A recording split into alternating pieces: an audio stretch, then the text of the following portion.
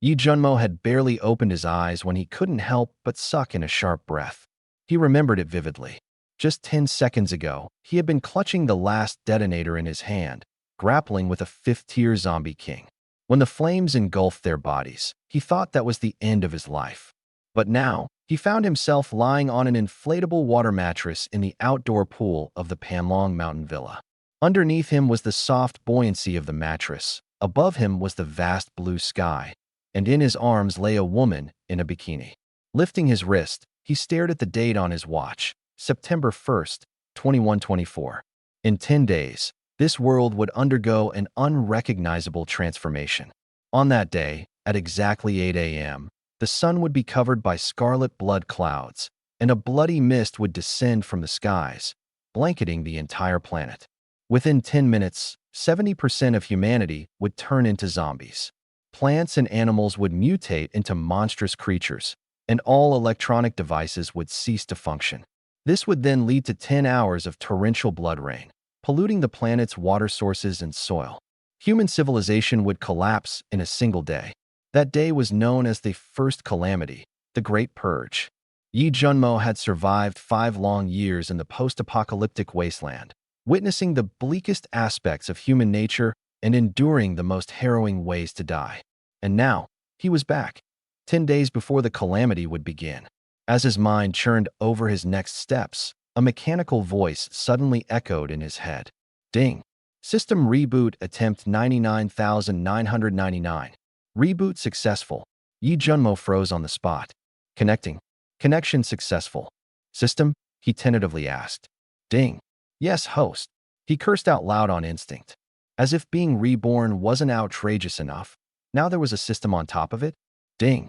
New user package ready to claim. Claim it, he murmured reflexively. Congratulations, host. You have received 1 bottle of Supreme Evolution Serum. The Eye of Insight Detection ability. System storage space unlocked. Immediately, a series of data streams unfolded in his mind. His current attributes showed only slightly above those of an average adult male. Strength 12, Agility 10, Constitution 13, Mental Power 10. But now he held a bottle of Supreme Evolution Serum in hand, capable of boosting his base stats tenfold. He also had the Eye of Insight, which could reveal detailed information about any living being up to 2 major power levels above his own. The most incredible addition, however, was the storage space, an area 9.9 kilometers wide, 9.9 meters tall, with time effectively frozen inside. While it couldn't store living creatures, anything he physically touched could be stashed away. Yi Junmo scrutinized this flurry of data, his thoughts racing. In his past life, he hadn't awakened his supernatural abilities until 3 days after the apocalypse began, and even then, it was barely a sea-level fire ability. He'd only managed to scrape by for 5 long years amidst the ruins. This time, though, he had 10 whole days to prepare. 10 days, enough time to turn the tide completely. His gaze shifted to the woman in his arms, Sophie. In his previous life, she had turned into a zombie the very day the blood mist descended. Now, she was still alive, and looking up at him from his embrace, murmuring, "Mr. Yi, you're awake?" Yi Junmo took a deep breath, gently loosening his grip and sitting up on the water mattress. "I'm fine," he said calmly. "You can go now." Sophie hesitated for a moment, clearly unsure how to react, but chose to nod. She climbed up from the poolside and walked away toward the villa. Watching as her figure disappeared into the building, Yi Junmo lowered his gaze to his open palms. In 10 days, the rules of this world would completely change. But right now, the rules were still in his hands. He had to gather every resource possible before the blood mist descended: food, water, weapons, medicine, fuel. In 10 days, such items would become more precious than gold. And people. He had to identify and secure those individuals whose talents could truly make a difference during the apocalypse.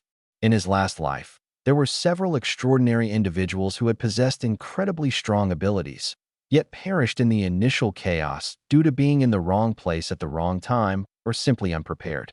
This time, he would save them all.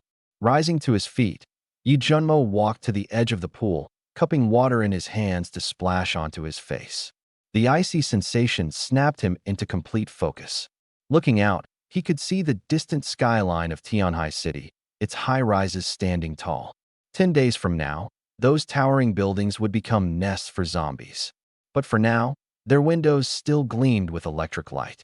He turned back and headed toward the villa, his mind already drafting a meticulous checklist. First, integrate the Eye of Insight and fully understand its capabilities. Second, use the Supreme Evolution Serum to elevate his attributes to the peak of human potential.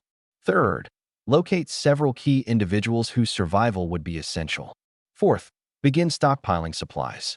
Pushing open the villa's glass door, he stepped into the living room and ascended to the second floor. The master bedroom was empty. After locking the door behind him, he sat on the bed and closed his eyes. System, integrate the Eye of Insight, he commanded. Integration in progress.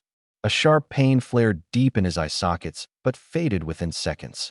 When he opened his eyes, his vision shifted to the oil painting hanging on the wall. A translucent overlay of text appeared before him. Object, replica painting, starry sky. Market value, 120,000 credits. No special attributes. He then glanced at the bedside lamp. Object, smart dimmable lamp. Remaining power, 78%. Permanently non-functional after 10 days. Permanently non-functional after 10 days. The phrase sent a jolt through him, his chest tightening. He moved to the window and looked out at the city in the distance. Unlike the dense streams of data he had feared, information only appeared on specific targets he consciously focused on. Taking a deep breath, he retrieved the bottle of Supreme Evolution Serum from his system space. The bottle, about the size of his fist, contained a faintly golden liquid that shimmered in the dim light. Without hesitation, Yi Junmo unscrewed the cap and downed its contents in one go. The moment the liquid slid down his throat, an intense heat erupted from his stomach, coursing through every nerve and vein in his body. Clenching his teeth, he endured the surging power rampaging inside him. Every bone in his body began making subtle cracking noises. Your trust in me is at least 72%. Then listen carefully to what I'm about to say. His voice was calm, yet there was an undeniable weight to his words. Still confused, Sophie hesitated for a moment but nodded. What do you need me to do? Pack your essentials, but keep it light. Clothes that are easy to move in, sturdy shoes, basic supplies. Make sure you have enough for at least 10 days. Don't ask questions, just do it. I'll explain everything in due time. Can you trust me on this? Sophie opened her mouth as if to protest, but stopped herself. Something in his eyes, a mixture of seriousness and calm determination, made her pause. She eventually nodded again. All right, I'll get it done. Knight Junmo knew her trust now wasn't fully cemented, but it was a start. More importantly, there wouldn't be time later to convince people. The world as they knew it was running out of time. He glanced at his phone. It was crucial to get ahead of this. No, to stay leagues ahead. The resources, the people with potential, the plans he had in mind. Everything had to be set in motion before the disorder reached an irreversible point. You should eat, too, Sophie added softly, breaking through his thoughts as she gestured toward the food on the table. It wasn't just an invitation, it was a gesture of goodwill, a quiet reassurance she was on his side. Knight Junmo nodded appreciatively and sat down, starting his meal with mechanical efficiency. After consuming the high-protein feast, his body felt rejuvenated, every cell practically humming with energy from the recent upgrade brought on by the divine evolution liquid. For now, he didn't need to explain more. But he couldn't get too comfortable. Time was slipping away with every breath. By the time he'd finished eating, a plan had formed more concretely in his mind. Every step counted. Every person he chose to involve had to be integral. People like Sophie, those who could be trusted and could wield abilities. If protected and prepared properly, they'd change the course of what was to come. He stood, turning to Sophie. Keep your phone on you at all times. Move quickly but stay discreet. And no matter what happens, don't trust anyone you aren't absolutely sure about. Got it. Sophie tilted her head, her brow furrowed slightly, as if weighing the cryptic warning in her head. Got it, she finally replied, her voice firm even if she didn't fully grasp the situation. For now, that was enough. Knight Junmo returned to his desk, phone in hand, preparing to make the next series of calls. He needed strategic pieces on the board before chaos took over. 3 days. In 3 days, the world would erupt into a nightmare of unprecedented proportions. And when the dust settled, those who hadn't prepared would have nowhere to turn. But not him. This time, he planned to dominate it. Whatever the apocalypse threw at him, he was ready to face it head-on. And this time, he wasn't powerless to stop the deaths that still haunted his memory. With his enhanced body, reset timeline, and now accessible system, Knight Junmo allowed himself a small, fleeting smirk. He wasn't going to be a survivor this time. He was going to reign. The moment that day arrives, stick close to me. Sophie blinked, seemingly wanting to say something, but eventually just nodded. The number above her head flickered, 73. Yi Junmo moved his gaze away, picked up a steak, and took a big bite. 4 or 5 years in the apocalypse, he hadn't eaten a decent meal. Now that the opportunity arose, he would seize it and eat to his heart's content. Besides, he knew very well that in 3 days, these things would become more precious than gold. After finishing his meal, Yi Junmo instructed someone to prepare the car. He needed to make a trip to the company. He had to be ready before the apocalypse arrived. First, supplies. Second, people. The eagle-eye detection and favorability system granted by the system allowed him to filter for capable individuals in advance and discern who was genuinely trustworthy. It was the ability he had dreamed of having in his previous life. As the car drove out of the villa district, Yi Junmo glanced back.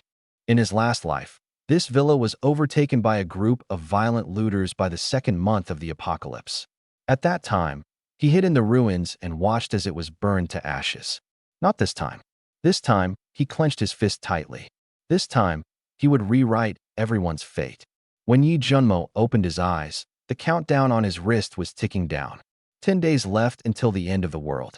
He looked down at his own body, muscular and tense, stronger than he remembered. This was the battle-hardened physique that was forged through 5 years in the apocalypse.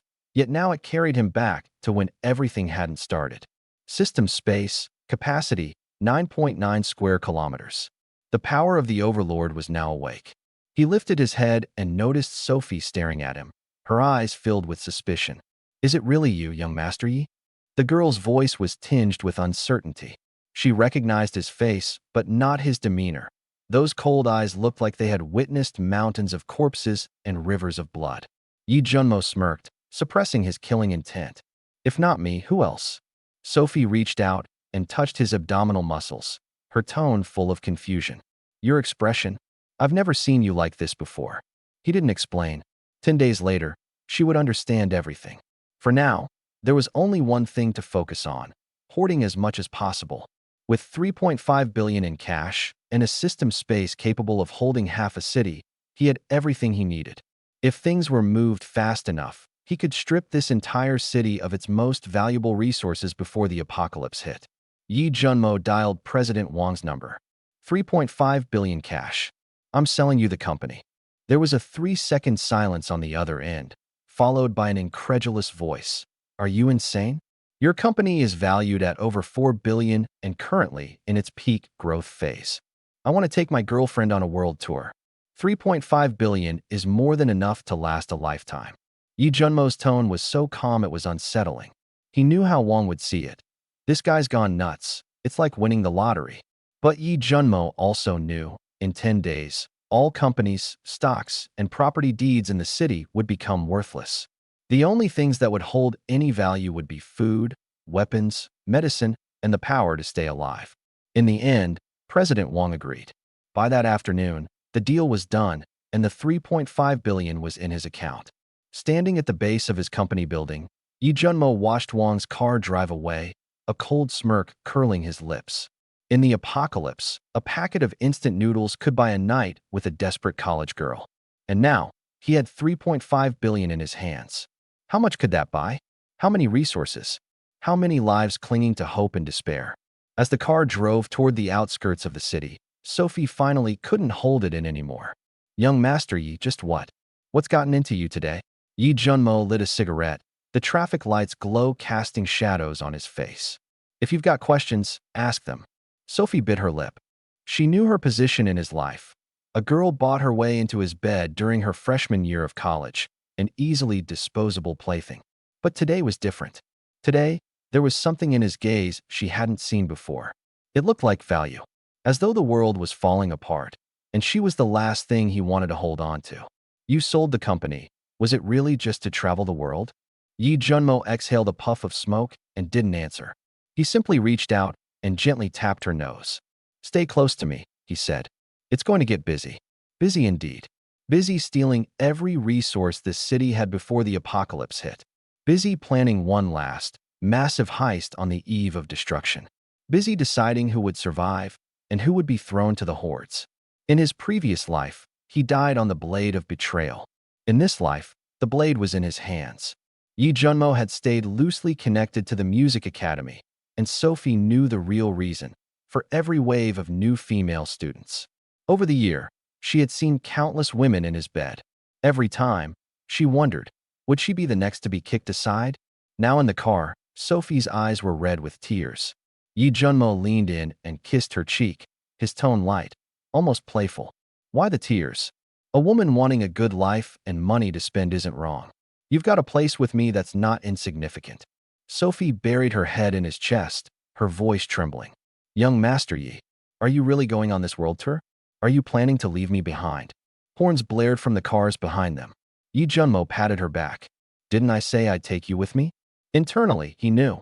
If not for the system's favorability readout, he might have doubted her sincerity if another woman clung to him this hard. Near a warehouse complex by the coastal outskirts, a Rolls-Royce pulled up behind an Audi. The door opened, revealing a man with a beer belly. A middle-aged man bent down to approach the driver's side window. You must be Mr. Yi, right? I'm Wang Hao, the manager of this warehouse district, he said with a respectful smile. His gaze, however, quickly wandered to the passenger seat. Sophie was wearing a tight black dress, sheer black stockings, high heels, and a face mask. Her hair was temporarily dyed with splashes of purple. Wang Hao's eyes glimmered with a trace of indecency, though he quickly tried to mask it. Still, his eyes kept drifting towards Sophie, particularly her chest. Yi Junmo shot him a single glance, a flicker of killing intent flashing in his eyes. Looking is one thing, but to stare at my woman like that, right in front of me? This man, Wang Hao, was someone Yi Junmo had encountered in his previous life. After the apocalypse began, Wang Hao awakened a B-level Earth-based ability and joined the Blood Shadow Guild, one of the top 3 factions in Tianhai City, a coalition of gangsters and violent criminals. Their guild leader, it was rumored, had an SS-level dark ability, lethal and almost impossible to detect. In the past, after becoming an elite squad captain in the Blood Shadow Guild, Wang Hao roamed the city, trampling over smaller guilds and solo players. Back then, Yi Junmo was a lone wolf himself, albeit with an awakened S-level metal ability. Though powerful, he chose to remain independent, avoiding the restrictive control of major guilds. But this time, things were different.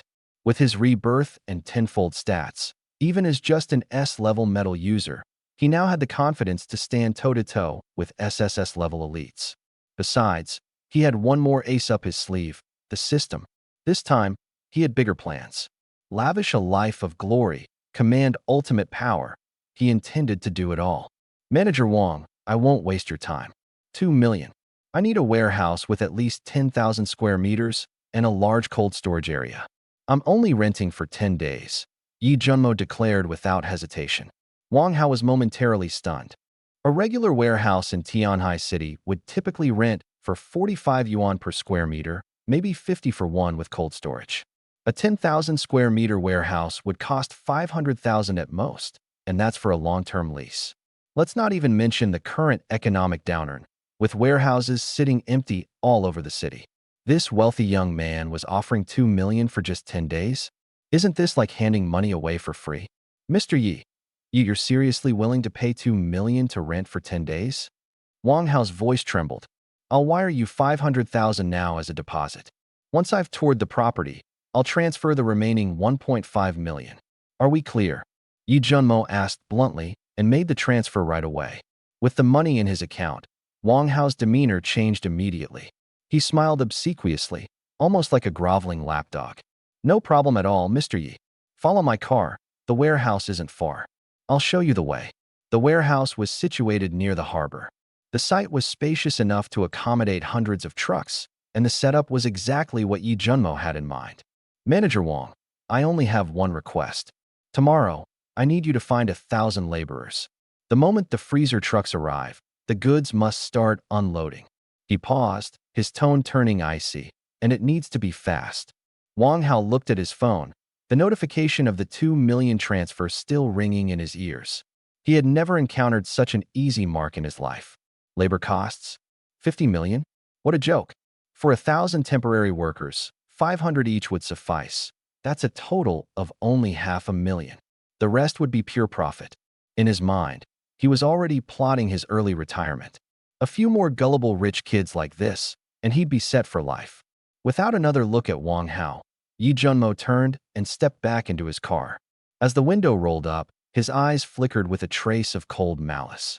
Laugh all you want. When the blood rains start to fall, you'll learn the true meaning of cost. By the time the car pulled into the parking lot of the Heaven on Earth nightclub, it was nearing 7 p.m. Inside the luxury suite, 7 wholesalers sat frozen, each holding a sheet of A4 paper. Their expressions ranged from shock to disbelief as they stared at the list in their hands. The paper was packed with itemized lists of supplies. 10,000 tons of vegetables, another 10,000 tons of fruit, 8,000 tons of pork, tons upon tons of seafood, rice, flour, instant noodles, self-heating hot pots, condiments, canned goods, beverages. Over 200 item categories in total. The combined weight? Approximately 120,000 tons. One of the wholesalers leaned in and whispered, "Mr. Yi, all of this, you're really buying for charity?" Lifting his glass of red wine, Yi Junmo didn't immediately answer. Instead, he calmly stated, "I need everything delivered to the warehouse I specify by midnight, September 11th. Can you make it happen?" 120,000 tons. With a 30-ton capacity for each truck, we're talking over 2,000 trucks, muttered one of the men. "I understand it's a tight deadline, but I trust in your team's capabilities," Yi Junmo replied smoothly. He paused, then added, "I'll pay an additional 20,000 for every truck delivering the goods." There was a beat of silence in the suite. Then, the wholesalers exchanged glances, one by one raising their glasses with newfound determination. "No problem, Mr. Yi. Money is good. Goods are ready. Trucks are on their way," they vowed. Without another word, Yi Junmo signed the contracts and transferred a staggering 7 billion as the initial payment. The vibration of incoming fund notifications buzzed their phones all at once. Their smiles broadened, but beneath the surface, a hint of curiosity flickered in their eyes. What exactly was this young man planning? Exiting the suite, Yi Junmo walked hand in hand with Sophie, his steps steady. Inwardly, he crunched the numbers. After the apocalypse, fresh vegetables would become a relic of the past in the first 3 months. Acidic blood rain would pollute soil and water sources. Any crops left unharvested would either mutate or rot completely. Want a bite of fresh greens? That would only be possible if you were a rare light affinity ability user capable of soil purification. Otherwise, only pre-apocalypse stockpiles would suffice. What he was hoarding now would be worth over 10,000 times their current value in the coming chaos. A single cabbage could buy a life. A pack of instant noodles could persuade an ordinary person to serve you for 3 days. As for meat, that would be reserved for the elite powers running the most powerful organizations. Yi Junmo turned to glance at the dazzling lights outside, heaven on earth.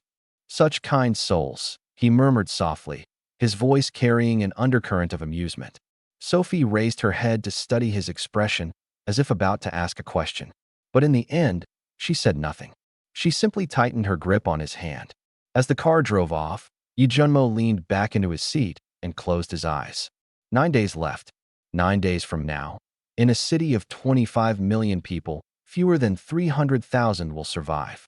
What he needed to do before then was simple: gather every resource that could keep him alive and secure it for himself. When Tianhai City still had 2 million residents, Yi Junmo already knew how it would end. 5 years after the Great Upheaval, the city's population would dwindle to less than 500,000. As for him, his life would end on the road to Shenanjia. Now he stood at the parking lot entrance, gazing at the woman in front of him. Sophie looked up, her eyes steady and resolute. "As long as I can stay by your side, even if it means living humbly, I would be content." Yi Junmo smiled faintly and replied softly, From now on, don't call me young Master Yi. Just call me Junmo. He touched her cheek briefly, then turned around. Let's go. Later that evening, he stood on the balcony of a villa on Panlong Mountain, staring out at the distant sea. As he exhaled a cloud of smoke, he muttered for words under his breath. The Forbidden Zone.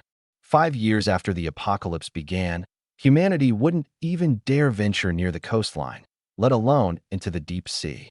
That was where true horrors resided. Outside a cold storage facility in the suburbs, Wang Hao spoke into a megaphone, directing the unloading of goods. Yi Junmo sat in his RV, enjoying the air conditioning while watching the workers bustling outside. Wang Hao wiped sweat from his brow as he jogged over. Young Master Yi, once we unload today's shipment, the cold storage will be at full capacity. Yi Junmo handed him a cigarette. How many truckloads does that make now?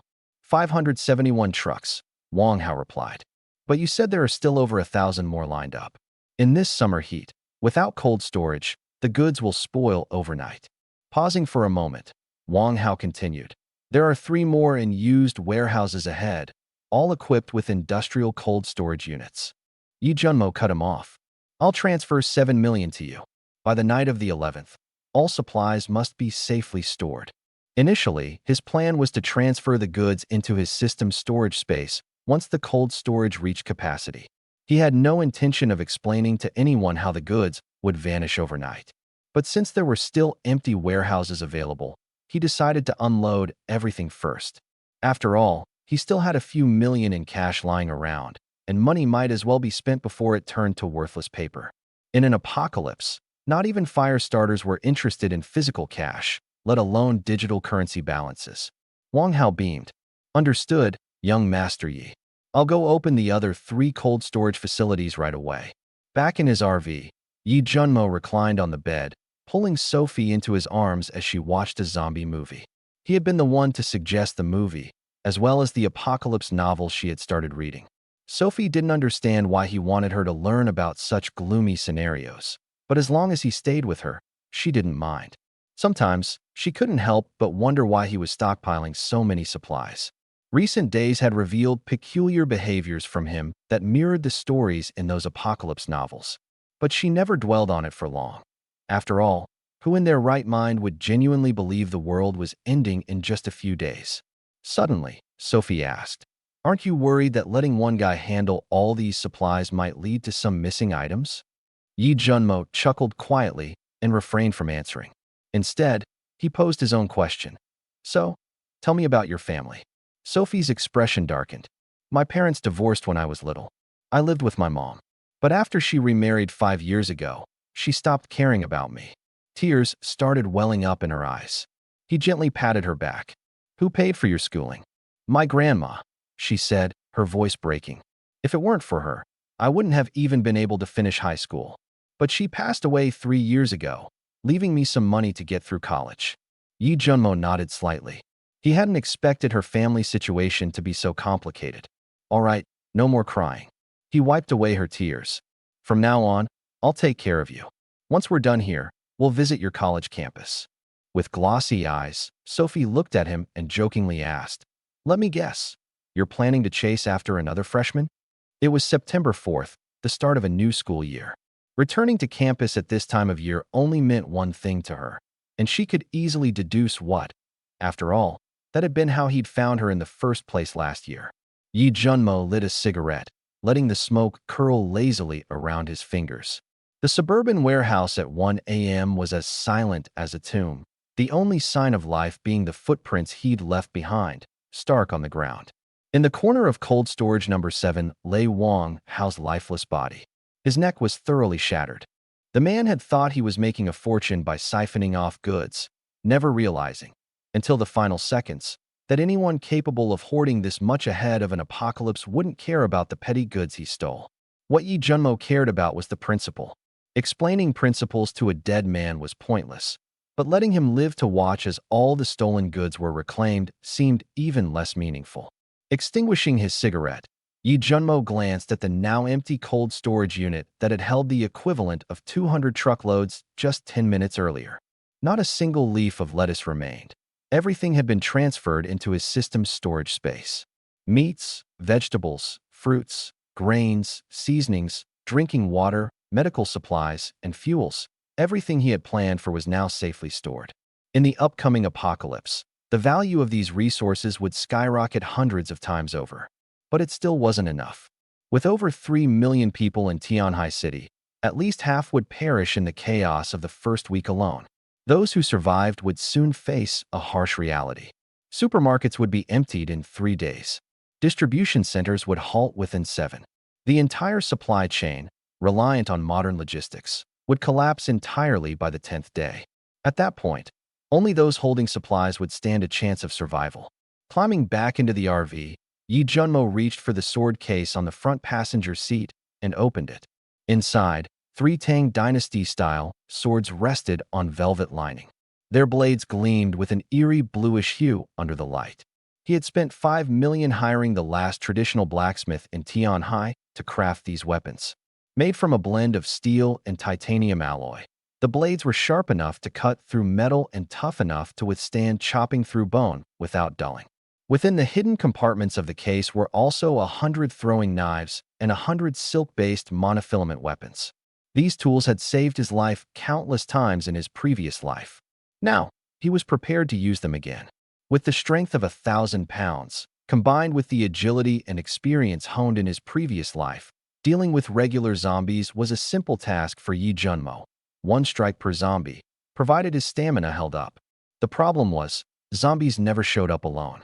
The engine roared back to life, and the sharp sports car darted into the night like a frenzied bull. Yi Junmo wasn't taking the routine road. Instead, he sped down the Outer Ring Highway toward University City. University City housed 50,000 students, and with it being the beginning of the semester, its supermarkets and convenience stores were stocked to their fullest capacity. More importantly, during his previous life's apocalypse, University City initially proved safer than the downtown areas due to its relatively isolated geographic location and a campus management system that hadn't completely collapsed. Within the first week, temporary refugee points would emerge there, and seizing the right locations in advance would greatly expedite survival efforts. And then there was another reason he hadn't shared with Wang Hao. In University City was someone to whom Yi Junmo owed his life in the past. This time around, he planned to settle this debt early. The car's headlights sliced through the dark highway as the street lamps on either side blurred into light trails. A quick glance at the dashboard showed his speed climbing to 160 kilometers per hour, but Yi Junmo had no intention of slowing down. There were 6 hours and 40 minutes left before the apocalypse. He had to return to the villa to pick up Sophie before dawn and secure the critical areas of University City before anyone else even realized what was coming. Ash spiraled out of the crack in the car window, shredded into nothingness by the night wind. With his hands gripping the steering wheel, Yi Junmo's eyes were as cold and sharp as a blade. This time, he wouldn't let anyone stand in his way. Yi Junmo was acutely aware that time was no longer in his favor. In these final few hours before the blood mist enveloped the world, he had to stockpile critical supplies in his system's storage space. This wasn't about hoarding luxuries. It was about survival. After the apocalypse hit, returning to these locations, that would mean contending with an army of millions of zombies. He had already made a list for himself. The farmer's punch wholesale warehouse, the water treatment plant, the seafood cold storage, a distillery, a rice granary, and the tobacco company.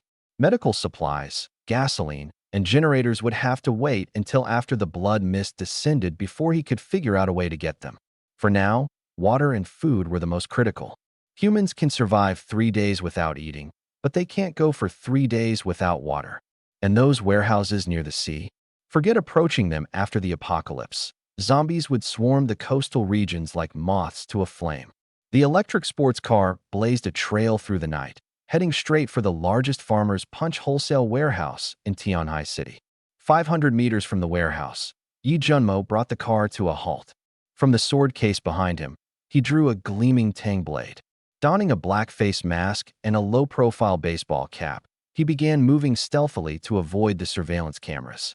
It wasn't apocalypse time yet. Being flagged by authorities now would ruin everything.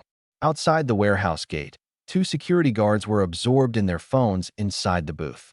Hiding behind a tree, Yi Junmo observed them briefly, then sprinted, leapt over the wall, and landed in the compound with seamless grace.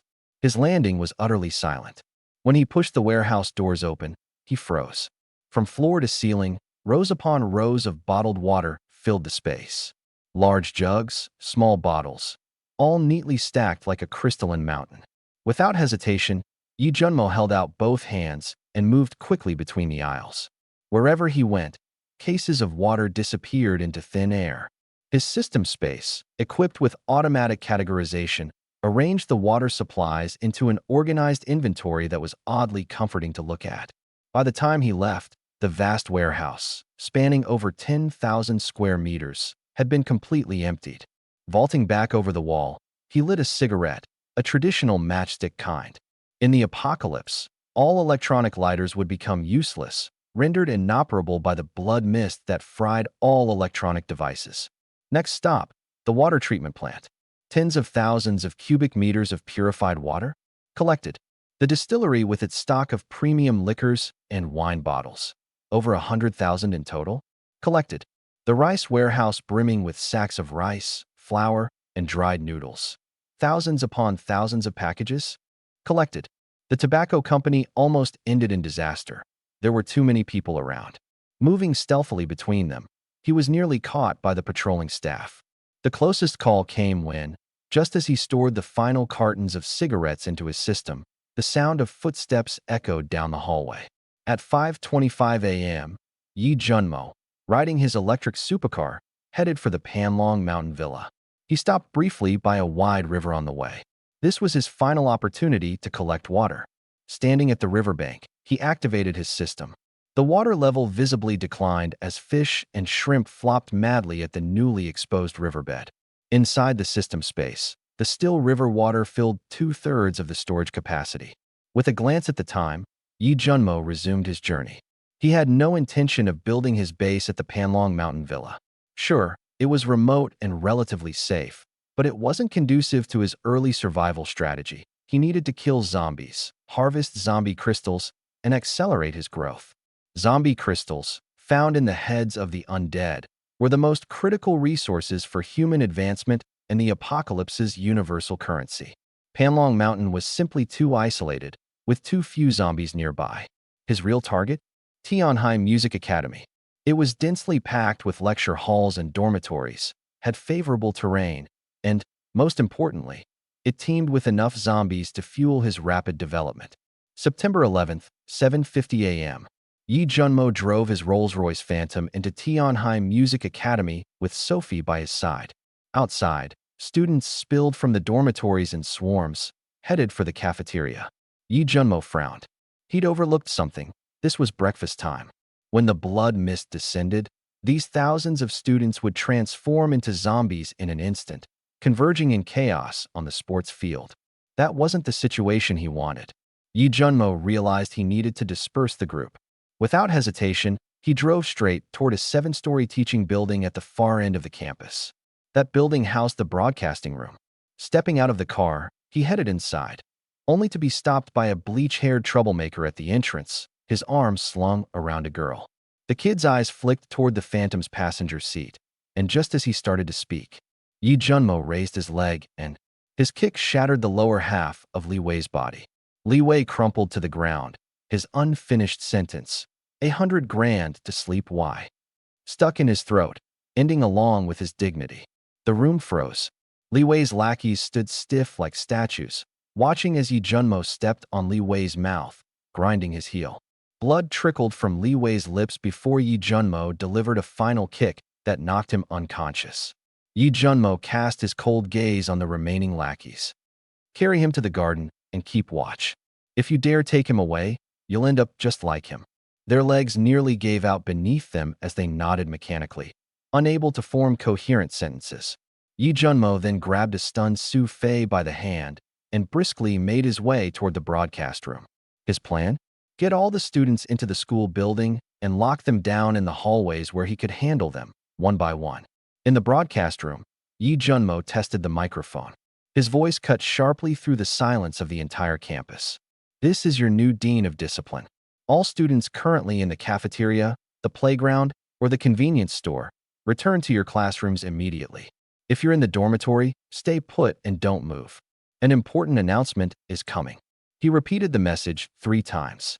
From the window, students could be seen slowly making their way toward the teaching building. He flipped the microphone switch off and turned to Su Fei. Without a word, he reached into thin air and pulled out a sword box, leaning it against the wall. Su Fei's eyes widened in disbelief as her jaw dropped. She even rubbed her eyes to make sure she wasn't hallucinating. "You'll understand soon," he said calmly, offering no further explanation. And then it came. Apocalypse initiating. Yi Junmo looked up. The sky above turned ominous as blood-red clouds began to envelop the sun. The system chimed again, new features unlocked, and an apocalypse starter pack had been delivered. He claimed it without hesitation. But his real concern wasn't the starter pack. It was the blood-red clouds. Beneath them, the first wave of infected would emerge within minutes. Li Wei, someone like him, had been dealt with in advance. Dead weight, or a potential threat in this new world, was better eliminated early. While students flooded into the building, Yi Junmo wasn't here to protect everyone. His goal was control, seizing power amidst the chaos before it spiraled out of hand. The hallway within the broadcast building would soon serve as his first line of defense. Su Fei was still frozen in disbelief as Yi Junmo slung the sword box across his back, his gaze fixed on the outside world, now dimming from the encroaching red haze. The students trudging across the playground had no idea they were filing into a cage, nor what the man guarding its gates had planned for them. Suddenly, a stream of combat knowledge poured into Yi Junmo's mind, not in the form of words or instructions, but as a vivid image, a shadowy figure wielding a blade. The movements, slashes, stabs, and chops, were precise, each one economizing strength to perfection, as though etched into his muscle memory. When his eyes snapped open, the sunlight had completely disappeared. The sky was consumed by a blood-colored smog, casting the world in a sickly crimson film. "Junmo, is this the end of the world?" Su Fei's voice quivered as she clung to his arm, trembling. Yi Junmo followed her gaze out the window. A student, freshly turned into a zombie, crawled on the ground. Its face was sunken, its eyes clouded and lifeless, and guttural growls strained out of its throat. At the same time, he felt something stirring within him, something burrowing deep inside. The system chimed again, ability awakening. 1% complete. This sensation was new. In his past life, there was no such feeling when his powers awakened. Perhaps it was a side effect of the blood-red mist outside? He pushed the thought aside and turned to Su Fei, speaking in a remarkably calm tone. "Feier, this world is about to change. Human order will collapse. From today on, survival is the only rule." He continued, "What you saw earlier, my space storage, consider it a superpower. I awakened it early. As for how I know the apocalypse is coming," he paused, then added nonchalantly, "think of it as fortune-telling, if that helps you make sense of it. If you want to stick with me, then you'll need to learn how to overcome fear." The terror in Su Fei's eyes started to fade, replaced by determination. Yi Junmo felt satisfied with her reaction. In his previous life, Su Fei had sacrificed herself to let him escape. She had pushed zombies away with her own hands, only to end up bitten and dying because of it. A person like her was no mere fragile damsel. She just needed time to adjust to the new reality. With her loyalty stat at 95%, betrayal was the least of his worries. The most dangerous part of an apocalypse wasn't the zombies, it was human nature. One moment, someone might be your ally. The next, they'd stab you in the back for a scrap of food or a safe haven. He had seen it one too many times in his past life. Suddenly, the campus erupted into a cacophony of screams and inhuman growls. "Help! Somebody please! Arg! Boom!" The sounds of panicked footsteps, desperate cries, and violent clashes merged into chaos. Yi Junmo glanced at the system progress bar, 50%. This time, far quicker than his first life, where it had taken him half a day, hiding in a corporate warehouse, to awaken fully. There was no rush to head outside now. It wasn't just zombies out there, it was humans, too. Those bitten or scratched would transform into new zombies in less than a minute. Best to wait for the mayhem to run its course before stepping in to clean up. Zombie brains carried crystals, after all, valuable resources in the new world. Su Fei leaned against the window, staring at the scene below. Her face went pale as she took in the horrific chaos unfolding across the campus. The playground and every floor of the teaching building were in utter disarray. Students ran wildly like headless chickens, chased by the bloodthirsty, corrupted remains of what once were their peers. Some students leapt from windows, breaking limbs on impact and writhing in agony. Others were tackled by zombies, chunks of flesh torn clean off as their screams echoed through the blood-stained air. Blood, torn flesh, and the chilling melody of terror transformed the school grounds into a slaughterhouse. Ugh! Sufei gagged, clutching her hand over her mouth, trying not to vomit. Compared to the fear outside the locked doors, the reality in front of her was even harder to bear. The broadcast room's reinforced doorframe shook violently as someone rammed against it. With impeccable timing, Yi Junmo had just finished locking the door. Within seconds, 7 people tumbled into the room, 3 girls and 4 boys, practically collapsing as they scrambled to shut themselves in. Behind them, dragging its mangled legs, a grotesque figure lunged their way with gaping jaws. One girl fell to her knees on the threshold, splitting her skin open. The pain twisted her face, but she didn't dare let out a single sound, silent, out of fear of attracting still more horrors. Yi Junmo stood near the door, casting a brief look at the disheveled group. Unmoved, he turned back to the window. He wasn't in the business of babysitting people. Who are these people? He glanced at the 3 girls in the room, 2 younger ones, both fairly attractive, scoring perhaps an 85 out of 100 on an invisible scale of judgment. The last one, however, caught more of his attention. She wore gold-rimmed glasses, professional attire, nude-colored stockings, and high heels. Her figure was incredibly proportional, impossible to miss. She was his homeroom teacher, Oyangbing. Yi Junmo's gaze briefly lingered on her for 2 seconds before looking away. But in those 2 seconds, Sophie caught something crystal clear in his expression. Meanwhile, a few people on the floor were still gasping for air. One boy had scratches on his leg, deep enough for the blood to have clotted. Clutching his wound, his face was pale as a sheet.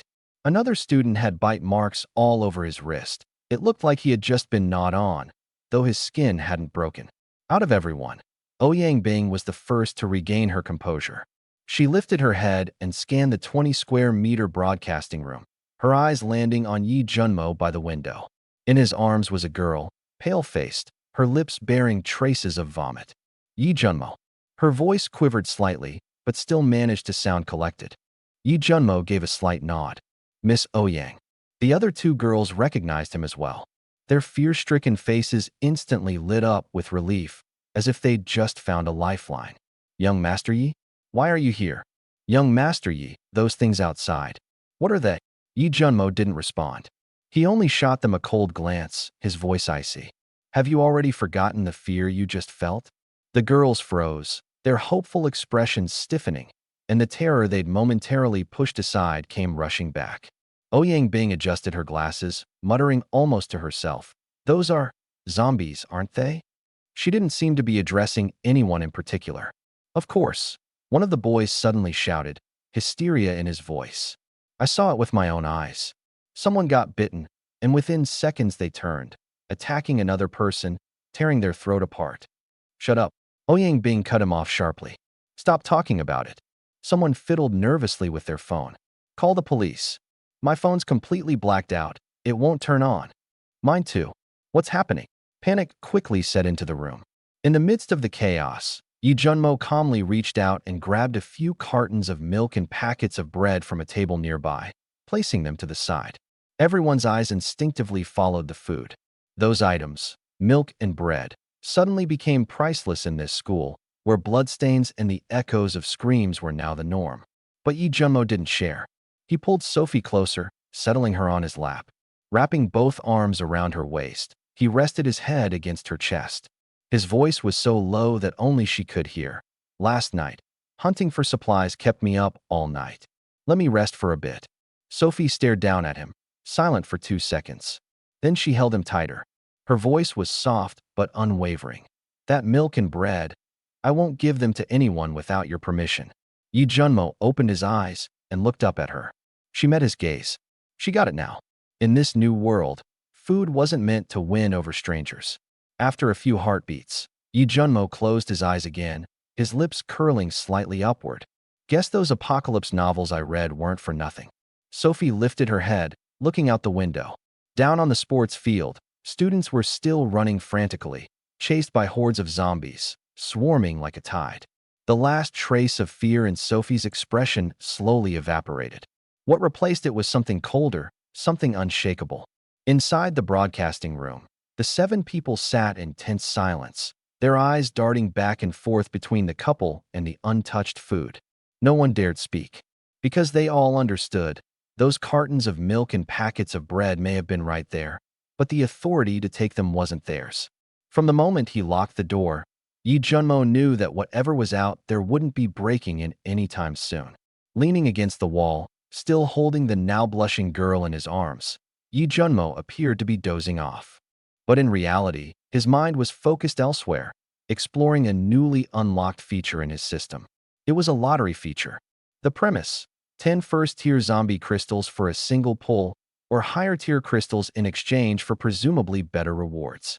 Prizes range from combat-related items like supernatural abilities and weapons, or, naturally, a disappointing "thank you for participating." Yi Junmo skimmed over the fine print and instantly closed the interface. What a blatant scam. Maybe he'd try his luck when he had zombie crystals to spare. The broadcasting room was quiet, but not in a reassuring way. The teachers and students huddling in one corner exchanged anxious glances. Some peered nervously at the crack beneath the door. Others fiddled uselessly with their darkened phone screens. Ouyang Bing, their teacher, tried her best to comfort 2 panicked female students. "Miss Ouyang, what do we do now? There's no signal on our phones." "Yeah, I don't want to die here." Ouyang Bing took a shaky breath, determined to keep her voice steady. "All we can do is wait. Something this big can't go unnoticed. The authorities are bound to know by now. If we stay here, the rescue team will come for us. The military might already be on its way." Her words brought a faint sense of relief, the tension in the room lightening just a little. Some of the boys nodded in agreement, clinging to the hope that the government wouldn't simply abandon them. But leaning in his corner, Yi Junmo's lips curled into a faint, mocking smirk. They actually thought this was just a school crisis. They had no idea this was a worldwide catastrophe. Just then, one of the girls broke the silence again.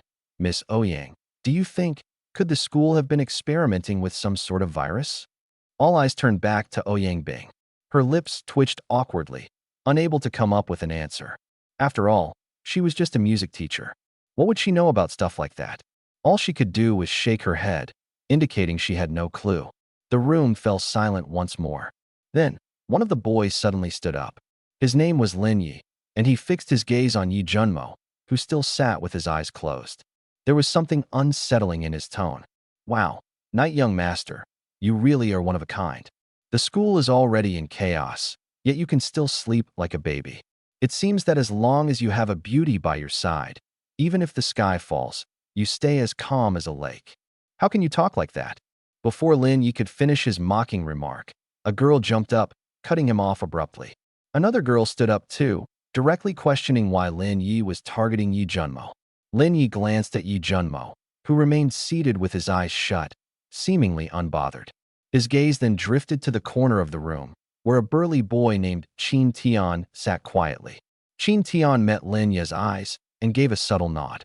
Turning his head back, Lin Yi snapped harshly at the girls. "Mind your own damn business." The tension in the room skyrocketed. "Who are you calling brain dead?" The girl's face flushed with anger, and sparks of an argument ignited. "Enough!" Ouyang Bing, the teacher, quickly stepped in between them, suppressing her irritation. Her voice was firm. "What do you all think you're doing? There are literal monsters outside, yet here you are bickering amongst yourselves? Have you lost your minds?" She turned to Lin Yi with a cutting tone. "If it weren't for Yi Junmo opening the door for us earlier, we might already be dead. And this is how you repay him." Lin Yi scoffed and sat back down on the ground, crossing his arms in defiance. But his gaze once again floated towards Qin Tian in the corner. Qin Tian, however, seemed preoccupied with examining his lifeless phone, his face eerily devoid of emotion. Lin Yi, unable to let go of his grievances, walked to the rubble near the edge of the classroom and spoke again. directing his bitterness toward Yi Junmo for the third time. It was clear he wasn't brave enough to confront him physically. Ouyang Bing was still present after all, and teachers had authority over students. But words? Those he unleashed freely, his envy for the couple, Yi Junmo and Su Fei, simmering just beneath the surface. Ouyang Bing, meanwhile, felt an intense headache forming. How could she possibly keep this group of teenagers focused when they all seemed to harbor their own private schemes? And then there was Yi Junmo, sitting serenely with his eyes closed, completely removed from the chaos. What Ouyang Bing didn't know, however, was that Yi Junmo wasn't idly resting. In his mind, he was strategizing, orchestrating a different kind of game entirely. He wasn't interested in playing the hero. No, he wanted these people, especially Ouyang Bing and Su Fei, to see something much deeper, the raw, unvarnished truth of human nature when stripped of its masks of civility.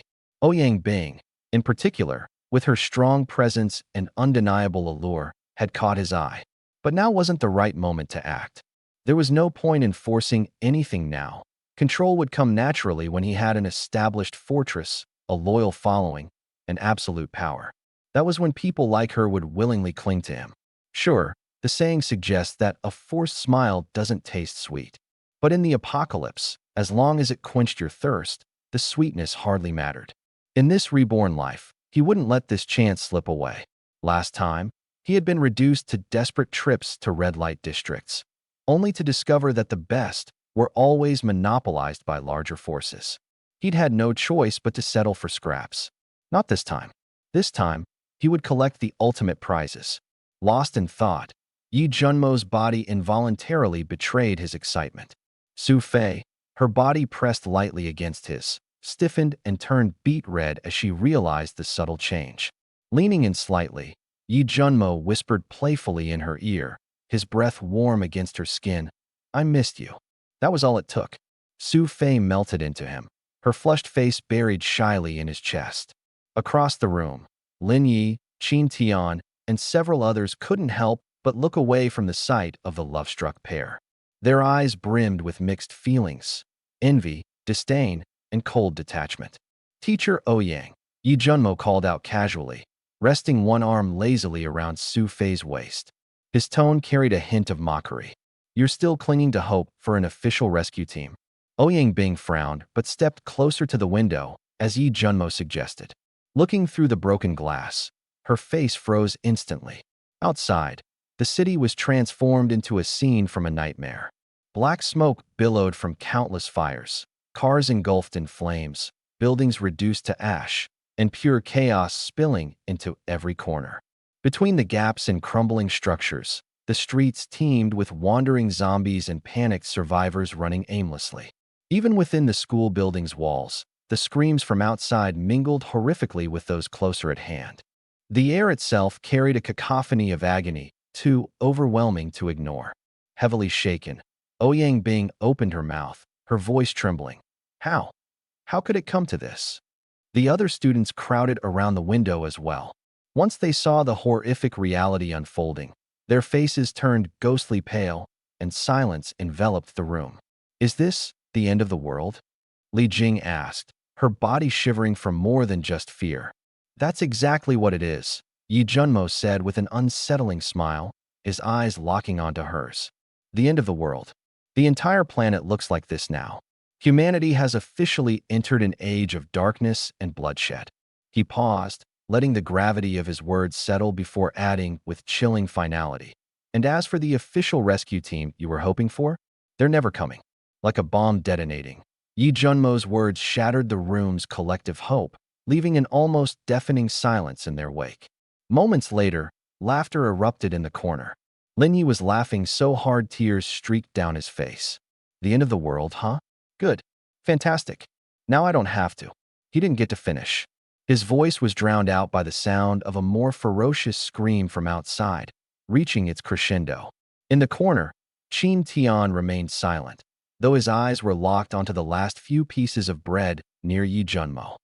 "If this really is the apocalypse," he finally said, his voice flat, "we'll probably starve to death before the zombies even get us."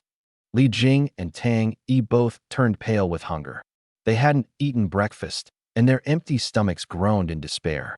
After 2 days without food, the body simply couldn't keep moving. Without a word, Yi Junmo handed his last pieces of bread and milk to the two girls nearby. Touched by his gesture, Li Jing took a small bite of the bread, but stopped when she noticed how little food he had left. Feeling guilty, she returned half of the bread to him. "You should keep this, young Master Yi." Tang Yi followed suit, awkwardly placing part of her bread back with the remainder. But the uneasy peace was soon broken. "Give me all the bread," Lin Yi suddenly shouted, his voice tinged with malice. His face contorted with hunger and desperation, and he turned his glare on Yi Junmo. "And you, hand over everything you've got." All eyes snapped to Lin Yi, who now seemed like an animal driven mad by hunger. Li Jing instinctively clung closer to Yi Junmo, as if seeking refuge from the hostility radiating off Lin Yi. She opened her mouth to protest, but Lin Yi's menacing eyes silenced her words before they left her throat. Ouyang Bing stepped forward, trying to calm the situation. "Lin Yi, this isn't the time to." "Shut up." Lin Yi's cold voice cut her off abruptly, his gaze dark and dangerous. Ouyang Bing looked toward Qin Tian, hoping he might intervene. But Qin Tian simply leaned back against the wall, arms crossed, eyes closed. Unmoved, the two other guys were staring at a group of girls, their smiles unsettling and malicious. Ouyang Bing quickly realized that the three men were working together. Lin Yi turned back to Yi Junmo and smirked. "Hand over the food, and take two of the girls downstairs to hunt for more. If not, I'll just throw you over now and feed you to the zombies." Yi Junmo calmly lit a cigarette and exhaled a puff of smoke. His eyes shifted to Sophie, who had been watching Lin Yi intently. His voice was soft but chilling. "Fair, he wants to kill me. What should we do?" Sophie's icy gaze locked on Lin Yi, sharp enough to send shivers down one's spine. "Kill him." Her answer came without hesitation. The air on the rooftop froze instantly. Ouyang Bing instinctively shuffled closer to Yi Junmo, completely at a loss. Li Jing and Tang Yi clutched onto their bread, too terrified to speak. Qin Tian leaned lazily against the wall, seemingly waiting for something to unfold. On one side of the rooftop, Lin Yi and his two buddies stood together, their menacing presence palpable. On the other, Yi Junmo stood firm with the girls by his side. There wasn't enough food to go around. The zombies outside weren't going anywhere, and the real danger on this rooftop had only just begun. Before Lin Yi could finish his words, a heavy microphone flew through the air and smashed directly into his mouth. The impact shattered his front teeth, splitting his lips open. Blood dripped down his chin as he collapsed to the ground, frantically clawing at the microphone lodged in his mouth, emitting muffled, agonizing sounds. By the time he finally managed to yank it out, Yi Junmo was already standing over him. No words were exchanged. One swift movement. A foot came down. Asterisk crack. Crack. Crack. Crack. Asterisk. For sharp snaps echoed as Lin Yi's limbs were systematically broken. His agonized screams reverberated across the rooftop. Qin Tian, still leaning against the wall, froze in place. His previously relaxed posture grew rigid as his eyes widened in shock, fixated on Yi Junmo. The other two men barely had time to react before each was met with a crushing kick. They crashed into the wall, slumping to the ground with the unmistakable sound of blood being coughed up. Yi Junmo casually stuffed his hands into his pockets, taking deliberate, measured steps toward Qin Tian. "You're clever. Someone like you, with a bit of strategy, might survive a bit longer in this apocalypse." Qin Tian's plan was clear as day. He had used Lin Yi as a pawn, provoking chaos and conflict, waiting until it reached its peak so he could step in as the mediator and leader. From there, he could manipulate the group to ensure his survival as they navigated the zombie-infested campus. "I don't know what you're talking about." Qin Tian forced himself to sound calm, though his voice trembled. Yi Junmo offered a faint, almost mocking smile. The next moment, his hand was wrapped around Qin Tian's throat like a steel vice. "Let's see if you can stay this composed in hell." Qin Tian struggled to fight back, but it was too late. Snap! The sickening sound of his neck snapping cut through the air. His head tilted lifelessly to the side, and his arms and legs fell limp. Even at the moment of death, he couldn't comprehend how a person could possess such monstrous strength. enough to crush his neck with one hand. Yi Junmo tossed the lifeless body aside like discarded trash. The three men crumpled on the ground stared at Qin Tian's corpse with eyes brimming with nothing but fear.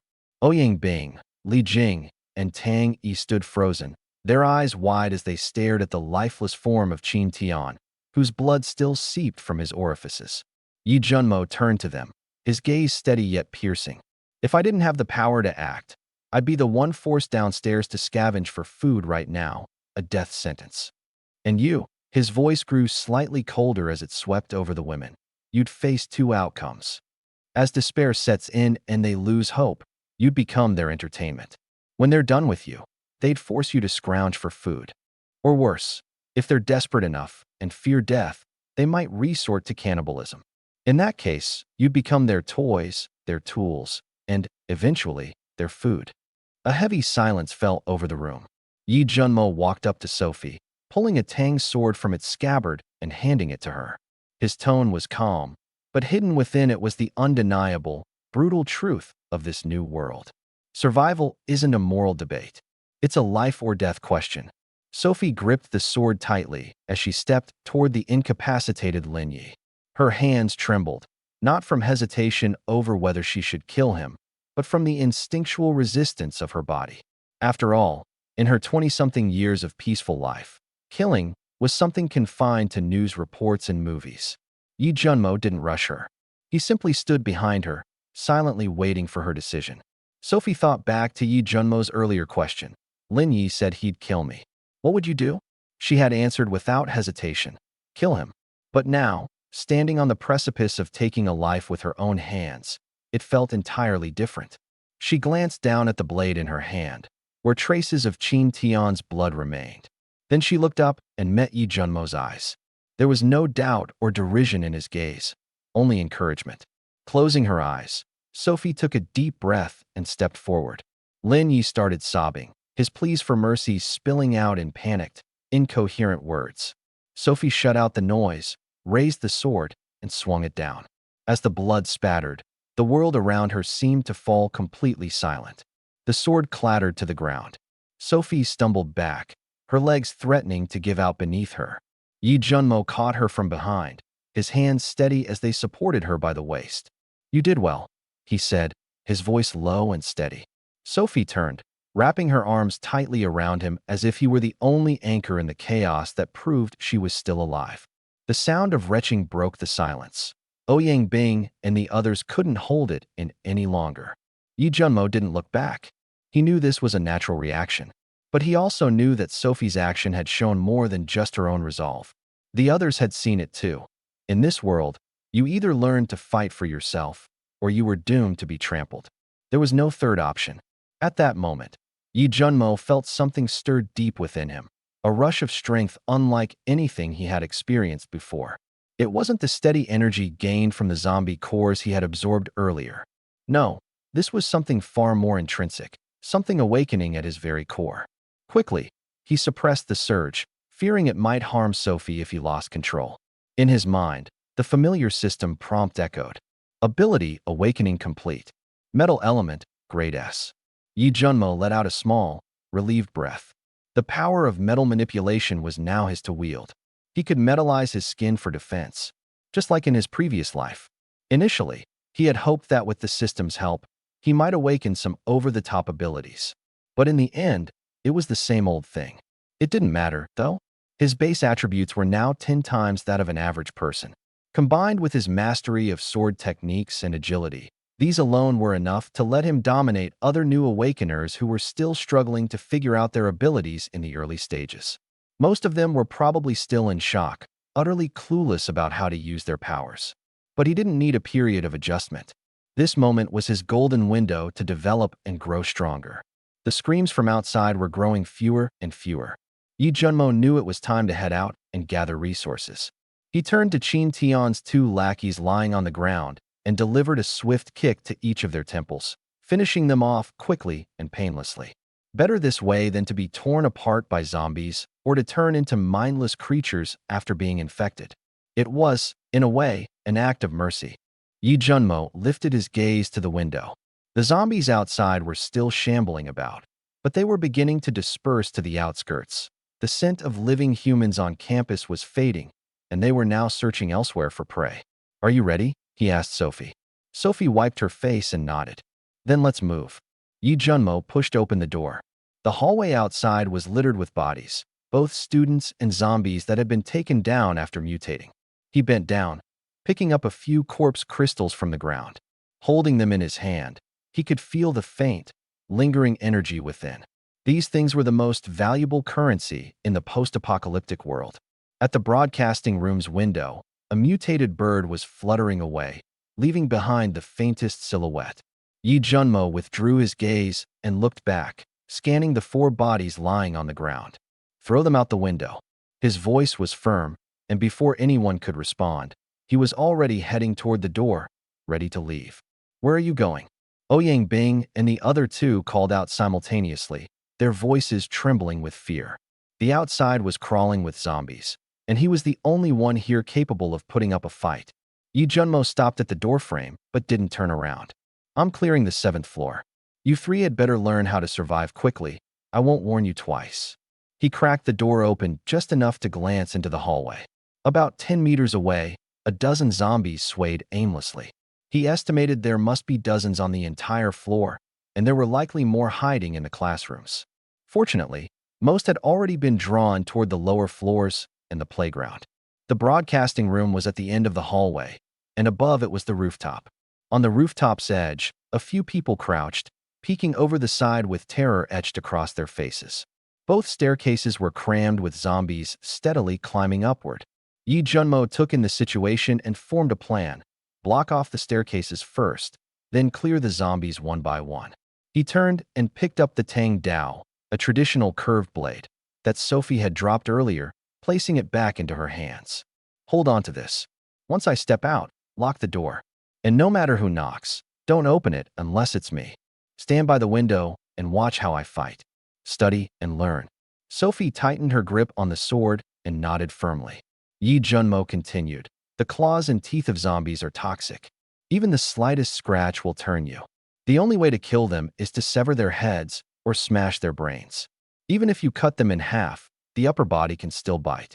Their blood is also toxic. Don't let it get on your face. They can't see, but they rely on their sense of smell and hearing to locate people. At night, their speed doubles." He locked eyes with Sophie. "Remember, never lose your weapon. It's your lifeline." Sophie's eyes were filled with worry. "Be careful." Yi Junmo grinned and gave her a quick kiss on the cheek. "Don't worry. Today, I'm going to show you just how capable your man is." He glanced briefly at Ouyang Bing and the others, then stepped out, closing the reinforced doors softly behind him. The Tang Dao in his hand was heavier and sturdier than Sophie's blade. It felt like a real weapon. With its weight and a little force, he could easily crush a zombie's skull. In the hallway, the dozen or so zombies 10 meters away hadn't noticed him yet. These newly mutated zombies still had dull senses. But after tonight's blood rain, their perception would increase significantly, along with their strength. Meanwhile, regular humans who hadn't mutated or awakened any abilities would experience a slight physical boost, but killing zombies would only become harder. After tonight, it would take at least 5 grown men with weapons just to handle one. And if one of them got scratched and suddenly turned, attacking their teammates, well, Yi Junmo had seen plenty of squads wiped out this way in his previous life. He gripped his sword tightly and walked forward, the tip of the blade dragging lightly along the wall.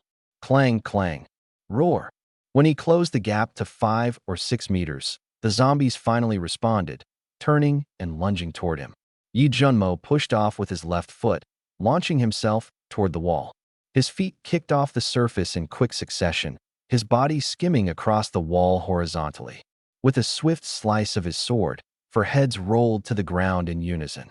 Before he even landed, his toes pressed against the wall again, propelling him toward the balcony. Gripping the railing with one hand, he pivoted midair, his blade slicing through more zombies. His movements in the hallway were so fast and ghost-like that the zombies didn't stand a chance. Standing among the split corpses of the zombies he had just killed, Yi Junmo paused, his Tang Dao dripping with dark, viscous liquid. He wasn't in any hurry to move, instead eyeing a body split from crown to groin. A long, milky white crystal sat nestled in the dark red gore, its surface flecked with fragments of brain tissue. This was a corpse crystal. He had long known about their existence, but seeing one in person for the first time, he still hesitated to touch it. Although evolved humans like him were immune to the zombie blood's toxicity, overcoming the psychological hurdle wasn't so easy. Yi Junmo reached into his system inventory, pulled out a pair of soft black gloves, put them on, and picked up the crystal, tossing it into his storage space. The hallway was now a chaotic mess of dismembered zombie corpses. Initially, he intended to stash them all into his system space and call it a day, but he paused mid-action. No, let's leave them here for now. Once the floor was fully cleared, he'd barricade the stairwells and instruct Sophie and the others to come up and dispose of the bodies, all while collecting the corpse crystals. It was a small but crucial task. After all, even cleaning up the aftermath was part of survival training, wasn't it? It would be great if the team had a fire ability user. Then we could just pile everything up and burn it. But since we don't, we'll have to go with the dumbest method, throwing the bodies off one by one. If these corpses aren't dealt with soon, by the afternoon, they'll start to decay and stink. He quickly sorted out logistics tasks in his mind for Sophie and the others, then turned and walked toward the next classroom. In the broadcasting room, panic was forcibly pushed deeper down. Sophie held her Tang sword tightly, standing in front of Ouyang Bing, Tang Yi, and Li Jing, her tone colder than before. You all heard what Junmo just said, right? The reason he said it so loudly was to force you to face reality sooner. Before he comes back, we need to work together to get rid of the corpses. Take a moment to gather yourselves first. After speaking, she walked to another window, her gaze fixed on the corridor of the 7th floor. Worry filled her eyes. Ouyang Bing and the other two exchanged glances. In each of their eyes was the same expression, determination. Knight Junmo's words had been clear.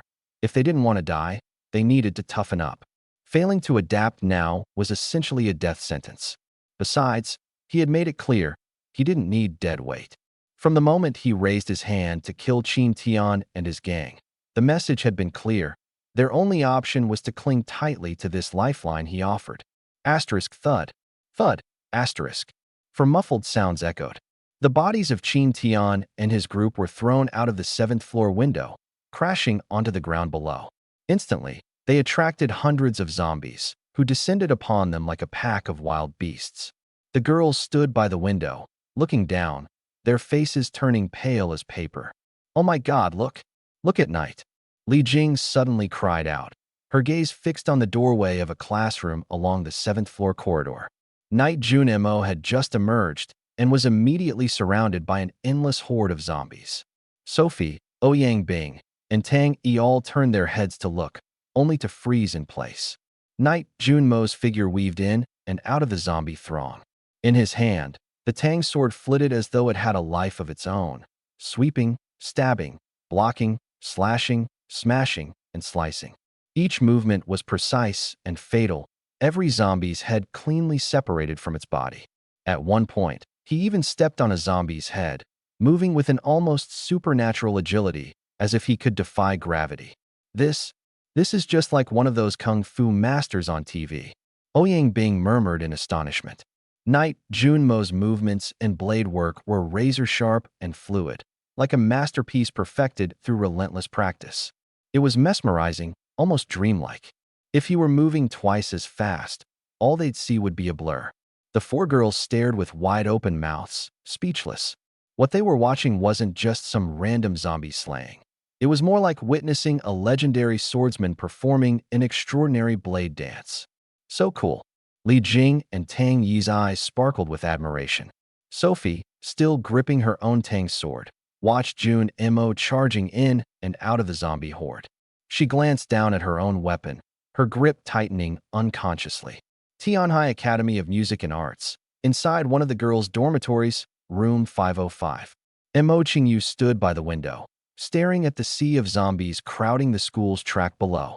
She had overslept this morning and missed going to the cafeteria with her roommates. Still groggy in bed, she was jolted awake by the noise of the school's broadcasting system. At first, she hadn't paid it much mind. She got up and went about her usual morning routine. And then the apocalypse fell. The The sky turned red as blood. A heavy mist rolled in ominously. Soon screams, wails, and growls took over the campus. Mo Qingyu, glued to her window, saw fellow students being torn apart by grotesque zombies below. The sight terrified her to her core. And then, chaos erupted in the dormitory's hallway, full of shrieks, cries, and guttural roars. Shaking off her shock, she rushed to the door, using every ounce of strength to drag her bed over as a barricade against the locked metal door. She pulled out her phone to call for help, only to find the screen black and lifeless. Then the electricity cut out. Terror swallowed her whole. With no other option, she stayed holed up inside the small dorm room, clinging to the thin hope that rescue might come. Minutes dragged into eternity. The screaming outside gradually faded, but the gut-wrenching growls only seemed to grow louder and closer. Now, Mo Qingyu had been standing at her window for nearly half an hour, her pupils locked on the horror show unfolding on the track below. She couldn't comprehend how a brand new day could go so horrifically wrong. She had lost track of how many times she'd vomited. But by now, staring at the gory mess of blood and broken bodies no longer made her stomach revolt. If anything, she had grown numb to it. The rhythmic banging on her door and the monster's growls saturated the air. She gazed across the smoke-filled city in the distance, whispering softly, "Buffon, you're in the capital. Are you safe?" She was about to crawl back into bed to steal a moment of rest when her peripheral vision caught something from the distant 7th floor of the teaching building. A boy fighting wildly amidst the zombie swarm. The long blade in his hand seemed to cut through the air effortlessly, and the zombies collapsed like brittle straw before it. At one point, the boy hung from the 7th floor balcony with one hand, fluidly flipping out of reach of a zombie's clawed swipe. Mo Qingyu gasped, her hand instinctively covering her mouth. Her heart pounded against her ribs. She didn't know why she felt so tense. Maybe it was the simple relief of seeing someone else alive, someone still fighting. From rooms around her, the dorm's remaining survivors had also noticed the boy. Shouts and shrill cries broke out. "Hey, handsome, save us!" Some people even yelled audaciously suggestive invitations. Mo Qingyu's sudden sense of unease grew sharper. The zombies on the field, hearing the noise, began lumbering toward the girls' dormitory. Panic-stricken, she spun around, desperately gathering anything that could reinforce her barricaded door. Beds, tables, chairs. She pushed every piece of furniture she could find against the entrance. The growls from downstairs crept closer. She forced herself to think clearly. Her eyes landed on a bucket and some wash basins. That's it. Water. Add weight. Rushing to the sink, she twisted the faucet on. The first bucket filled. Then the second. The flow was steady enough. But as the third bucket began to fill, a sudden sputtering disrupted the stream. Moments later, only an irregular drip remained. Mo Qingyu froze, staring at the tap. Two words flashed in her mind. The water's out. The half-filled water bucket caught his attention. Suddenly, it hit him. This city's fundamental supply systems might have completely collapsed. Meanwhile, the boy still locked in battle on the 7th floor of the academic building couldn't hear the distant shouts from the girls' dormitory. His ears were filled with the guttural growls of zombies surrounding him. The girls who had hoped for him to save them had no choice but to stay hidden in their rooms, listening to the increasingly forceful banging on their doors. He cleared the 7th floor, but surviving was about to get even harder. When Yi Junmo finally drove his blade through the last zombie's skull, he slumped against the wall, gasping for air. Over an hour. Over 300 of them. He had just learned an important lesson. Even if you awaken to supernatural powers, your body still has limits. And to top it off, he hadn't slept all night. Lighting up a cigarette, he began dragging anything he could find to barricade the stairwell. Pianos, desks, chairs, cabinets. Anything large and heavy was shoved into place to block the hordes of zombies climbing up from the 6th floor. No matter how much they slammed into it, they weren't getting through. Zombies don't think. They only charge forward. They don't move obstacles. That was good enough. Yi Junmo took a deep breath, his ears catching murmurs behind the rooftop's iron door. Several male teachers were up there arguing, wondering if the boy was still alive or not. He didn't go up. Instead, he pulled 2 iron chains out of his storage space and locked both doors leading to the rooftop. One end of each chain was secured tightly to the doorknobs, The other end wound around the iron railings. The doors opened inward, so if anyone up there wanted to come down, they'd have to break the chain or rip apart the rails. If they couldn't, they could stay put.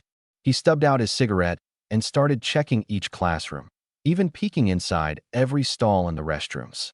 Over 300 corpses covered the floors of the corridors and classrooms, but compared to what lay ahead, this was merely a warm-up.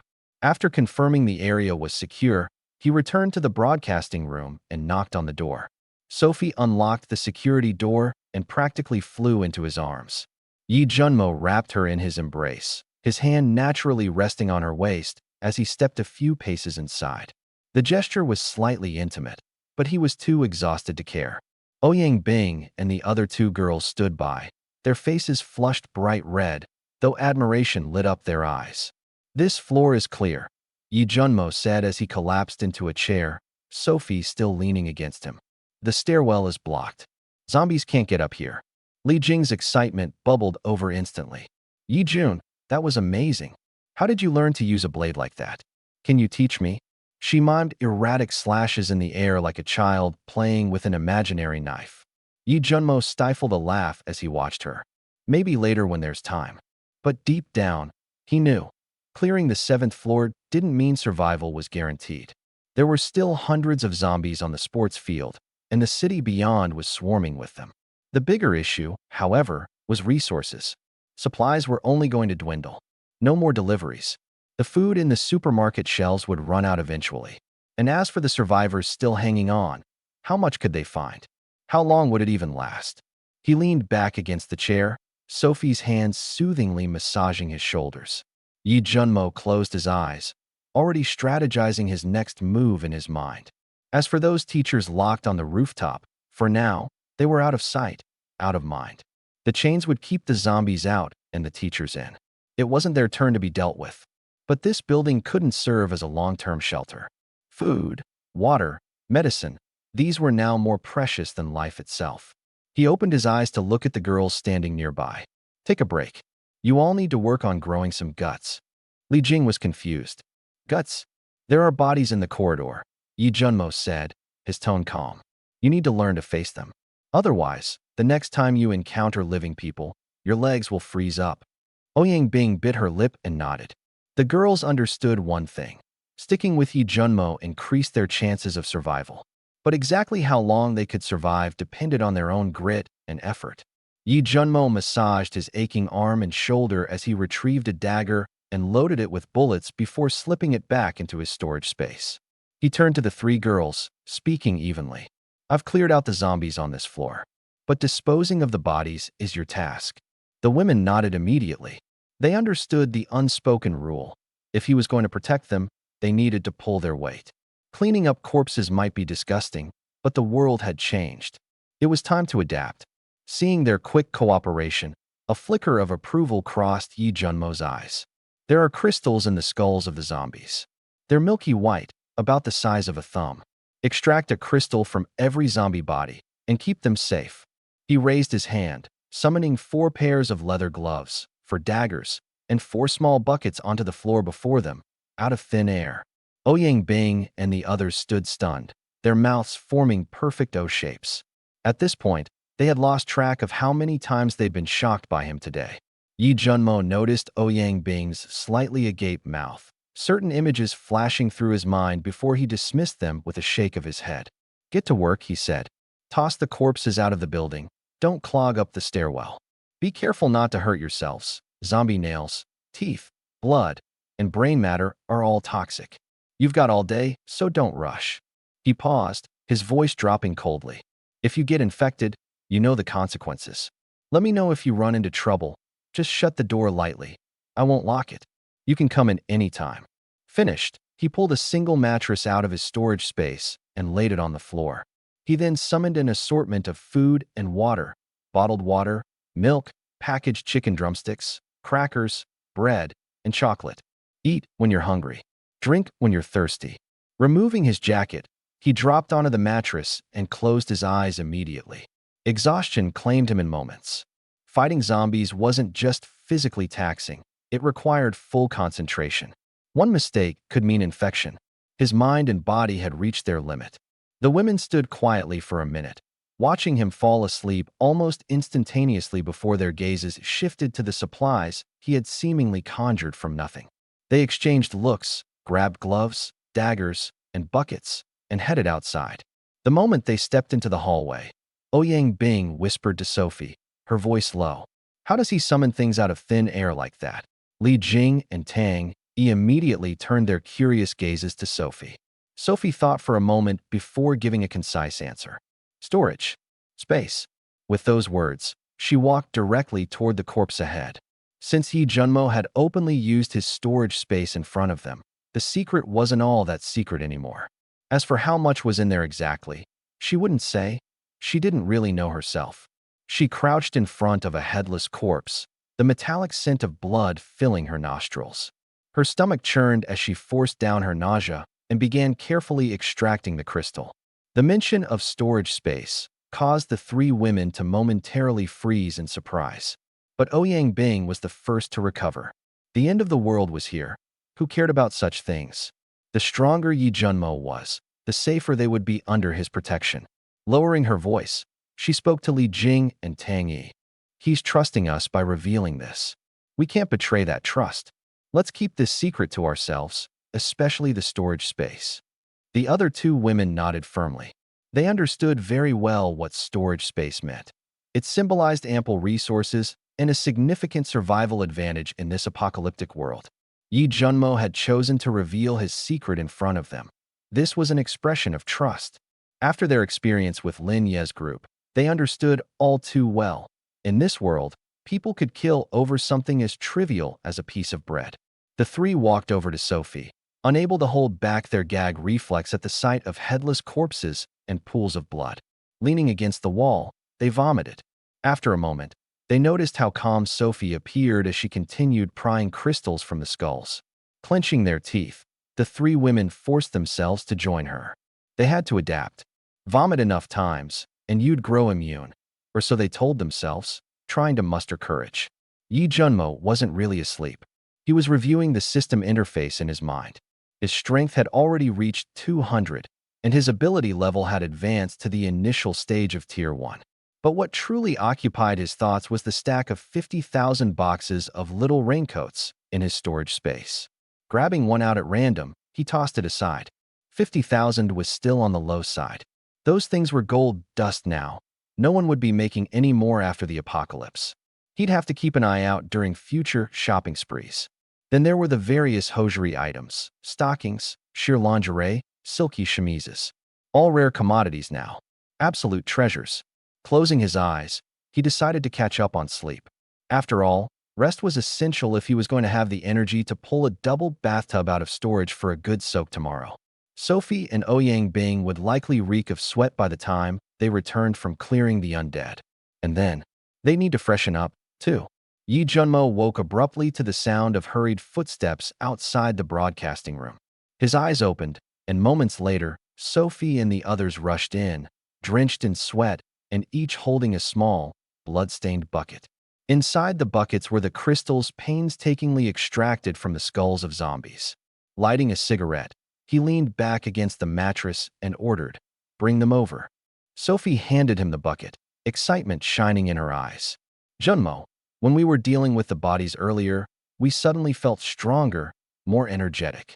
Does this mean we've awakened abilities?" she asked hopefully. Without raising an eyebrow, Yi Junmo pulled water from his storage and began cleansing the crystals. "Don't overthink it." Sophie blinked in surprise. "But we clearly. Every survivor feels that way," he interrupted. 12 hours after the virus outbreak, all humans who are still alive undergo collective physical enhancement. Your strength, speed, and recovery ability naturally improve. But it's not an ability awakening, just a basic adaptive mutation. As he cleaned the crystals and stored them in his space, he looked up at the group of women. True ability users are probably 1 in a million. What you're feeling now, it's just being a little stronger than a regular person. Without actual abilities, facing zombies still spells death. Ouyang Bing's initial excitement drained from her face. Then this strength we've gained just makes moving a corpse by yourself easier. Nothing more, he said flatly, tapping ash from his cigarette. Real ability users at Tier 1 initial stage can crush steel pipes with one hand, manipulate elements like fire, or move at triple the regular speed. Can any of you do that? The women exchanged glances, speechless. Sophie bit her lip and asked hesitantly, "Is there any chance for us to awaken abilities?" "You'll have to wait for the second wave of the virus," Yi Junmo said, walking to the window and gazing out over the school's corpse-laden field. "In about a week, the virus will mutate again, triggering a second global outbreak. When that happens, a very small percentage of survivors will awaken extraordinary powers. But the trade-off is 99% of the population will die." A heavy silence filled the broadcasting room. Li Jing's voice trembled slightly. "What should we do now, then?" "Harvest more corpse crystals," he replied, turning back to them with a hard stare. "Crystals are more than just energy sources. They can increase your chances of survival and awakening when the second virus wave strikes. There are hundreds of bodies downstairs. I want every single crystal, not one left behind." Pausing briefly, his tone grew colder. "This week is your only chance to survive." Taking a deep breath, Sophie nodded with determination. "Understood." Yi Junmo settled back onto the mattress, pulling a crystal from his storage to absorb its energy. For someone like him, an SSS class ability user at the initial stage of Tier 1, these low-grade crystals provided negligible improvement. To advance to the mid-stage, he'd need at least 50 of them. But there was no other option. Currently, the zombies only yielded this grade of crystal. Higher energy sources would only come with the emergence of mutated undead. He had to strengthen himself to Tier 1's peak before the second virus wave arrived. Because when it did, the real danger would begin. Standing atop the school's upper floor, Yi Junmo held in his hand a dimly glowing, crimson crystal. They call it a corpse crystal. Energy condensed from the very brains of the zombies themselves. Eating this will make you stronger, but only if your internal organs can withstand the energy shock. If they can't handle it, your insides will literally explode. Even ordinary people can consume this, but only 3 out of 10 would survive. And if you do, consider yourself lucky. For those with abilities, there's another way. They can guide the energy and absorb it safely. It took humanity 1 year after the apocalypse to figure out this method. But Yi Junmo doesn't need to wait. He'd already died once in the 5th year of the apocalypse. The day he returned to life was the very first day the catastrophe began. Right now, he has 358 zombie crystals in his possession. The system's monotone voice echoed in his mind. Consume 250 zombie crystals to ascend to the peak of level 1. Yi Junmo narrowed his eyes. In his previous life, it had taken him only 100 crystals to ascend from level 1 to level 2. It seems this time the super evolution serum he injected had fundamentally altered his body. Do it. An invisible surge of heat coursed through his body, reaching every corner and cell.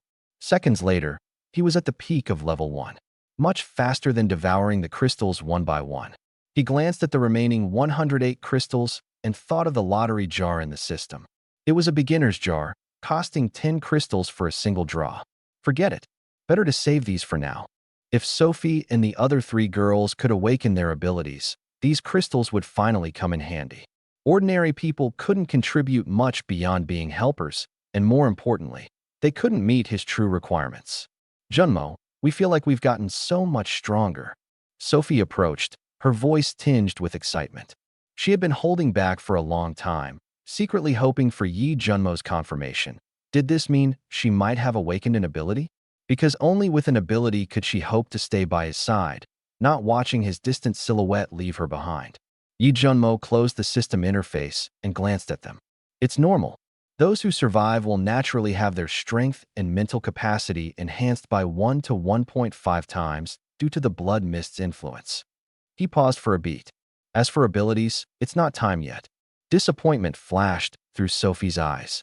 Meanwhile, Ouyang Bing and the other 2, who had never heard of abilities, leaned in with curiosity and began asking questions. Yi Junmo didn't hide anything from them. They would find out eventually, so why not teach them now? He briefly explained the types of abilities. Spatial, teleportation, storage, spatial lockdown. Temporal, pausing time, slowing it down. Electromagnetic, manipulating electricity and lightning. Elemental, fire, ice, wind, earth. Physical, speed, strength, endurance, and the rarer ones like mental powers and precognition. The four women listened, their eyes practically sparkling. But then Yi Junmo poured a cold bucket of reality over their enthusiasm. Abilities aren't all the same. Even within the same type, there's a wide range of power. Take electromagnetic abilities, for instance. Someone might become a lightning lord, while someone else is little more than a glorified power generator. In his previous life, some major factions captured low-level electromagnetic users, forcing them to provide electricity. They would be made to activate their abilities while pedaling modified tricycles, with converters channeling the generated energy into power grids. Because the electricity from abilities was unstable and couldn't be directly used, they resorted to these makeshift methods. Even then, a single electromagnetic user could barely provide power for a handful of people. Some could only sustain it for 10, maybe 20 minutes before collapsing in exhaustion. Yi Junmo brought his wandering thoughts back to the present and looked out the window. There were still a few thousand zombies on campus yet to be dealt with. Zombie crystals. He just needed a little more. Standing at the edge of the sixth-floor hallway, Yi Junmo stared down at the pile of bodies below, fingers absent-mindedly moving over the clasp of his sword box. He was waiting for something that might not even exist. A mutant. If one of those creatures was in this school, then this fresh pile of corpses would be the perfect bait. Mutants feast on their own kind to evolve faster, and once they do, they'll become his biggest headache. If he didn't lure it out now, it might hide in a dark corner, growing stronger while waiting for the perfect moment to strike, catching him off guard. That would be a truly fatal scenario. So he was gambling that it existed, gambling that it would show itself, gambling that he could kill it before it fully matured. The box on his waist still held 87 throwing knives. In the earlier wave of zombies, he had used golden threads to shred their brains, collecting the crystals automatically into the hidden compartment at the bottom of the sword box. The whole process had taken less than 3 minutes. This was the true utility of an S-rank metal ability, precise, efficient, and utterly brutal. But he knew its limits. In his previous life, he had gone fully metallized to take down a zombie king, only to have half his shoulder smashed into pieces with a single blow. That zombie king's strength was monstrous. Against it, his metallized defense was like nothing more than a layer of aluminum foil. In the end, he had to force every strand of metal thread into the zombie king's 7 orifices and detonate them in its brain to achieve mutual destruction. But that had cost him his life. This time, dying wasn't on the agenda, which meant he needed more trump cards. The system space still held a stash of military-grade weapons and several barrels of gasoline looted from a mall. In a pinch, he could set up fire traps. But when it came down to it, survival would depend on his combat instincts and his grasp of zombie behavior. Yi Junmo turned his gaze toward the 7th-floor broadcasting room. The 4 women were probably bathing. He had purposefully left that box of condoms in plain view just to watch their faces turn red. Honestly, seeing Ouyang Bing's prim and serious face struggle to keep composure was amusing. But there was no time for distractions like that. Because downstairs, a strange sound reached his ears. It wasn't the typical zombie growl. It was deeper, more guttural, like thick chunks of meat being ground up in someone's throat. Yi Junmo immediately lowered his body, peering down. In the middle of the corpse pile, something larger than the average zombie was crouched there, shoving an entire zombie head into its mouth. Its back muscles bulged unnaturally, its skin a sickly shade of bluish-gray, and its nails had lengthened into sharp, black claws. A mutant, and it had clearly already eaten more than one.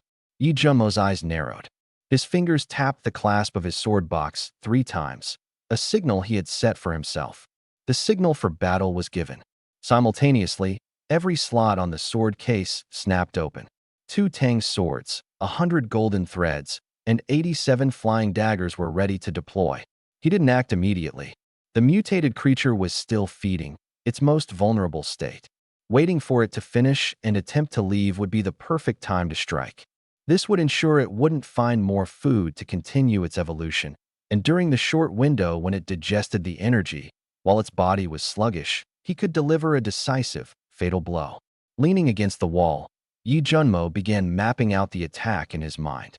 Targeting its eyes with the golden threads carried a 60% success rate since its ocular surface had begun hardening. Attacking through the ear canals had even less likelihood of success, as the hearing organs of such creatures were among the first to shut down during mutation. The best approach? The moment it lifted its head, pinned down its limbs with the flying daggers. Then shoot the golden thread through its open mouth and detonate inside its brain. One hit, and it must kill. He couldn't afford any mistakes. If he failed, this creature would flee deep into the campus, disappearing entirely. Tracking it down again would be nearly impossible. Yi Junmo's breathing slowed. His heartbeat dropped to under 50 beats per minute. This battle-ready state wasn't something anyone was born with. It was honed through countless brushes with death in his past life. Absolute calm. Absolute focus. No room for hesitation or wishful thinking. Downstairs, the mutated creature finished devouring its third corpse. It rose to its feet. The moment had come. On the 6th floor, most of the zombies had been cleared, but the door to the rooftop had been padlocked from the outside. Yi Junmo dragged the last corpse to the window, preparing to toss it out. Just as he was about to act, a stream of curses rang out from upstairs. He paused and glanced toward the rooftop. A few people were trapped up there. He remembered them vividly. When the apocalypse erupted yesterday, they had hidden on the rooftop, too afraid to come down. Zombies weren't yet swarming the building at the time, and they could have easily escaped if they'd tried. But they'd merely clutched the rooftop edge, frozen in fear. Now, they wanted to come down. Too late. Yi Junmo gripped the corpse by its ankles, aimed it toward the rooftop, and flung it with full force. The body arced through the air, landing heavily near the rooftop's iron door. The cursing stopped immediately. He resumed clearing the remaining zombies. On the rooftop, Director Wong's face darkened as he climbed to his feet. If he hadn't noticed the flying corpse mid-curse and dodged at the last second, he'd be flattened by now. This was a warning. And there was no doubt, the iron chain on the door? That was his doing too. Director Wong took a deep breath, suppressing his anger. Turning to the group of teachers with him, he instructed, "Keep an eye on the 7th floor. If you see Ms. Ouyang and her group, yell for their help to unlock this door." The teachers exchanged uneasy glances but reluctantly nodded. What choice did they have? With no food left on the rooftop, staying there meant starving to death. Meanwhile, in the broadcasting room, Sophie and Ouyang Bing were rinsing the sweat and blood off their bodies in a tub. Ouyang Bing, wiping her arms, sneaked a glance toward the doorway and asked in a hushed tone, Yi Junmo won't suddenly come back, will he?" Without even lifting her head, Sophie replied coolly, "If you're that afraid, hurry up and finish washing." Choked by the response, Ouyang Bing dared not ask further. But deep down, she understood. Yi Junmo was outside, risking his life to clear out the zombies. He wouldn't return anytime soon. What really unsettled her wasn't the possibility of being caught. It was the bone-chilling, intimidating aura that Yi Junmo seemed to effortlessly exude. When the apocalypse hit yesterday, everyone had panicked. Everyone except him. While others fled, he killed. While others sought refuge, he scouted paths forward. And now, he locked those desperate to come down on the rooftop without a second thought. A person like him would either lead you to survival or abandon you without hesitation the moment you became a burden. Ouyang Bing finished drying off, got dressed quickly, and sat by the broadcasting station, waiting for Sophie. Her eyes darted toward the door, then onto the swarm of zombies outside the window. She was suddenly struck by a disturbing realization. Was Yi Junmo clearing out the 6th and 7th floors to create a safety zone for them? Or was he confirming an escape route? If it was the latter, he could at any moment leave with Sophie, leaving the rest of them behind. She needed to find a way to prove her worth. When Yi Junmo pushed the door to the broadcasting room open, Sophie was the first thing he saw. She was wrapped in nothing but a white towel. The towel revealed long, slender legs, still coated with dampness from her bath. Inside the tub, another woman, Ouyang Bing, was even more brazen. Half submerged in the water, her upper body exposed, she stared at Sophie with a challenging gaze.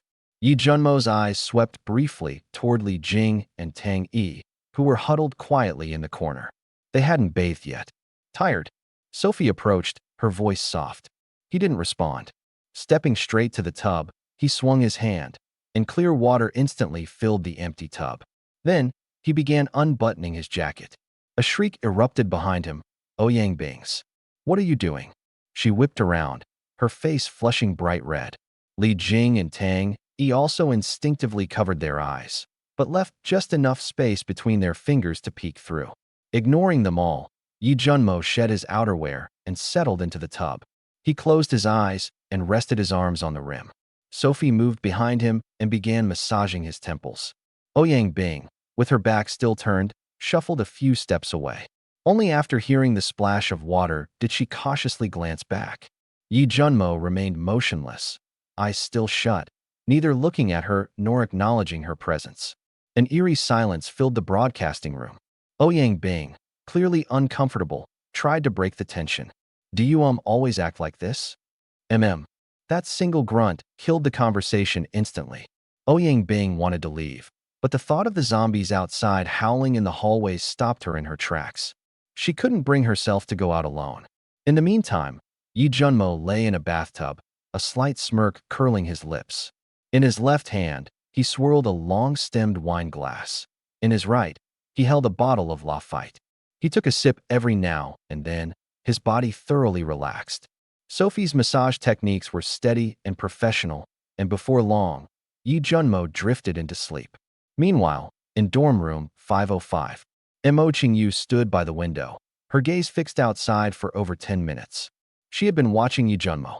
She watched him clear zombies on the 6th floor, saw him fling their bodies onto the rooftop, and witnessed his daring leap from the 6th floor railing to grab the 7th floor ledge and pull himself into the broadcast room.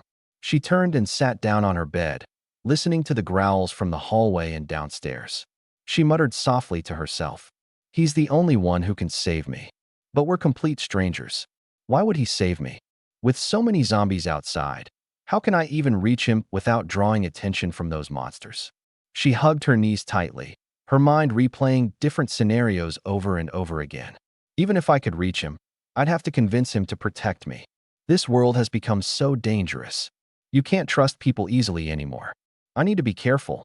Her eyes locked on the direction of the 7th floor broadcast room, her determination unwavering. The apocalypse had been raging for 9 hours now. The once vibrant and bustling city was now a wasteland filled with blood and carnage. The glamorous urban life was now a thing of the past. Hell was no longer just a concept. It was the new reality.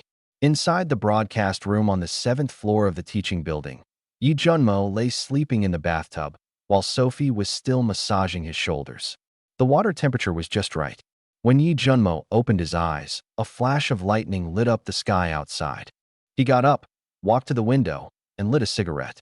He stared at the zombies below, which had finally stopped growling. For hours, from dawn till now, they had been screaming. Now silence. The newly turned zombies were still adapting, or rather, leaving the last remnants of their human instincts behind. They'd finally learned. If there was no scent of the living, there was no point in wasting energy howling. Sophie leaned against his shoulder, her voice weary but calm. They stopped screaming over an hour ago. Yi Junmo nodded. He knew that the real trouble was just around the corner. The sky had gone completely dark, and the air felt thick with tension, like a storm brewing. He turned to Sophie and asked what she wanted to eat. She listed off a menu with ease: steak, pasta, and red wine. The broadcast room was stiflingly hot, like a pressure cooker. Yi Junmo reached into his system's inventory and pulled out large blocks of ice. Li Jing immediately threw herself onto the ice, her body collapsing in relief against the chill. Then, Yi Junmo started retrieving various items: a mahogany dining table, chairs, cutlery, wine glasses, fresh fruit, raw steaks, and even a gas stove. Sophie and Ouyang Bing began setting up the table, while Li Jing and Tang Yi went over to the bathtub to wash up. As Li Jing washed her face, she suddenly whispered into Yi Junmo's ear, her voice cautious but earnest. "Young Master Yi, Tang Yi and I want to stay with you. Even if it's just as subordinates, that's fine. We've always been your fans. That hasn't changed, even now." Yi Junmo glanced at her. He could tell she was sincere. In this shattered world, just staying alive was a luxury. Being able to choose who to follow meant she truly believed in him. He nodded slightly. "I understand. Wash up first. You can follow me from now on." Ouyang Bing, holding a frying pan, glanced in their direction. She lowered her voice and asked Sophie, "You don't mind them being like that?" Sophie continued flipping the stakes, her tone unwavering. If you want to survive the apocalypse, you have to learn to accept certain things. Young master, he doesn't keep people around for free. The same goes for you. Ouyang Bing froze, struck by the blunt reality of Sophie's words. Another flash of lightning streaked through the night. Yi Junmo stared out at the sky. The oppressive feeling in the air only grew heavier. He knew exactly what it was. Blood rain was coming. Once that rain fell, the zombies outside, still somewhat fresh, would undergo their first major evolution. They would become faster, stronger, and possess an even keener sense of smell. The safe zones for humans would shrink even further. Yi Junmo took a deep drag on his cigarette, exhaling slowly. He turned to look at the women in the room with him. The road ahead would only get harder. Ouyang Bing stood by the window, absent-mindedly tracing her fingers along the edge of the table. The blood rain outside had been pouring for 3 hours now. She glanced at the faint candlelight coming from the broadcast room across the way. Behind her, Sophie spoke. "You're still thinking about that stranger, aren't you?" Ouyang Bing didn't respond. Sophie continued flipping the stake, her tone calm and matter-of-fact. Morality only exists when society can sustain it. In this world, a lion king always has lionesses around him, not because the lionesses are shameless, but because they don't want to get eaten. She lifted her head, a small smile playing on her lips. "And my Junmo is far more powerful than any lion king." Ouyang Bing turned to stare at Sophie. Sophie smiled faintly, picked up a plate, and walked out into the hallway. Yi Junmo stood by the window, watching the blood rain fall, wisps of smoke curling around him. This rain would destroy all surface water sources, rendering things even bleaker. The true fight for survival was only just beginning. Abruptly, he turned around, his eyes flickering with a mysterious light. Ouyang Bing and Li Jing both stood up at the same time, panic etched across their faces. "My body, something's moving inside me."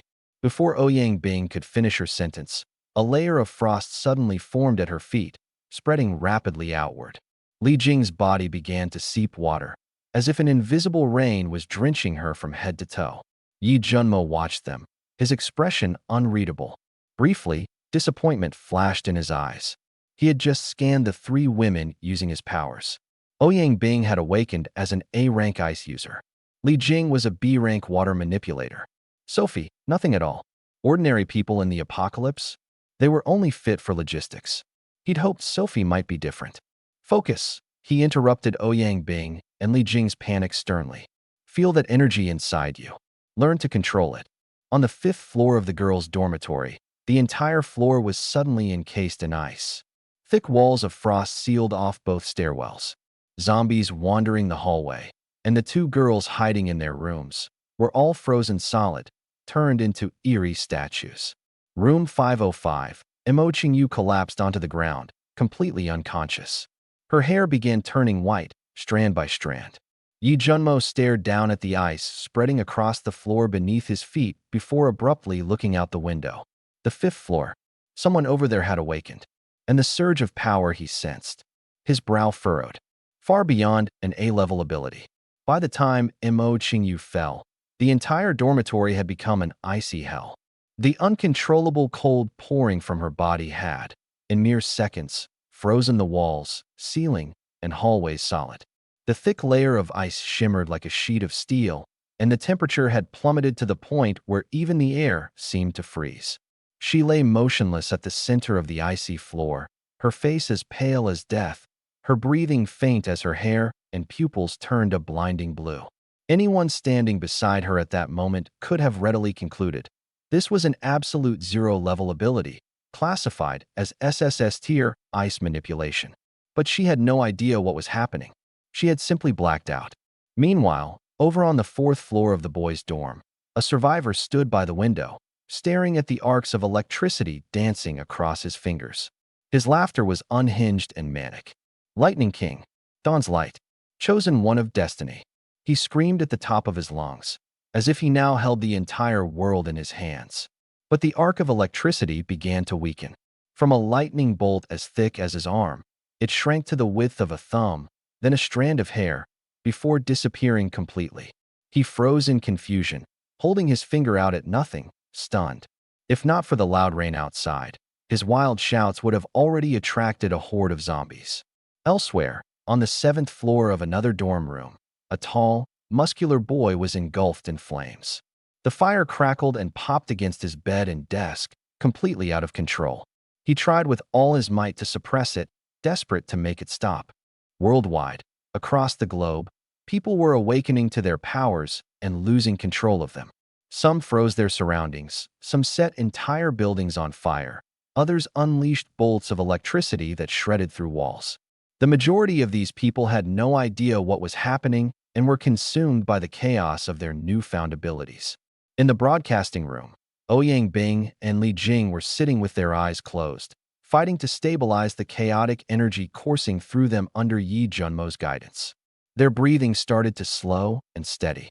Yi Junmo glanced at them briefly before turning to look at Sophie. Sophie was staring back at him, her eyes full of hope. She was waiting for an answer. "Fair, you don't have any abilities." Yi Junmo's voice was calm, but his words struck like a knife, rooting Sophie in place. She staggered back a few steps, her eyes instantly welling up with tears. She really had nothing. Ouyang Bing and Li Jing had both awakened, but she had experienced no changes at all. From now on, all she could do was watch as Yi Junmo advanced further and further, unable to assist him in any way. Tears rolled down her cheeks. Yi Junmo frowned, his tone suddenly turning cold. "Starting tomorrow, I'll teach you blade techniques and movement skills. And later, I'll find medicine to enhance your physical capabilities. Even without powers, you'll stand on your own. Stop crying." The last 3 words were practically a bark. Then he looked over at Tang Yi. "The same goes for you.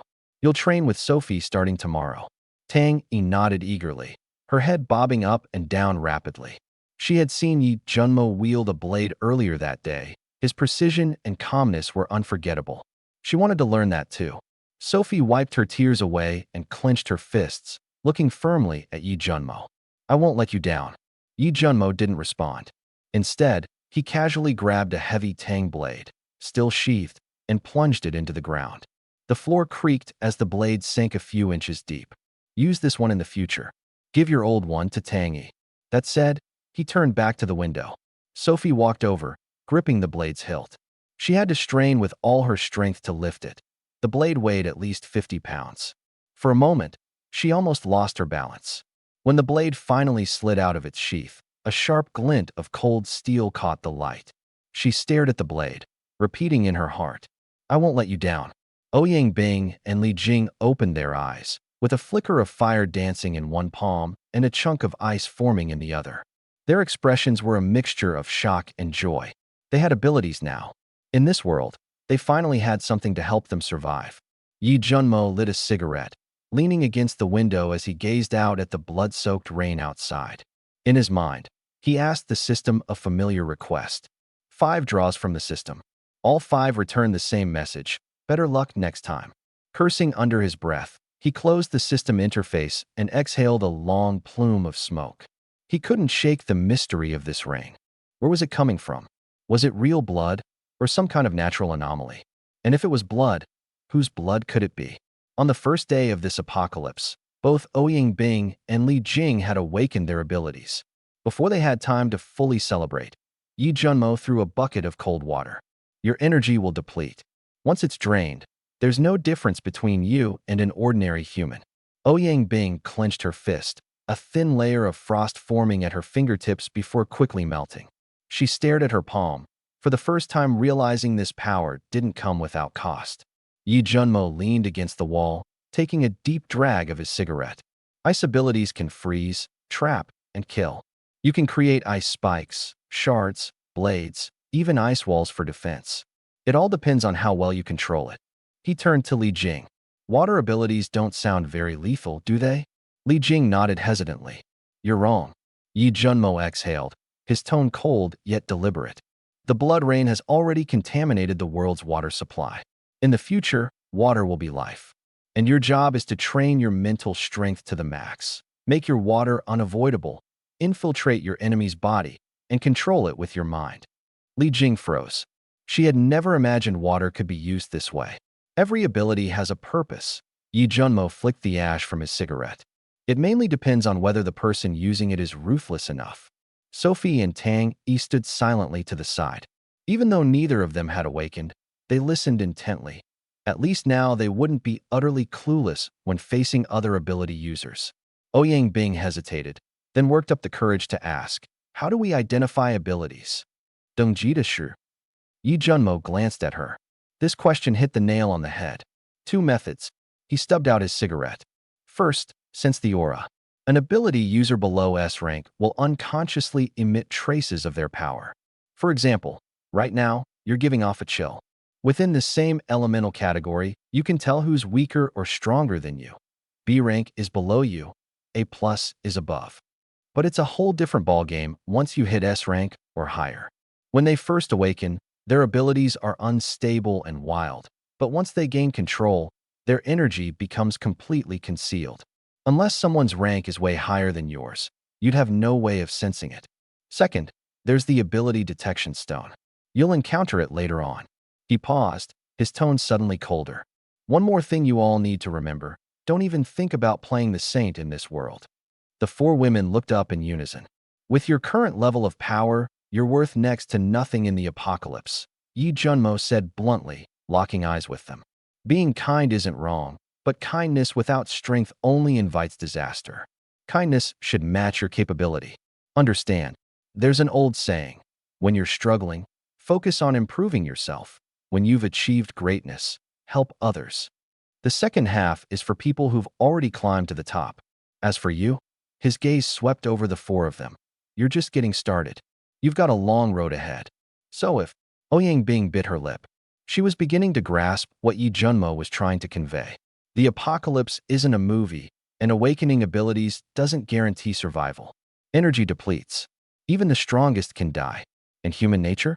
It's more unpredictable than the undead. Yi Junmo stared out the window at the torrential rain, the cigarette in his hand glowing faintly. What he'd just said wasn't a warning, it was a prophecy. If he was going to build a faction, the rules needed to be set in stone from the get-go. Compassion? Unity? In the apocalypse, those were deadlier than zombies. The women hadn't fully processed his words yet. They thought he just had a cold personality. What they didn't know was that human nature mutates far more insidiously than any virus. Yi Junmo had seen betrayal too many times. In his previous life, there was a president of an SS rank ability user guild, a powerhouse in the king tier ranking, who was stabbed to death by his partner and his closest friend. His entire faction crumbled overnight. This was the same friend he'd once saved from certain death. The pre-apocalypse world wasn't much different. Celebrities betrayed by their best friends, CEOs undone by trusted aides, kind-hearted people framed and destroyed after offering help to others. The only difference in this new world was that the price of such treachery was life itself. He wasn't paranoid. He simply understood one absolute truth. Without overwhelming power, trust was a death sentence. This is why it was crucial to drill these things into the minds of the women now. If they followed him, they'd live by his rules.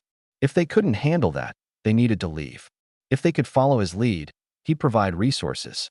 But if anyone's softness ruined the group's mission, or worse, if they stabbed him in the back, they couldn't blame him for being ruthless. Ouyang Bing and the others were still debating internally whether his demeanor was too cold-hearted. Li Jing and Tang Yi, on the other hand, had a glimmer of excitement in their eyes. They seemed to find his ruthlessness impressive, even attractive. Sophie quietly gripped her knife, her gaze already shifting, seemingly ready to place her life in his hands. Yi Junmo stubbed out another cigarette. He'd administered the bitter medicine. Now it was up to them to handle the aftermath. Trust wasn't a static thing. Today, he might have earned a 90 in their eyes, but tomorrow? One action they couldn't accept, and that score could drop to 60. Eventually, it could fall to negative numbers. The best strategy was to lay out the harshest rules right away. The ones who stayed? They'd be worth investing in. He gestured toward the single mattress on the floor.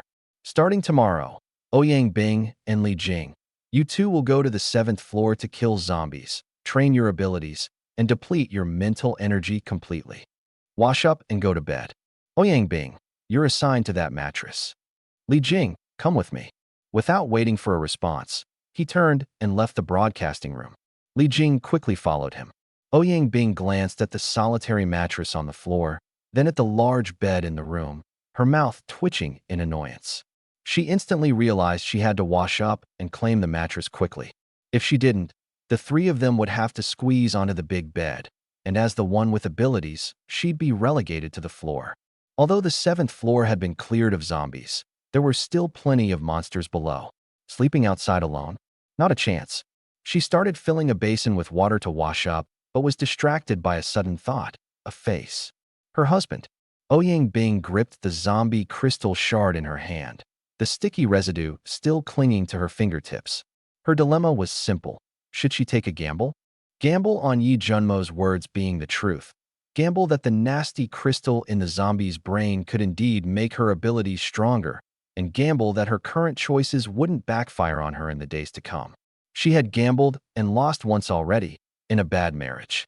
At 27, under pressure from her parents, she'd been introduced to Zhao Tianbang, a director. She thought she'd hit the jackpot, only to realize after marriage that the man had a string of women on the side. Cold wars, fights, even domestic violence plagued her. She'd brought up divorce countless times, but he refused to let go, knowing divorce would mean splitting assets. She'd been dragged into the apocalypse, still shackled in a miserable marriage. Now, Yi Junmo had handed 30 zombie crystals to Li Jing and personally taught her how to absorb them with her abilities. Ouyang Bing had received nothing. She wasn't stupid. It was clear he was giving Li Jing preferential treatment. Li Jing spent over an hour absorbing all 30 crystals, leveling up her ability to near first-tier perfection. Meanwhile, the one crystal in Ouyang Bing's hand was still untouched. Yi Junmo hadn't pressed her. He merely lit another cigarette, leaned against the window, and quietly waited while the undead outside continued to wail. Taking a deep breath, Ouyang Bing closed her eyes and put the crystal in her mouth. The first night was filled with the howls of zombies echoing throughout the school building. Outside the music room, Yi Junmo put down a few of the noisiest ones, stuffed cotton plugs into his ears, and turned back to Li Jing. "Can you still walk?" he asked. Li Jing's face flushed red as she quickly answered, "Yes," though her legs told a different story when she tried to stand. Yejuan Imo reached out and steadied her when she nearly stumbled, but she insisted on walking herself to find Tang Yi. She said she wanted to remember the pain in her soul after her supernatural ability awakened. He didn't stop her. By the time he finished 2 cigarettes and a bottle of chilled soda, Tang Yi and Li Jing appeared from the broadcasting room. Both of them had changed into black blazers, tight pencil skirts, and high heels, their legs wrapped in black stockings, walking step by step toward him. Yejuan Imo informed them they'd rest in the music room that evening. He took it upon himself to keep watch at night. By noon the next day, the bloody rain had ceased, leaving behind an air laced with a nauseating stench of iron and decay. Yejuan Imo stood on the 7th floor music room, holding a knife, facing Su Fei and Tang Yi. "Knives are meant for close-quarters combat," he said. "Zombie claws and teeth are toxic. It's dangerous to fight them up close, but you have to learn how to slice through their throats or stab their brains cleanly when they pounce." He handed the knife to Su Fei. "Now, which of you wants to go first?" In the corner, Ouyang Bing watched Yejuan Imo teach the 2 women how to wield knives. She had just finished absorbing the energy crystal from a corpse. Though her newfound ability was still unstable, she could already feel the power growing inside her. She thought back to the night before, when Yejuan Imo gave Li Jing 30 energy crystals, but didn't give her any. She understood why. Her affinity score with him wasn't high enough yet. But she also understood that Li Jing was already at the peak of the first tier, while she was only just starting out. She had to catch up. In a world like this, falling behind meant being left for dead. On the 6th floor corridor, Yejuan Mo's machete moved with precise arcs. With a single, fluid motion, he could cleave off half a zombie's head, letting the energy crystal drop naturally into his palm. His movements had become so practiced that they felt almost ceremonial. Strike, retrieve the crystal, clear the corpse, onto the next. But Yejuan Imo was well aware that it wasn't about speed. The real objective was teaching his muscles to remember how to tense, step, and angle each strike to shatter a crystal cleanly out of the corpse. Sure, supernatural abilities were a powerful weapon, but when mental energy ran dry, close combat skills were the trump card for survival. Upstairs, Ouyang Bing's excitement almost sent her leaping for joy when she successfully buried an ice spike into a zombie's eye socket for the first time. Just as she was about to show off, faint cries for help drifted from the rooftop. "Teacher Ouyang, help us!" She froze, leaning over to peer toward the edge of the rooftop. Several silhouettes clung to the ledge, and one man wearing glasses was frantically waving at her. Former colleagues from before the apocalypse. Among them was Director Wang. Ouyang Bing's excited smile froze on her face. She vividly remembered day one of the catastrophe, how these very people had locked the doors, barricading her and the students attempting to escape in the hallway. They left them to face the zombie horde alone. If Yejuan Mo hadn't arrived in time, she would have become one of those mindless creatures. "They're calling you," Li Jing softly reminded her after hearing the cries too. "I know." Ouyang Bing's gaze fixed coldly on the pale faces on the rooftop. When Director Wang noticed her looking, he mustered all his strength and shouted, "Quick! Do something! We can't hold on much longer." Ouyang Bing didn't move. She thought of the girl who had been shoved out that day, the harrowing screams that filled the corridor, and how close she had come to dying behind that locked door.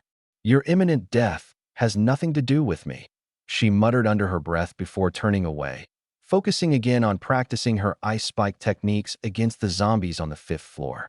The director was stunned for a moment before erupting into angry shouts. "Ouyang Bing, do you even have a conscience? We locked the doors back then to protect ourselves. Now that you have power, you just abandon us to die." The half-formed ice spike in Ouyang Bing's hand suddenly dissolved. She took a steadying breath and began to reform it, this time aiming directly toward the rooftop. "Yejuan Mo told me before, there's only one rule in the apocalypse." She raised her right hand, the ice spike now fully taking shape at her fingertips. "If you want to survive, do it yourself." The spike launched forward, striking the concrete railing on the rooftop's edge, exploding into a spray of icy shards. Director Wang recoiled in terror, nearly tumbling off the roof. "Next time, I won't miss," Ouyang Bing said coldly. Without another glance at them, she turned and walked deeper into the corridor. Li Jing silently followed behind, saying nothing. On the 6th floor, Yejuan Mo had just cleared another wave of zombies when his phone buzzed. It was a message from Ouyang Bing upstairs. "There are people seeking help on the rooftop." I ignored them. He skimmed the message and replied with 2 brief words, "Got it." Then he continued his methodical work. Below, the pile of corpses had begun to show an alarming development. One particular zombie's fingers were grotesquely swollen, its nails forming elongated black spikes. The early signs of a mutated variant. On the 2nd day of the campus apocalypse, muffled banging sounds came from the rooftop. Director Wang clung to the edge, gripping a metal rod, crazily smashing it against the building's exterior walls. Each strike sent echoes cascading down, summoning the swarms of zombies below. He and the other teachers had been exposed to the bloody rain the night before. Now their insides felt like they were being shredded, blood spilling incessantly from their mouths. Ouyang Bing was upstairs honing her ability, clearly within earshot of their screams, but she never once looked their way. Hatred consumed Director Wang. If he couldn't survive, then he'd bring everyone else down with him. On the playground, waves upon waves of zombies began congregating toward the teaching building. Ouyang Bing stood on the 7th floor balcony, her gaze fixed coldly on the rooftop. She recalled Yejuan Mo's earlier words. "How long are you planning to let them keep banging? Do you want me to end up surrounded by thousands of zombies?" His tone had been calm, but she could hear the weight of his true meaning. She glanced down again at the escalating tide of the undead. Though they couldn't climb in coordinated stacks yet, who knew what might happen if more kept arriving? Director Wang's frenzied banging persisted, his curses growing louder and more venomous. Ouyang Bing raised her right hand. At her fingertips, an icy spike materialized. She thought about how, if it weren't for Yi Junmo, she'd likely be on that rooftop too, forced to drink the foul, metallic-tasting pool of blood after an entire day without water. Perhaps even earlier than that, she might have been taken advantage of and left to die in some desolate corner, thanks to Lin Yi and his crew. The ice spike flew from her hand. Director Wang's curses stopped abruptly. The spike cruelly pierced through his left eye socket, and his body slumped against the edge of the rooftop. Blood dripped steadily from the sharp tip of the spike, pooling on the floor. The other teachers stepped back in horror, their gasps morphing into weak, desperate screams. From the sixth floor, Yi Junmo's voice rang out, calm and almost casual. Not bad. You're getting a reward.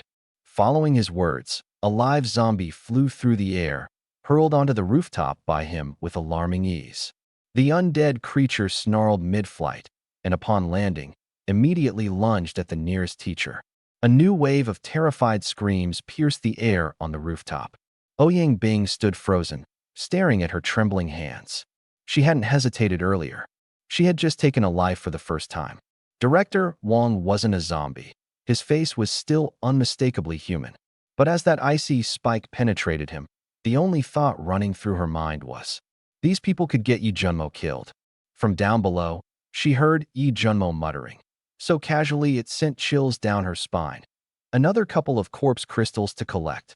His tone carried the nonchalant air of someone commenting on the nice weather today. Ouyang Bing's heart raced wildly. She couldn't tell if it was fear or something else entirely, but she knew that from this moment onward, something within her had irrevocably changed. The chaos on the rooftop gradually quieted. Ouyang Bing, still shaken from her first kill, felt her hands trembling uncontrollably. But when her gaze drifted to that man on the sixth floor, his silhouette effortlessly slashing through zombies, the discomfort in her heart dissolved. Her eyes locked onto Yi Junmo. She recalled his earlier words, "Protect me." A faint, almost imperceptible smile tugged at her lips. Without hesitation, she resumed practicing her ice spike abilities. Only when she drained the last drop of her mental energy did she relent. Beside her, Li Jing had dragged over 2 chairs and a few cans of drinks. Using the remnants of her strength, Ouyang Bing chilled the drinks, and the two of them sat in the hallway, sipping as they watched Yi Junmo continue his ruthless zombie cleanup on the 6th floor. Meanwhile, the atmosphere on the boys' dormitory side was completely different. Inside one room, a male student stared at the faint sparks of electricity crackling from his fingertips. His gaze then shifted to Yi Junmo, standing atop the teaching building in the distance.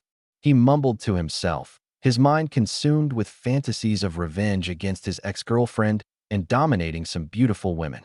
But much to his dismay, his newfound power fizzled out within minutes, leaving him utterly drained. In room 707, a tall student leaning against the window and smoking a cigarette, nicknamed Monkey, spoke to the guy everyone called Boss. "Boss," Monkey said, flicking ash off his cigarette, "Ouyang Bing killed Director Wong." The student, whose real name was Wang Wei, didn't respond immediately. His eyes stayed fixed on Yi Junmo from across the courtyard. After several seconds, Wang Wei finally asked, "Do you think we can take him in a fight?" Monkey squinted thoughtfully, analyzing the situation with sharp calculation. "Yi Junmo's speed and blade work are impressive, but you've got long-range fire abilities, boss. With me and Ao backing you up, it's not like he's invincible. Zombies are just brainless beasts. Being good at slaughtering them doesn't mean he can handle a real fight with us." He paused for a moment before adding, "So, are you planning to avenge Director Wong, boss?" Wang Wei, along with Monkey and Ao, had all awakened unusual abilities, fire, wind, and brute strength, respectively. Before the apocalypse hit, Wang Wei had already been the campus tyrant, roaming fearlessly thanks to his connection with Director Wong. While he avoided targeting rich kids from powerful families, the rest of the students were like insignificant bugs under his heel. When the world collapsed yesterday, they had been asleep in their dorms, unknowingly avoiding disaster. After killing a zombified dorm mate, the three stuck together until their powers awakened last night. At the mention of revenge, Wang Wei let out a faint chuckle. He stepped away from the window, taking a seat at the edge of one of the bunks. Swinging one leg over the other, he leaned back lazily, his expression cold and calculating. "Go double-check the staircase barricades. Gather all the food on this floor and the one above us. We'll ration everything carefully. Tomorrow, we'll clear out the lower floors and collect more supplies. Once the zombies in this building are dealt with, we'll seal off the main entrance. From this point forward, everyone needs to focus on training their abilities." He paused, and a sinister smile crept across his face. "And once Yi Junmo's done clearing most of the zombies for us, we'll we'll make our move. We'll seize the supermarket and cafeteria. There should still be survivors in both those places. Thousands of zombies out there would overwhelm anyone. Let him and his little group of women pave the way for us. And when it's all said and done, his voice trailed off meaningfully, but Monkey understood exactly what he meant. Wang Wei didn't care about Director Wang's death. What excited him was this apocalyptic landscape, a world now free of rules, where he could do whatever he pleased without consequence. His ambition had begun to inflate amid the ruins of this new reality. He gazed out the window at a sky so bleak it seemed erased, a world absent of planes, sirens, or even the distant roar of engines. That realization sent a spark of adrenaline coursing through him. He sensed it in his bones. Order had truly collapsed. And in this chaos, his hands burned with fire.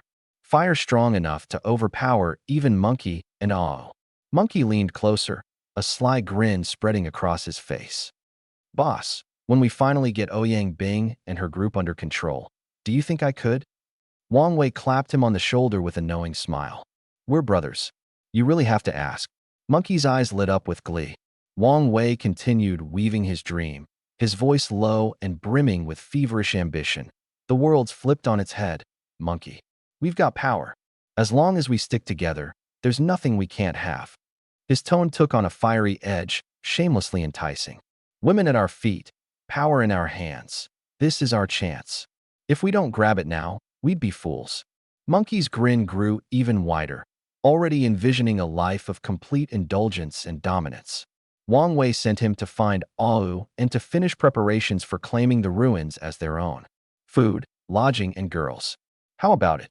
Su Chin's smile deepened, but he showed no sign of agreement or refusal. Instead, he surveyed the others in the room like a god looking down on ants. That confident demeanor sent a surge of irritation through Wang Wei. Meanwhile, Yi Junmo had already returned to the rooftop with 3 women. From the opposite high-rise, he could vaguely see signs of activity near the boys' dormitory, but separated by hundreds of meters of zombies, he couldn't even muster the slightest interest. The post-apocalyptic world already had few survivors, but internal strife never faltered. He sat on the rooftop steps, watching the girls line up to drink enhancement drugs before continuing their training. He lit a cigarette and said calmly, "Sophie, come here." Sophie walked over, her shoulders rising and falling slightly with her breathing, revealing the intensity of her recent training. "You've remembered." Yi Junmo narrowed his eyes, his voice carrying a deep, authoritative tone. "There's no savior in the apocalypse, and no one will hold your hand and lead you to survival. Even I," he paused, taking a deep drag on his cigarette, "won't be here forever. You have to rely on yourself to become strong enough. Understand?" Sophie clenched her fists and nodded. A flicker of fire ignited in her eyes. Tang Yi and Li Jing beside her also stopped training, watching Yi Junmo thoughtfully. "Don't just watch," he waved his hand, saying helplessly. "You two too, be less willful and dependent. Think more about what you can do for these people. Be more resolute. The apocalypse won't wait for you to grow up." Tang Yi exclaimed. "Humph, men always love spouting this kind of platitudes." But her expression was serious, and she gripped her knife even tighter. Li Jing smiled and nodded, but the complexity in her eyes was undisguised. Meanwhile, Wang Wei spent 10 minutes patiently persuading Su Chun before finally getting him to leave the dormitory with him. "Wait a minute. I'll go get something from the rooftop," Su Chun said deliberately, before turning and heading towards the stairs. "What if he tries to desert?" a henchman asked anxiously. Wang Wei scoffed. "If that guy really wanted to run, he wouldn't waste his time arguing with us." However, despite his words, he still felt uneasy. Watching Su Chin disappear around the corner of the stairs, the sweat from Wang Wei's clenched palms silently trickled down his cheeks. The two teams, starting from different directions, never imagined their paths would unexpectedly intersect one day. In the post-apocalyptic world, no one can remain unscathed. Everyone is strategizing for their own survival.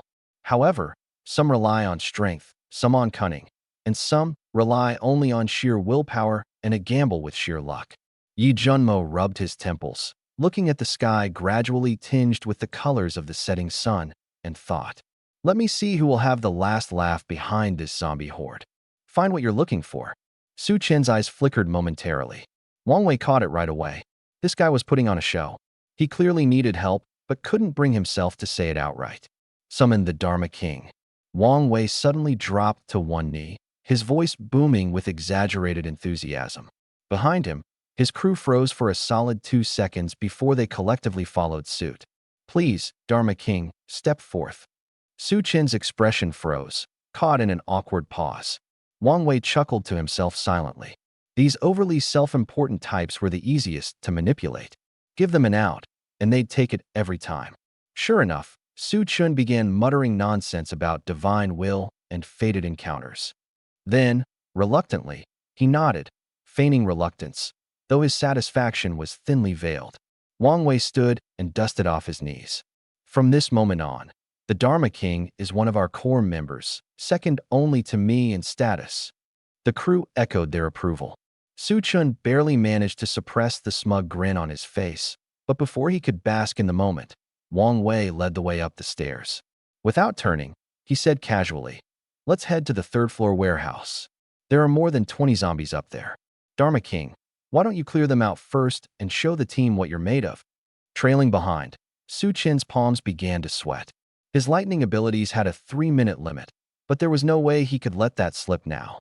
Elsewhere, in the dorm hallway beneath the roof, Yi Junmo strode ahead with 4 girls following close behind. "What's on the menu tonight?" He tossed the question back without slowing. Sophia spoke up first. "I can cook, but it depends on what supplies we have."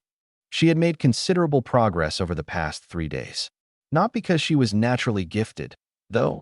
Credit went to that bottle of intermediate evolution serum and the strange blood mist that floated into the dorm at regular intervals. With her body enhanced to this degree, improvement was inevitable. Yi Junmo nodded absent-mindedly, his eyes sweeping toward the window at the far end of the dim hallway. The zombie horde in the schoolyard below had grown noticeably thicker compared to yesterday.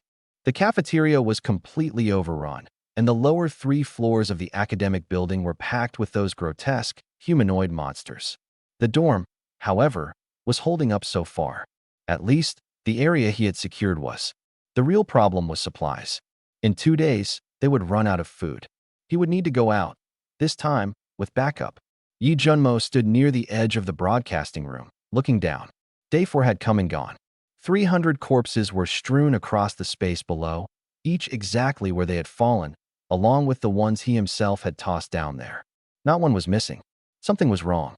From what he knew about zombies, those bodies should have triggered further mutations, or worse, attracted something much more dangerous. But the scene remained eerily still. He narrowed his eyes, scrutinizing the mangled remains crushed underfoot.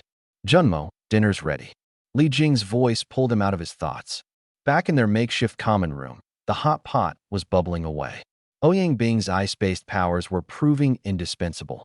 She stood near the pot, subtly releasing cool air that balanced the room's temperature despite the sweltering summer heat. Li Jing speared a piece of tripe into the broth, sighing contentedly.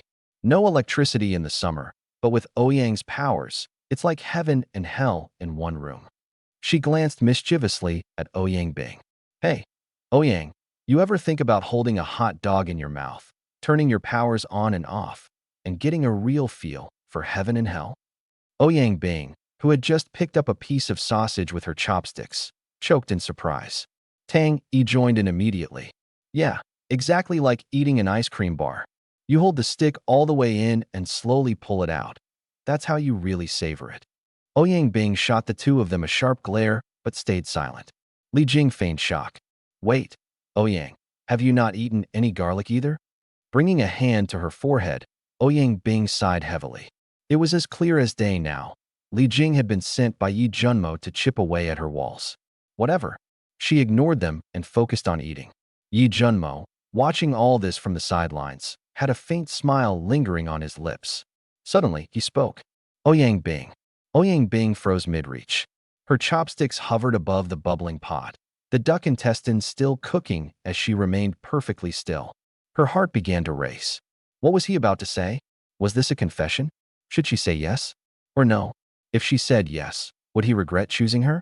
If she said no, could they go back to what they had now? "Ouyang, what's wrong?" "The duck intestine's about to disintegrate." Li Jing's laughter cut through her spiraling thoughts. Tang Yi chimed in, ever helpful. Not just the duck intestine, your chopsticks are about to break down too. Snapping back to reality, Ouyang Bing flushed deeply. I was just thinking. Junmo, what is it? She kept her gaze firmly on her lap, unable to meet his eyes. Closing her eyes, she braced herself for the heartfelt words she thought were coming. But what Yi Junmo held out in front of her was merely a corpse crystal. When Li Jing placed the crystal on the table before her, the dawning embarrassment hit hard. Everyone had noticed her strange reaction. Was Yi Junmo genuinely clueless about what she had been expecting, or was he just pretending to be oblivious? Ouyang Bing couldn't tell. All she knew was that at that moment, she wished the ground would open up and swallow her whole. Protection is protection. Yi Junmo's voice was calm and measured. But the way you acted just now, you made it seem like I was going to do something to you. I'm your student. How could you think of me like that? Ouyang Bing's chest rose and fell as she tried to contain her emotions. This damned brat. He knew exactly what had gone through her mind, and he still had the audacity to make it sound so righteous. Li Jing coughed gently, mercifully shifting the subject to the crystal. She explained its purpose. It could directly enhance an individual's powers. No wonder Yi Junmo had been so careful with it. After hearing what it was for, Ouyang Bing couldn't help but feel a little bitter. That treacherous brat had been keeping this information from her all along, only to conveniently bring it up now. Without another word, she finished her meal quickly and excused herself. Standing by the broadcasting room's doorway, Ouyang Bing gazed up at the leftover slice of the moon, fractured by thick clouds. The night wind swept through the hallway, carrying the occasional low growl of zombies from below. She let out a long sigh. The world had changed so completely. The once bustling cities, brightly lit even into the depths of night, had given way to silence and decay. She turned to head back inside, but a faint movement at the far end of the hallway, near the stairwell, caught the edge of her vision. There were a pair of eyes, blood red, glowing like two luminescent, cold, and predatory orbs, devoid of any trace of life. The eyes were fixed on her, as if she were nothing more than prey about to be devoured. Ouyang Bing froze entirely. An invisible force of overwhelming pressure descended upon her, as though something was burrowing its way into her brain. She wanted to scream, but no sound came out. She tried to run, but her body refused to move. The force grew stronger, pulling her toward an endless abyss. Ouyang Bing frantically gathered her mental strength to resist, cold sweat streaming down her pale face. It felt as if her head might split open at any second. And just when she thought she couldn't hold on any longer, the oppressive force suddenly vanished. A shadow then leaped from the 7th floor in a blur. Ah! Ouyang Bing let out a piercing scream. Almost instantaneously, Yi Junmo appeared at her side, catching her as her body crumpled, barely able to stand. Behind him, Li Jing and the others rushed out in panic. Junmo. There were blood-red eyes. Ouyang Bing's voice trembled uncontrollably. It was so terrifying. Yi Junmo's fingers drifted along the edge of his sword case as his mind sharpened. There was nothing in the direction Ouyang Bing was pointing towards, but her reaction couldn't be fake. The ghostly pallor of her face, the way her hands trembled beyond control, that bone-deep fear oozing out from every fiber of her being. Yi Junmo had seen too many gifted individuals in their last moments, and just now, Ouyang Bing had edged far too close to that line. An A-rank mental ability user, nearly taken just like that. The real problem was, he hadn't sensed anything. And that, in itself, was all the more terrifying. He instructed Sophie and the others to drag a titanium alloy panel to the window. Lifting his right hand, his entire arm morphed into flowing gold. It wasn't standard metallic transformation, but a deeper, more advanced form of reconstruction at the molecular level. Under his hands, the titanium alloy softened, extended, and seamlessly embedded itself into the walls. The final result was a tightly sealed protective box. But such a defense could only fend off physical attacks.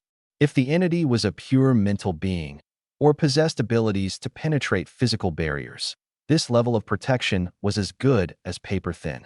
Yi Junmo sat by the bedside, his sword case always within reach.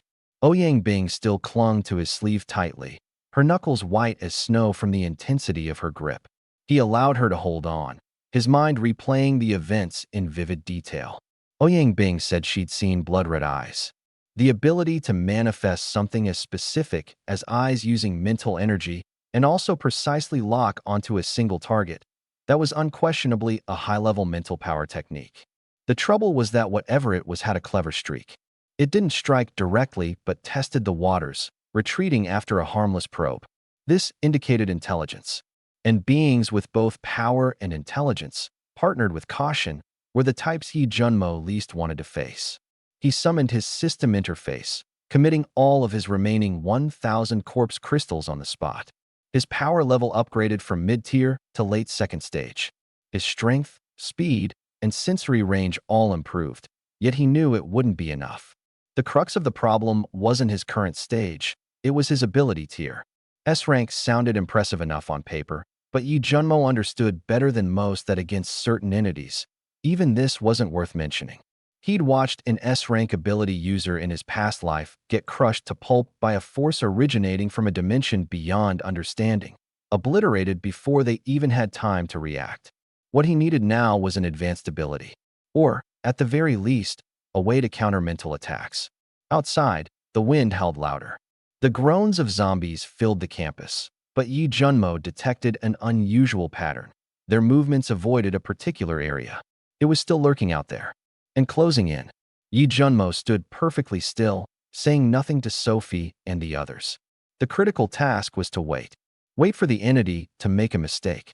Wait for it to believe its prey had dropped their guard before he delivered the strike. His hand rested on the sword case. He could feel the faint vibrations from the blade within. A resonance was forming. In the pitch darkness, a pair of blood-red eyes materialized at the far end of the hallway. This time, Yi Junmo saw them. When Mo Qingyu opened her eyes, one clear thought echoed in her mind. She was still alive. But reality struck her with even greater cruelty. How long had she been unconscious? Her entire body was as limp as though something had drained her dry, and hunger gnawed at her insides. Not just an ache in her gut, but an emptiness pulling her entire being downward. She pressed her palms against the floor, struggling to get up, but the sensation on her hand was wrong. It was wet. Wet and bone-chillingly cold. She didn't have the luxury to dwell on it. All she knew was that she desperately needed food. Crawling in the dark, she groped her way to the bed and hungrily tore into half a pack of instant noodles and a few compressed biscuits. She didn't care about conserving them. She stuffed everything into her mouth. Chewing furiously, she leaned back against the bed to catch her breath, feeling a sliver of strength return. But her head was still spinning, and her stomach still felt empty. Her memories trickled back, piece by piece. The blood rain. On that night, she had stood by the window, her thoughts consumed by a single person. Her older cousin. She didn't know if he was dead, alive, or had transformed into one of these monsters outside. Out of nowhere, an icy wave coursed through her body, clawing at her skin in an attempt to break free. Moments later, her consciousness was swallowed by darkness. Now, as she regained awareness, her dorm was encased in frost. She staggered to the water bucket. The liquid inside had fully frozen. The strangest part? She didn't feel cold at all. Mo Qingyu forced herself to her feet, leaning against the wall for support, and gradually made her way to the window. Outside was a void of silence, darker than death. Not even the dim candlelight from the broadcast room remained. On the sports field lay a dense horde of shadowed figures, what once were her classmates. And then, she saw them. Blood-red eyes, glowing like two lanterns piercing the night. Beneath them was a massive shadow, moving steadily through the crowd of the undead, heading straight for the boys' dorms. Frozen with terror, Mo Qingyu clamped her hands over her mouth, sliding down to crouch at the base of the wall, not daring to let out a single breath. That thing was enormous. Worse still, the surrounding zombies acted like they couldn't even see it. She cautiously peeked just enough to glance out the window again. The black shadow halted in front of the boys' dormitory. Its blood-red eyes roved up and down, scanning as though searching for an entry point. The front door on the first floor was completely blocked, but the figure only glanced at it for a few seconds before leaping straight up, from the first floor to the third-floor window. With one lift of its hand, it shattered the glass and climbed inside. Mo Qingyu's mind immediately conjured up the screams that were about to echo from within that building. She glanced down at the protective bars outside her window, her fingers clutching the window frame tightly. At least, this iron barrier was still intact. Meanwhile, in room 707 of the male dormitory, 3 cigarette tips glowed faintly in the dark, flaring and dimming rhythmically. "Boss, how much longer do we have to hide?" Monkey flicked some ashes off his cigarette. "We're almost out of food and smokes too." Wang Wei frowned. "Haven't I told you to ration them?" Monkey shrugged. "I've already been rationing. Half a pack of ramen a day, a few crackers, and just 1 cup of water. If it weren't for the seasoning packets in the ramen, we'd all be too weak by now." Wang Wei stubbed out his cigarette. "We'll make a move in the next day or two. When Yi Junmo goes to kill the zombies, the herd on the sports field will be drawn away. That's when we'll take the group and seize the supermarket." Monkey lowered his voice. "But there are thousands of zombies on that field. Even if he draws some of them away, there'll still be plenty left." Before he could finish his sentence, a sudden, unsettling noise came from somewhere within the dormitory. It was from the direction of the windows. The dark figure that had just climbed in now stood at the end of the corridor, its blood-red eyes methodically scanning each and every door. The sound of bones cracking echoed through the dormitory hallway. Suchin woke up. It wasn't hunger. It wasn't the cold. It was the sound, that eerie, grinding noise, like something gnawing on hard bones.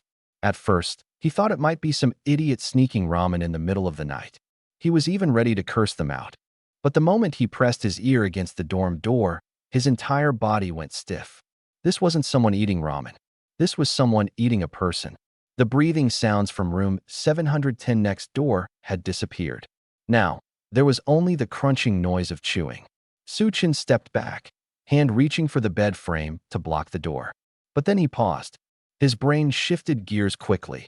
He remembered that Wang Wei and his gang, including that fire-powered ability user, Monkey, and Ah Wu, lived in 707 next door. If he kicked open 707's door to wake everyone up and called Wang Wei to handle whatever was outside, wouldn't that make him look like a coward? He was supposed to be the Lightning King. How could he lose face at a moment like this? But the real question was, what exactly was outside? Ordinary zombies wouldn't be this quiet. When Wang Wei fought zombies before, they always charged with frenzied howls. But now the hallway was filled with only the sound of chewing. No growling. No footsteps. Not even any extraneous noise. What did that mean? It meant that this thing was either highly intelligent, terrifyingly fast, or it had already evolved. Sweat began to bead on Su Chen's palms. He was faced with 2 choices. First, he could wake up the group next door and fight it together. But if he did, his reputation as the bold Lightning King would collapse, and he would come across as someone who panics and calls for help at the first sign of trouble. Second, he could check out the situation on his own. If he managed to handle it, he'd earn major props. And if not, he'd still have time to call for backup. But what if the thing outside was too fast? What if he didn't even have time to call for help? Gritting his teeth, Su Chun began to muster faint arcs of electricity between his fingers. He decided to scout out what was happening outside first. Just as he prepared to quietly open the door, the crunching noises in the hallway suddenly stopped. Completely stopped. The 7th floor sank into a silence that was even more horrifying than before. Su Chun held his breath, pressing his ear against the door again. Nothing. No footsteps. No breathing. No sound at all. But he could feel it. Something was still out there, near the door. Waiting. Waiting for what? Waiting for him to open it. The flame crackling in Wang Wei's hand no longer looked like a beacon of hope. It felt more like a torch inside a tomb. The door to room 710 was already open, and inside, there wasn't a single movement. The air reeked of blood, so thick it constricted their throats. Standing at the doorway of 707, Su Chun was panting heavily. The eyes he had seen earlier, there was no way they belonged to a human. They were the size of eggs and glowed like bright bulbs in the dark. His original plan was to act like a prophet, rush out, and shout, "Danger's coming," so Wang Wei's crew would look at him with newfound respect. But now, even he didn't know what that thing was. Wang Wei didn't dare charge into 710 immediately. He stopped at the threshold, sniffing the air, before hurling a cluster of fire into the room. Monkey followed with a razor-sharp wind blade. The room erupted into flames as the fire ignited the blankets. clothes, and furniture. For headless corpses lay on the beds, blood still trickling from the ragged stumps of their necks. The walls were splattered with crimson streaks, the sheets soaked through and dripping blood onto the floor. One by one, the occupants of other rooms emerged, clutching their weapons as they converged on the scene. Wang Wei barked, "Stay on guard." His tone was harsher than usual. He had killed zombies before, had seen piles of rotting bodies, but this scene still chilled him to his core. For men who had been alive that evening were now headless corpses, and somehow, no one in the entire building had heard a single sound. Ah Wu stepped into 710, his gaze lingering on the bodies before shifting to the bathroom door. Just then, a muffled sound echoed from outside. It was heavy, like something hitting the ground. Wang Wei spun around to see a figure collapsing at the end of the hallway. Its neck was broken, the head rolling aside onto the floor. Without hesitation, Wang Wei launched a blazing fire dragon towards the staircase leading to the 8th floor. As the flames illuminated the corridor, they all saw the freshly fallen headless body. The corpse was still twitching, blood spurting from its neck like a fountain. Someone began cursing under their breath, their voice quivering, like they were trying to shout down their fear. "Shut up," Wang Wei roared, his voice firm. Then he issued the order. "Ah Wu, Monkey, Lightning King, follow me to the 8th floor. Everyone else, ready your weapons and stay close." He paused for a moment, a fierce glint flashing in his eyes. "Whatever that shadow was earlier, it killed my brother. It has to pay with its life." Su Chun had long abandoned all thoughts of any clever schemes. Right now, his only concern was uncovering what lay behind those blood-red eyes, the size of eggs. And the worst part? It had already targeted him. Wang Wei, his hands ablaze, charged at the front of the group. He had no choice but to press forward. The people behind him still had their uses, and they couldn't afford to scatter and fall apart just yet. The same people who had been cursing moments ago quickly changed their tune, yelling to kill that creature. Su Chun trudged along in the group, his legs trembling. He understood he needed to stick with Wang Wei and the others. That was his only shot at staying alive. If these guys went down, he'd be finished too.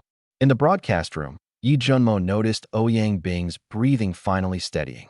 He eased her down gently next to Su Fei and walked to the couch, sitting down and closing his eyes.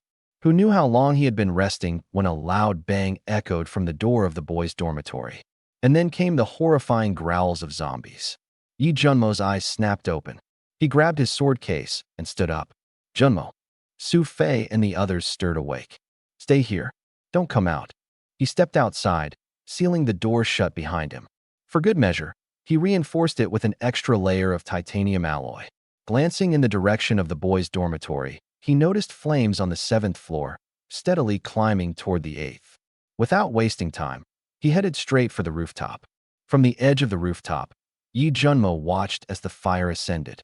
Then, he retrieved several large barrels of high-proof alcohol from his system inventory. Drenching rags with the alcohol, he stuffed them tightly into the barrel openings, igniting them one by one. "Let's see what kind of monster you are." Lighting a cigarette, he exhaled a puff of smoke, grabbed one of the barrels, and hurled it with all his might. The 100-pound barrel soared across the courtyard. Smash, smash, smash. Boom, boom, boom. The barrels shattered upon impact, and flames erupted. Some landed near the boys' dormitory, others near the girls' dorm, the cafeteria, the supermarket, and the wooded areas. A few even landed right in the thick of zombie clusters, igniting the shriveled corpses. In an instant, the entire campus was ablaze, with fires lighting up the night sky. In room 505 of the girls' dormitory, Mo Qingyu gazed at the rooftop of the teaching building where the fire barrels kept flying out. "Is that him? What is he doing?" she murmured softly. Bang! A barrel crashed into the ground just outside her window, flames roaring upwards. She jumped, startled, but as the fires burned brightly against the darkness, she felt a fleeting sense of safety. And she wasn't the only one. The remaining girls alive in the dormitory clung to the windows. Some leaned against the walls weakly. Others were barely able to crawl. They watched the fiery display as it spread across the campus. They wanted to shout, to beg Yi Junmo to save them, or at least toss down some food and water. But they were too weak to even speak. The girls' dormitory, overrun with zombies, had become a death trap. They barricaded themselves inside, surviving on meager scraps of leftover snacks. Many had already fallen prey to their infected roommates, joining the ranks of the undead. Boom! The last barrel of alcohol was hurled. The noise and flames distracted the zombies on campus, sending them scattering aimlessly. Even the zombies outside the campus were lured by the commotion, swarming in like a tidal wave. Hundreds of zombies, engulfed in flames, now roamed the campus grounds. Yi Junmo scanned the chaotic scene below. He knew the fire wouldn't kill them. Once the flames subsided, those zombies would emerge mostly unclothed and hairless, only more horrifying in appearance. His eyes darted between the various campus buildings and the boys' dormitory, analyzing carefully. Although the boys' dormitory was causing a ruckus, he wasn't convinced that the thing that ambushed Ouyang Bing was there. He studied the surrounding structures again. The music building stood isolated, too far to reach by jumping rooftops. The closest was a girls' dormitory, around 60 to 70 meters away, followed by 2 teaching buildings. The boys' dormitory, however, was farther away than he'd like. Yi Junmo made his decision. From his system inventory, he retrieved over 30 iron chains, each about 20 feet long. Tying several together, he fashioned 3 chains, each stretching over 300 feet. He then attached sharp steel spikes to either end of each chain for securing them. He was building an iron chain bridge to connect the nearby buildings. The ground below was too swarming with zombies to risk crossing otherwise. The rooftop emergency exit of the boys' dormitory suddenly burst open in the dead of night. The door hadn't been broken by a person. It was caused by something. It stood at the edge of the rooftop, bloody red eyes glowing fiercely as it stared at the entrance to the stairwell. It neither attacked nor fled. It was waiting for its pursuers to emerge. Several awakened fighters sprinted up to the doorway but froze at the sight. Wang Wei, the fire-based ability user, raised his hands and released a blazing fireball. But the creature dodged with inhuman speed, the flames sailing harmlessly past. It was too quick. No ordinary zombie could move like that. Wang Wei prepared to rush forward, but someone pulled him back. "Don't. We can't fight that thing." The speaker was Su Chun, the wielder of electricity-based powers. Sparks flickered from his eyes as they locked onto the blood-red gaze across the rooftop, his face grim. "It's baiting us. In the cramped stairwell, it can't make full use of its speed. But out here on the open rooftop, it'll slaughter us all." Lowering his voice, Su Chun suggested, "Let the guy on the teaching building deal with it." Wang Wei hesitated. The guy on the building was the same person who had been tossing fire barrels earlier. But that man was now nowhere near them. He was standing in midair, balancing on an iron chain, as if searching for something. "What do we do in the meantime?" "Hold this position. Don't go out, and don't let it get in." Su Chin stepped back, the electricity sparking in his hands glowing even brighter. "That thing's just waiting for us to mess up." Yi Junmo stood in the middle of the iron chain, dozens of feet above the ground. His next move. The schoolyard resembled a chaotic scene straight out of a nightmare, flooded with a horde of rampaging zombies. Thousands of mouths roared in unison, the sound resembling the maddening buzz of countless flies swarming at once, loud and relentless. He stuffed 2 wads of cotton into his ears, dulling the noise ever so slightly. His eyes scanned every corner of the campus. He was searching for something. Something with a mental presence so strong that it evaded his usual sensory perception. That feeling of being watched had reappeared, fleeting but distinct, and he was sure it wasn't human. From the windows of the female dormitory, someone leaned out, weakly crying for help.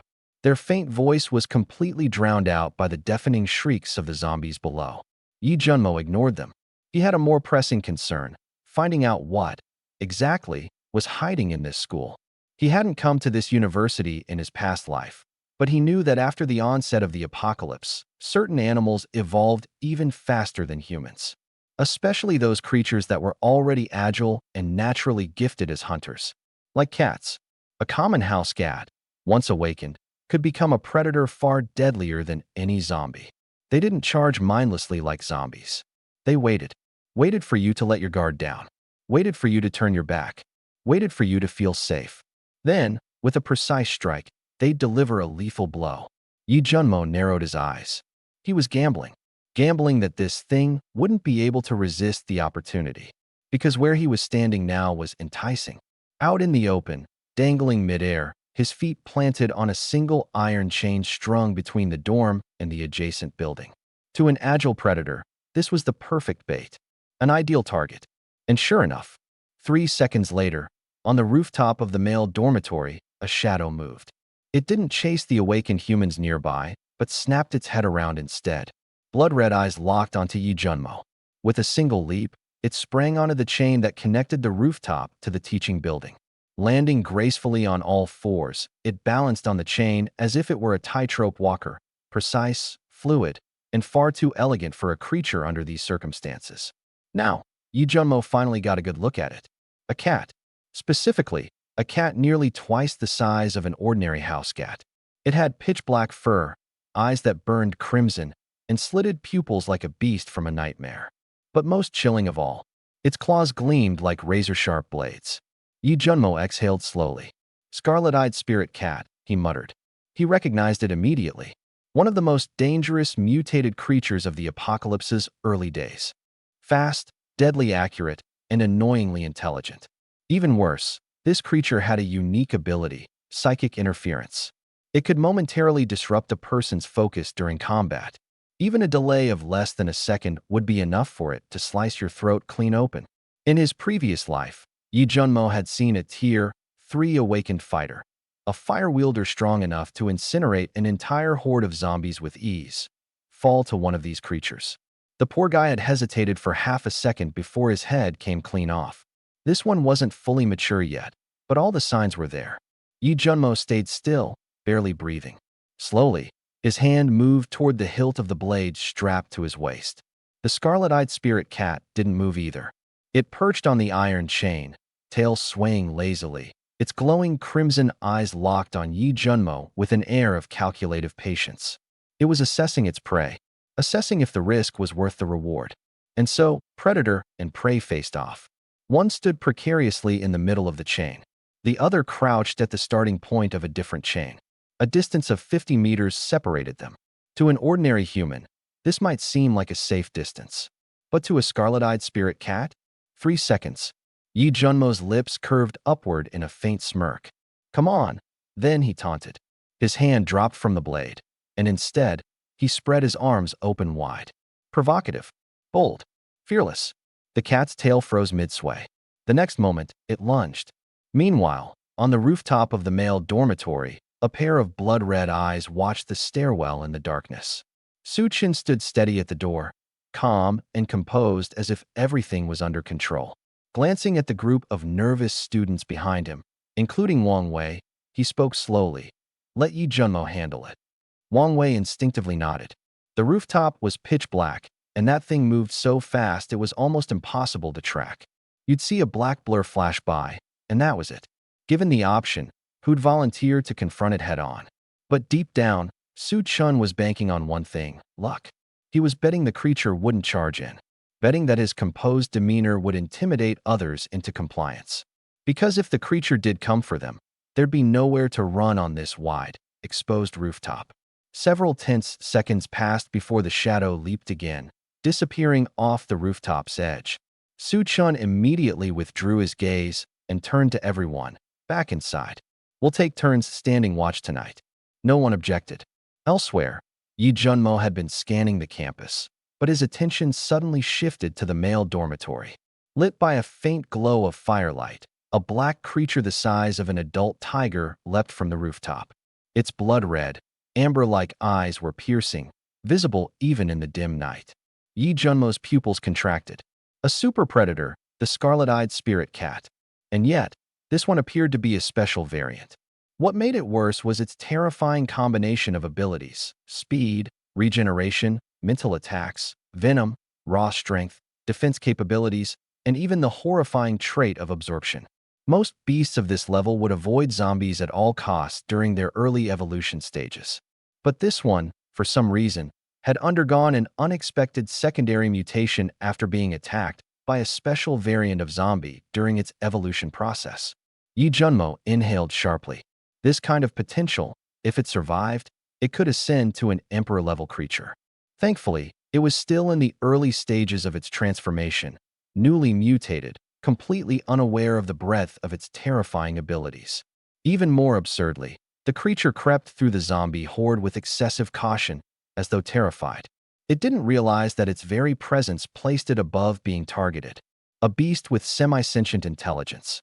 Yi Junmo couldn't help but shake his head. What a waste of incredible talent.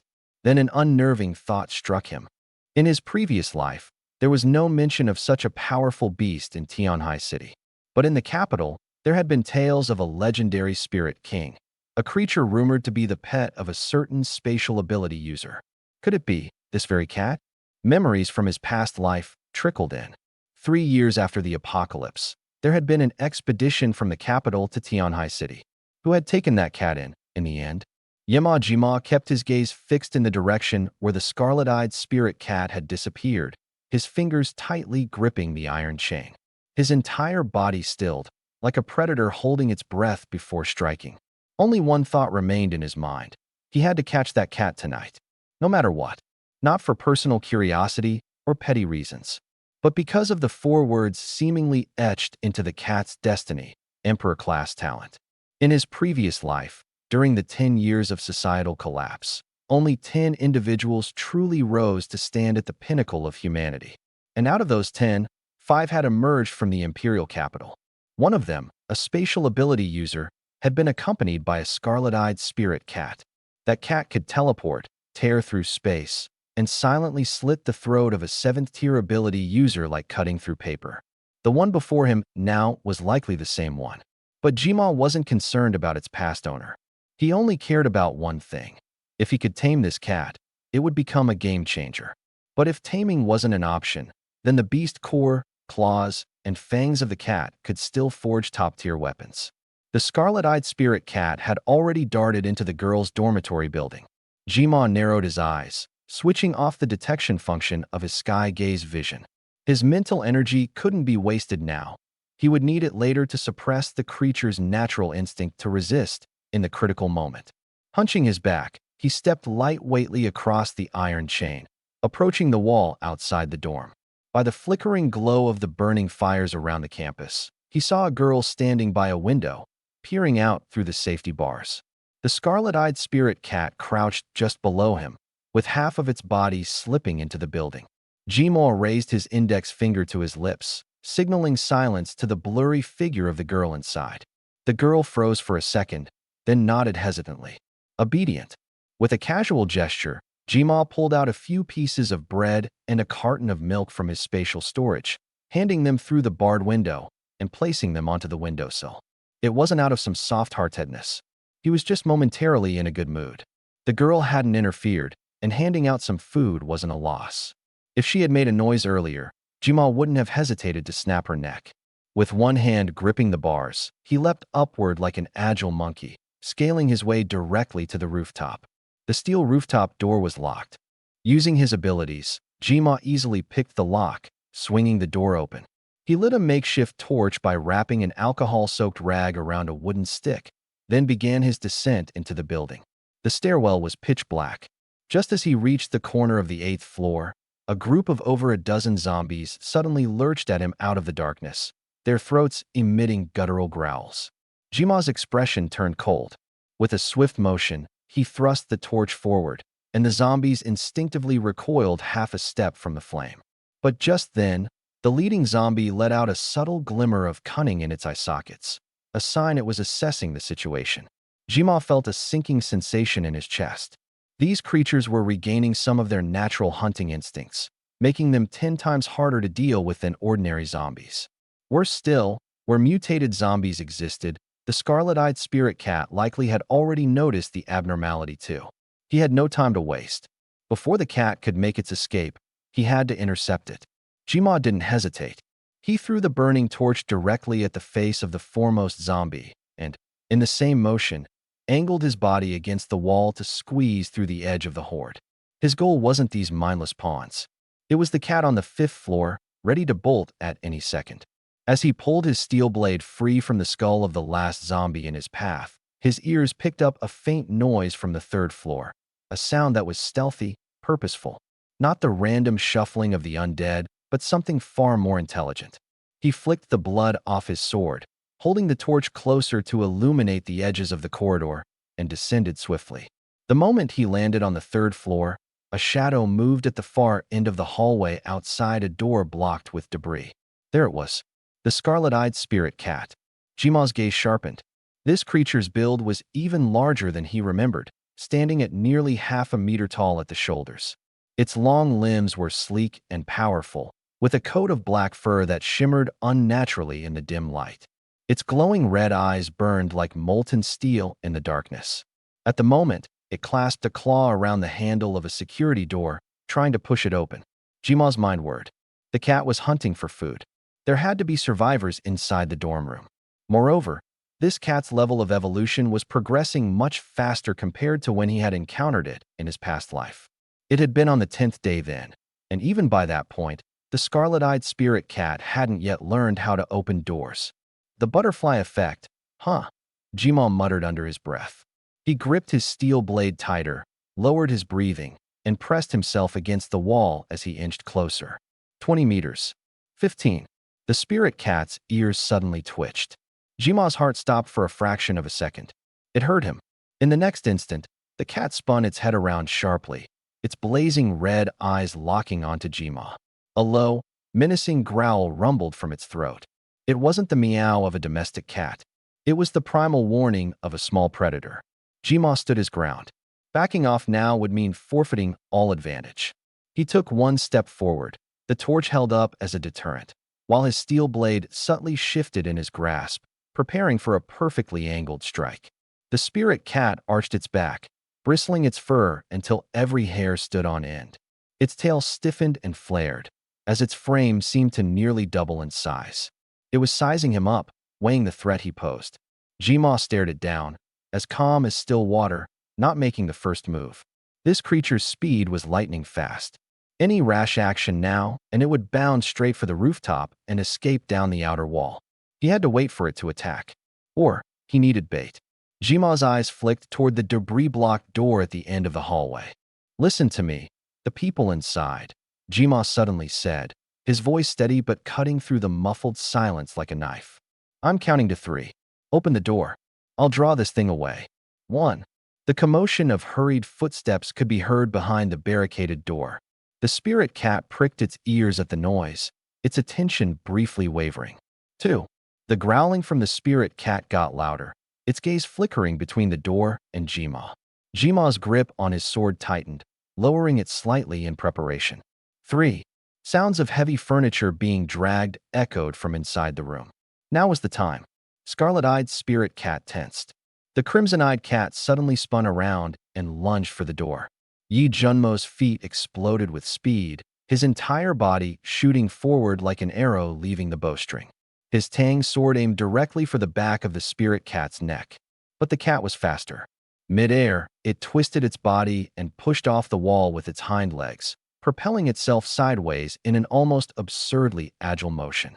Yi Junmo's strike hit nothing but air, his blade slicing into the wall with a sharp crack. Before he could pull the sword free, the spirit cat had already landed, its limbs tensed as it prepared to dart towards the staircase. Trying to escape? Yi Junmo sneered. A dozen golden threads shot out from the sword box on his back, weaving a shimmering web across the hallway. The crimson-eyed cat slammed into the golden threads, letting out a furious screech. A thin layer of black mist erupted from its body, and with a sudden burst of power, it snapped several of the threads. Yi Junmo's pupils constricted. An awakened ability? That damn beast had developed powers. In his previous life, the crimson-eyed cat never had these abilities. This just got a lot more complicated. Behind a nearby door, there was a scratching sound. But it wasn't the mindless, repetitive pounding typical of zombies. It was deliberate, rhythmic tearing, like some creature had sensed prey behind the door and was actively trying to claw its way through.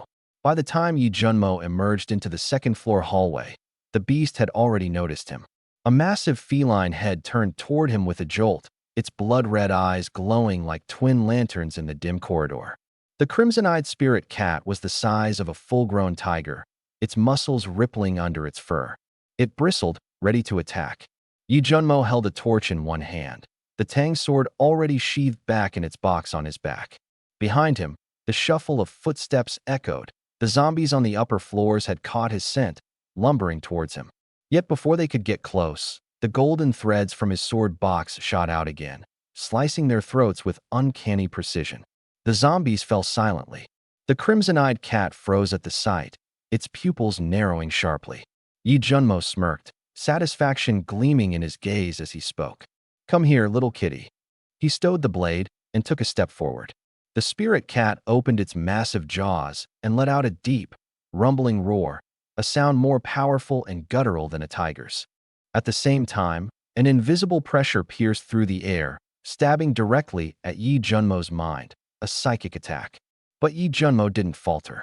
He pressed forward, his right arm shimmering as it transformed into gleaming metal. With a flash of movement, he swung a punch at the cat's head. The feline's reflexes were razor-sharp. It pushed off with all four legs, leaping back to create distance. But Yi Junmo pursued relentlessly, closing the gap once more. This time, the cat didn't retreat. It raised one massive paw, meeting his metal fist head-on. Fist and paw collided, creating a shockwave that rippled through the air. The spirit cat was blasted backward, slamming into a wall. Cracks raced across the surface as the entire building seemed to quake. Yet the beast was unharmed.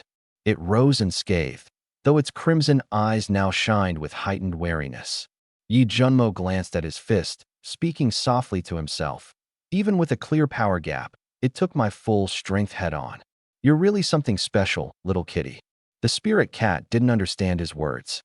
It only knew that the human before it was capable of killing it. The beast crouched low, its muscles coiling, and then launched itself towards Yi Junmo in a powerful leap. Yi Junmo leaned back, and the moment the cat sailed over his head, he grabbed its thick tail mid-air and slammed it into the ground. Bang! The spirit cat hit the floor with an ear-splitting thud. It barely had time to struggle before Yi Junmo hefted it again, this time smashing it into the wall. "Roaring like you're some king of the jungle?" With a firm grip on its tail, Yi Junmo swung the cat like a sack of flour, slamming it repeatedly against the floor, walls, and ceiling. Each impact resonated with a deep, hollow thud. The cat's defenses were extraordinary, and it held on much longer than any ordinary beast would. But after dozens of brutal blows, its head finally swam, and blackness overtook it. Yi Junmo delivered one last massive slam into the ground, then released the tail, studying the beast intently. No visible wounds. If it had been any other predator, it would have been reduced to a bloody mess by now. With a smirk, he grabbed the unconscious cat by the tail and began dragging it upstairs. This thing was his now. Standing at the doorway, Yi Junmo lifted his torch. The flickering light illuminated a face so delicate it seemed almost unreal, Imo Chinyu. Her blue hair shimmered faintly, her eyes a crystalline azure, and her pale skin seemed to glow. Yi Junmo stood still. His right hand still tingled with numbness from the residual frostbite. Shards of frozen energy from the ice wall he'd smashed earlier still lingered in his bones. For her to force him to use that many consecutive punches to break the barrier, even as someone who had just awakened her ability. This girl's powers were extraordinary. An SSS class ice ability, absolute zero. She was no ordinary awakened. He knew, deep down, what she would become if this truly was the Ice Empress, Imo Chinyu from his previous life. In time, she would rise to unimaginable heights. But for now, she was just a rookie, newly awakened, unable to control her power, helplessly trapped in a dorm, and utterly reliant on others to survive. Imo Chinyu stood by the window, maintaining her distance. Her voice was calm as she spoke. "Can you help me?" Her tone was soft, pleasant to the ear. But Yi Junmo detected the faint layer of caution in her gaze. She wasn't fully trusting him. Even as she asked for help, she was evaluating him. Yi Junmo didn't respond immediately. His eyes flicked toward the frozen corpses of several zombies in the corner of the room. They stood like statues, the texture of their flesh and blood perfectly preserved in ice. He lowered his gaze, shifting the torch to the side to cast its light elsewhere. "You've already frozen a dozen zombies," he said flatly, and blocked off 2 floors with ice walls. "Doesn't seem like you need rescuing." Imo Chinyu paused, caught off guard. She hadn't expected that to be his first reaction. I can't control it." Her voice softened, tinged with frustration. I don't know how to undo the ice. Yi Junmo gave a small nod, acknowledging her words, though he made no move to step forward. Instead, he turned his attention to the hallway outside. In his left hand, he still held the tail of the crimson-eyed cat. The creature had stirred again, but before it could make a sound, Yi Junmo lazily raised it and smashed it against the floor once more, knocking it out cold again. Mo Qingyu's pupils contracted marginally as she watched. She realized this wasn't the kind of person who would come running to help just because she looked pretty. Finally, Yi Junmo turned back to her and spoke, his tone steady, unyielding. You have two options. First, I take you out of here, but you follow orders and don't become a burden. Second, I leave now, and you stay here on your own. Stay here. Only leave when you've mastered controlling your powers. Mo Qingyu bit her lip. She was smart enough to catch the implication in his words. He doesn't owe you anything. Saving you is a transaction, not charity. I choose the first option, she said quickly, her voice firm. I'll follow your lead. Only then did Yi Junmo step forward a couple of paces, the flickering torchlight illuminating the room completely. He glanced out the window. On the floor below, there were still a few scattered zombies wandering around, but their numbers were manageable. How long have you been awakened to your powers? He asked. About an hour. Mo Qingyu responded without hesitation. I'm not sure of the exact time. Can you control it? No. Yi Junmo fell silent for 2 seconds before saying, Then you'd better not touch me, or any living being, for now. The intense cold aura leaking from your body could cause frostbite to anyone normal. Mo Qingyu's face paled slightly. Glancing down at her hands, she noticed a faint icy blue glow radiating from her fingertips. What should I do? She asked. Keep close to me and don't fall behind, Yi Junmo instructed, turning toward the exit. Can you do that? Yes. Mo Qingyu quickly followed, maintaining a distance of about 3 feet between them. At the doorway, Yi Junmo paused and glanced over his shoulder. And one more thing, stop pretending to be so calm. If you're scared, just admit it. Bottling it up is only going to cause trouble. Mo Qingyu froze, surprised. She hadn't expected him to say something like that. Without waiting for her reaction, Yi Junmo stepped out into the hallway. The torchlight cast elongated shadows along the corridor. Taking a deep breath, Mo Qingyu followed. She understood deep down, this guy wasn't exactly easy to deal with. But right now, he was her only way out of this nightmare. Yi Junmo stopped on a hanging chain. Not because he was exhausted or forced to by the horde of zombies below, but because Mo Qingyu's body had gone rigid. Her hands clung desperately around his neck, her legs gripping his waist tightly. In short, she clung to him like a block of frozen wood as she dangled on him. With one hand holding an unconscious red-eyed spirit cat, Yi Junmo used his other arm to support her as the iron chain swayed wildly beneath their feet. He glanced sideways at her face, buried into the crook of his shoulder, noticing how red her ears had become. Relax, he said curtly. The more you tense up, the shakier the chain will be. Mo Qingyu didn't move. There was no way she'd dare look down, not with 3 floors of zombies swarming below. The stairwell was completely blocked, and the protective rail on the windowsill had been kicked down by him earlier. There wasn't even a way back. All she could do was cling to this unfamiliar boy like her life depended on it, because it did. Yi Junmo remained silent, continuing to inch toward the rooftop. Each step was deliberately slow, the chain swaying with every shift of his weight. Mo Qingyu's grip tightened again. He knew very well, this wasn't just about saving someone. This was about setting the stage. Mo Qingyu, an SSS-class ice ability user.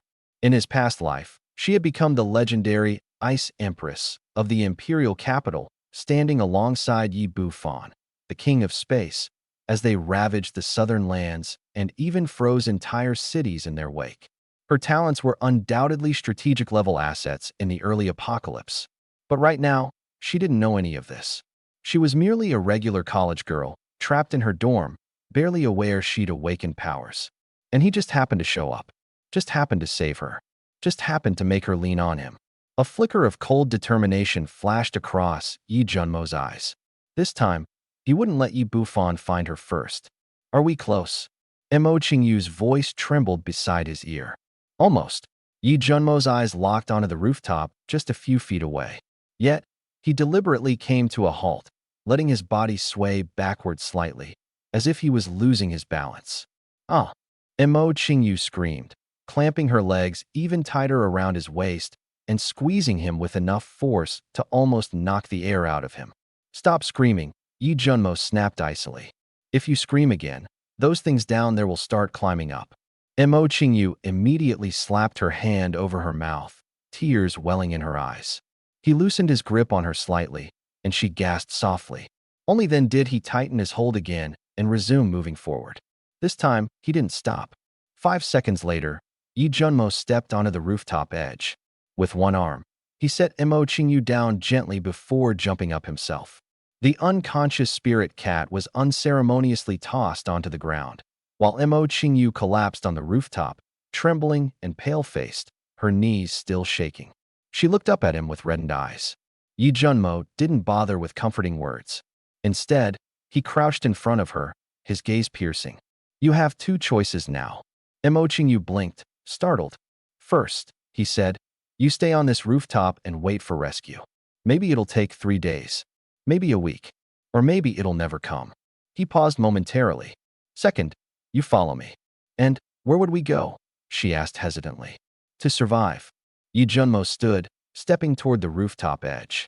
Below, the zombie horde roiled, while the distant city skyline was choked in thick black smoke, punctuated by echoes of explosions. The entire city of Tianhai had plunged into chaos.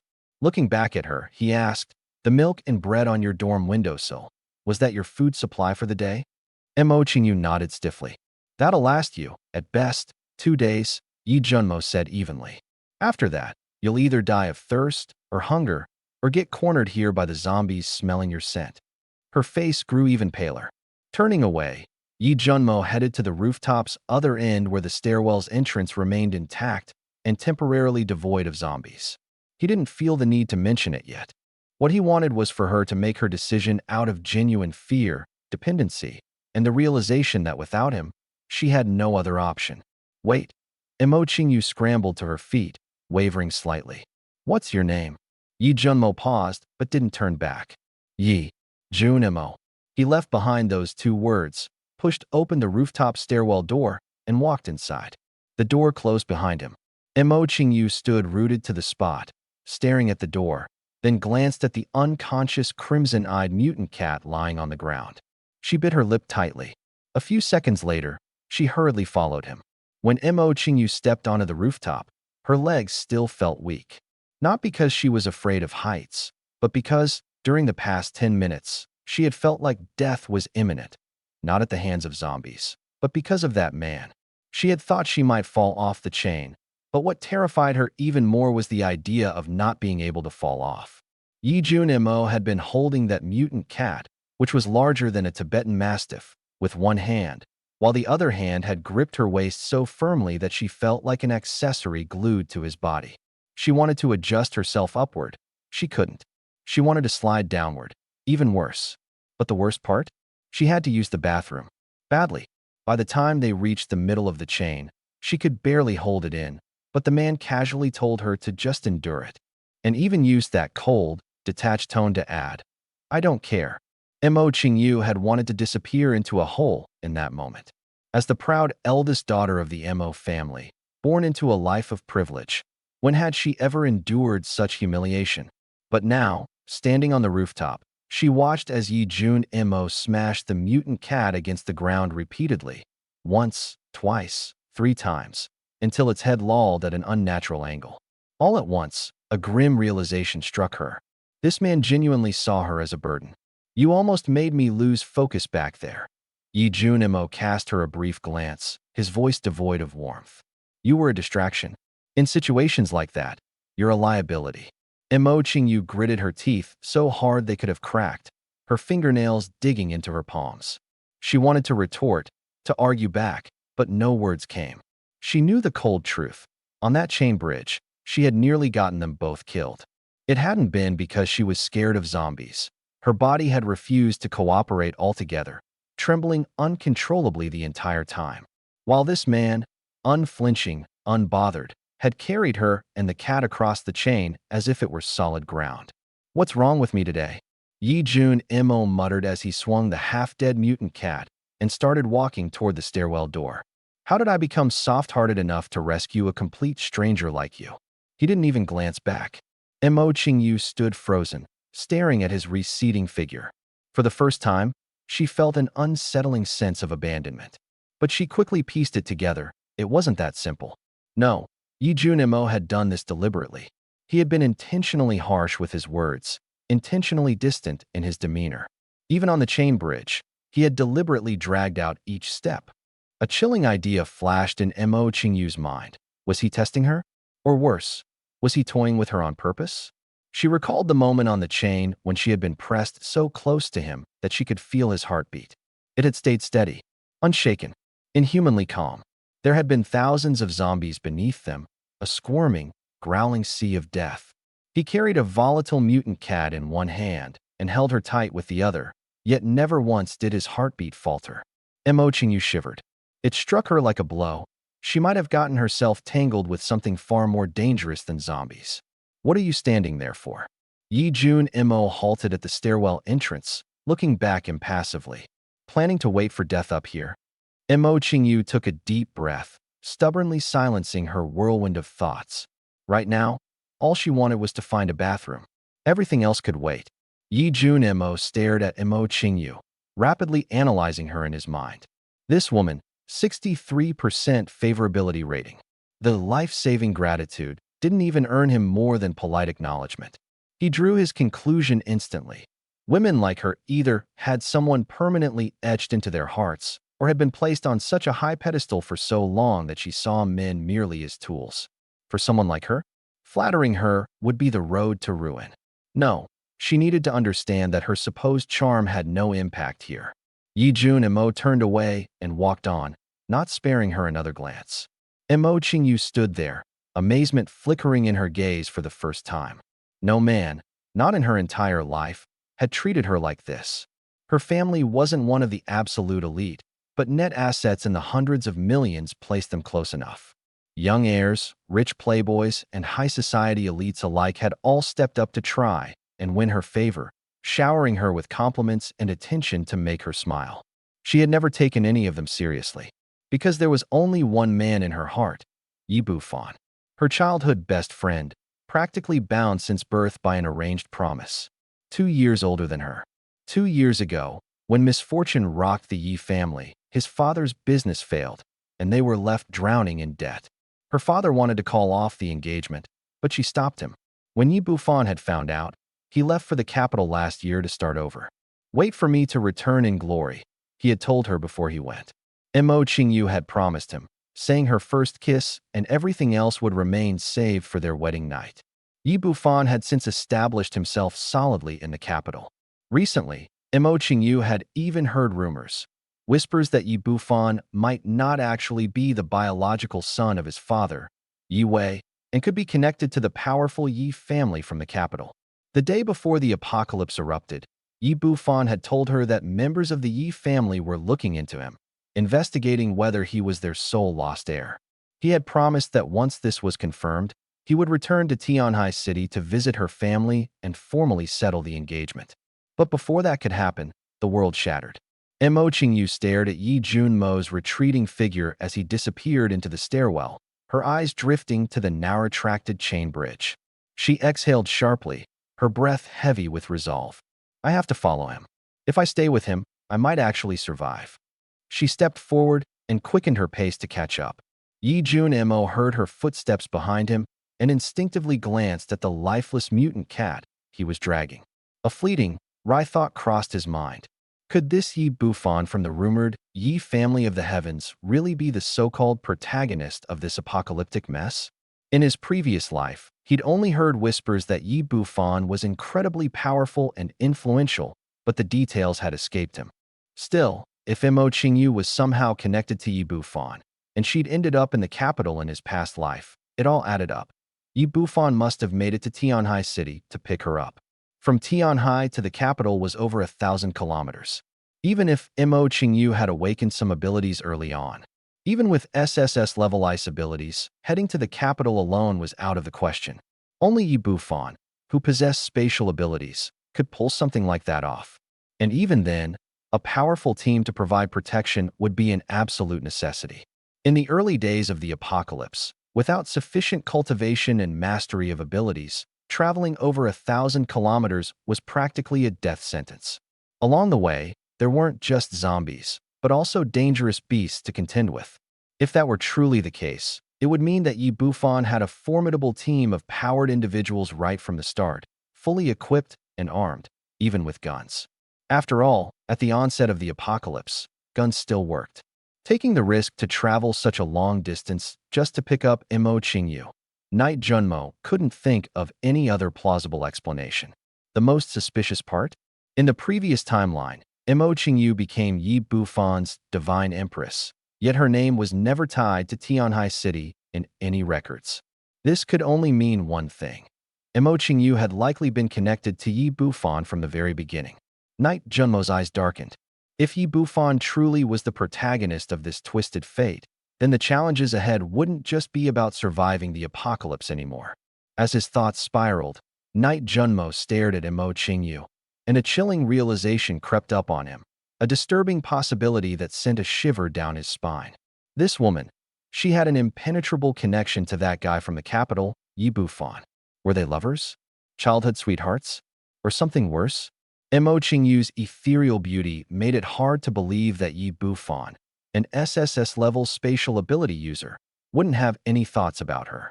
And that crimson-eyed spirit cat? It had never been seen in Tianhai City before, yet Yi Bufan in the capital was rumored to have such an overwhelmingly powerful cat by his side. Scenarios started flashing through Knight Junmo's mind, each one more damning and dangerous than the last. In an alternate, peaceful world without an apocalypse, he would have done the same thing he always did, visiting the campus each year to scout for attractive young women. And Imo Qingyu, looking the way she did, would definitely have caught his attention. But then what? He would have inevitably clashed with Yi Bufan. And the script that always followed the archetype? Being humiliated repeatedly by the story's main character, having his company go bankrupt, reduced to nothing more than a pitiful loser. Imo Qingyu, of course, would end up in Yi Bufan's harem. And as for him, rotting in jail or meeting an untimely demise. If Yi Bufan really was a scion from one of the major aristocratic families of the capital, such a fate wasn't as far-fetched as it sounded. Knight Junmo sneered under his breath. The more he pieced it together, the more it seemed certain that Yi Bufan was destined to be fate's chosen one, which meant he needed to leave Tianhai City as soon as possible. If he truly faced off against an SSS-level spatial ability user, someone who could bend dimensions, no matter how much stronger Knight Junmo might be in other aspects, the chances of successfully killing such an opponent were slim. Spatial users had ways to escape that few could counter. The worst part? If Imo Qingyu left with Yi Bufan, he'd be left with nothing, no leverage, no asset. An S-class metal ability? Laughable. Far too weak compared to what he was up against. He wasn't about to go out of his way to provoke such a massive threat. But if he was set on recruiting Imo Qingyu, then Yi Bufan posed a clear and present danger. Knight Junmo quickly solidified his resolve. It didn't matter what abilities Yi Bufan awakened. It didn't matter what his status was in the capital. From the moment Knight Junmo decided to recruit Imo Qingyu, Yi Bufan was destined to be his enemy. And enemies deserved one thing, death. The capital? He'd visit it eventually. He needed to see for himself the city that would one day be called humanity's city of fate. He'd also need to familiarize himself with the factions responsible for initiating the grand shift. But for now, his priority was growth. Why are you following me? Not far from the broadcasting room, Knight Junmo abruptly stopped and turned to glare at Imo Qingyu with icy eyes. He checked the affection meter in his mind. Her favorable impression of him hadn't gone up. Worse, it had dropped from 63 to 60. Grinding his teeth, he forced himself to suppress any dangerous impulses as he reminded himself inwardly. Hold it together. This is an SSS-level ally. Don't waste her value. If you want to become a pile of frozen shards, then sure, keep following me. Imo Qingyu blinked at his frosty tone and, seeing his steely gaze, gulped. She forced a faint blush to her cheeks before trying to ease the tension with a smile. You saved me, so it makes sense that I'd follow you, doesn't it? Besides, with all these monsters roaming the campus, Who else am I supposed to follow? Toward the end of her sentence, she tilted her head coyly, as if trying to appear cute. Knight Junmo's lips twisted into a smirk. A cold one. But before she could misinterpret it as any kind of approval, he wiped the smile clean off his face and said sharply, I'm not your father, and you're not my woman. Just cause I saved you doesn't mean I owe you anything. There are empty classrooms everywhere. Take your pick. Or, if you're not interested in staying, go ahead and jump out the window to feed the zombies. With that, he spun on his heels and strode away, knowing that if he lingered even a moment longer, he might just act on his growing urge to silence her for good. Mo Qingyu stood frozen in place, her hands clenched into fists as she watched him walk into the broadcasting room and slam the door shut. Through gritted teeth, she cursed under her breath, Bastard. Inside the broadcasting room, Sophie and the other girls breathed a collective sigh of relief when Knight Junmo returned. But the moment they noticed the crimson-eyed spirit cat he was dragging behind him, their faces froze in shock. Before anyone could ask questions, Knight Junmo nonchalantly hooked an iron clamp to the ceiling and began tying up the limp creature with heavy chains, efficiently restraining it in a manner that left almost no room for movement. Sophie hesitantly pointed at the massive feline he was stringing up. Junmo, is that really a cat? Yeah, he confirmed without looking up. It's no big deal. This one's a mutated beast. Before long, you'll see rats bigger than dogs. Animals, livestock, they'll all start evolving. Consider this your first glimpse of what's to come. He spoke matter-of-factly while continuing to secure the spirit cat. After triple-checking the chains and knots to ensure the cat couldn't escape even if it woke up, he hoisted it into the air. Then, he doused it with several buckets of cold water, jolting it back to consciousness. The cat was clearly beaten senseless, its body visibly trembling as it came to. It immediately began thrashing wildly in a futile attempt to break free. But the bindings were too tight. Its limbs were bound together, its ears and tail pulled taut and fastened in place, leaving it utterly immobilized. Even its mouth had been sealed shut with layers of duct tape, rendering its muffled cries inaudible. Knight Junmo grabbed a knife and pressed the blade so close to the cat's wide, blood-red eyes that it nearly grazed them. Through the sharp edge of the blade, the message was clear. The cat froze, its body stiffening like a stretched wire. It had learned firsthand what this human was capable of. From the moment it was captured, it had endured countless punches, savage blows, and now this. Bound, hanging upside down, its mouth gagged shut. Even if it wanted to cry out, it couldn't. Knight Junmo fixed his cold gaze on the creature's crimson pupils, his voice calm but menacing. Swear allegiance to me, and I'll consider forgetting the fact that you attacked my teacher. Otherwise, he pressed the blade closer, leaving no room for misinterpretation. I'll carve out your beast core myself. In the distance, there was Ouyang Bing. It remembered that woman. Tonight, it originally planned to use its mental power to kill her, but it had failed. Just as it was about to take action directly, it sensed a more dangerous presence in the broadcasting room and instantly fled the scene. Now, seeing Ouyang Bing again, its entire body was trembling. It understood. This man was avenging that woman. Yi Junmo glanced at the cat, which was shaking so much, and felt a bit speechless. This little thing was such a coward. It had been so cautious when avoiding the zombies earlier, and now it was acting terrified again. If it ever got caught by the enemy, it wouldn't take more than 2 hits before it spilled everything. He tore the duct tape from the cat's mouth and tossed a few corpse crystals into it. Crunch, crunch. The cat chewed greedily, clearly savoring the taste. After it finished eating, its eyes lit up as it stared intently at Yi Junmo. It even let out a soft meow. Yi Junmo sneered coldly. Submit to me, and you'll get these things whenever you want. He threw a few more crystals its way. The cat devoured them, but still looked confused. Yi Junmo rubbed his temples in frustration. Communicating across species was proving to be no easy task. Just as he was pondering what to do, he suddenly felt an influx of mental energy. Yi Junmo immediately countered with his own mental power, his gaze narrowing coldly on the red-eyed spirit cat. Was it trying to attack him again? But this time, it was different. There was no hostility in that mental energy. Instead, it conveyed a simple message. It wanted more of those small crystals it ate earlier. Yi Junmo was briefly startled, then elated. He immediately responded with his own mental power. You can communicate with mental energy? The cat dumbly nodded. Yi Junmo burst into laughter. He hadn't expected this first-tier cat to already be capable of using mental energy for communication. Through that mental link, he conveyed the concept of submitting to a master in its entirety. This time, the cat understood. It seemed lost in thought. Yi Junmo didn't rush it. Instead, he threw another dozen or so corpse crystals its way. The cat immediately opened its mouth, catching them midair and munching on them with utter satisfaction. Its behavior still puzzled Yi Junmo. That's when he noticed the golden orb suspended in front of the cat. His mind faltered for a moment. The black cat, which was only at the first tier, had just spit out its beast core. Under normal circumstances, only king-level beasts could freely control their beast cores.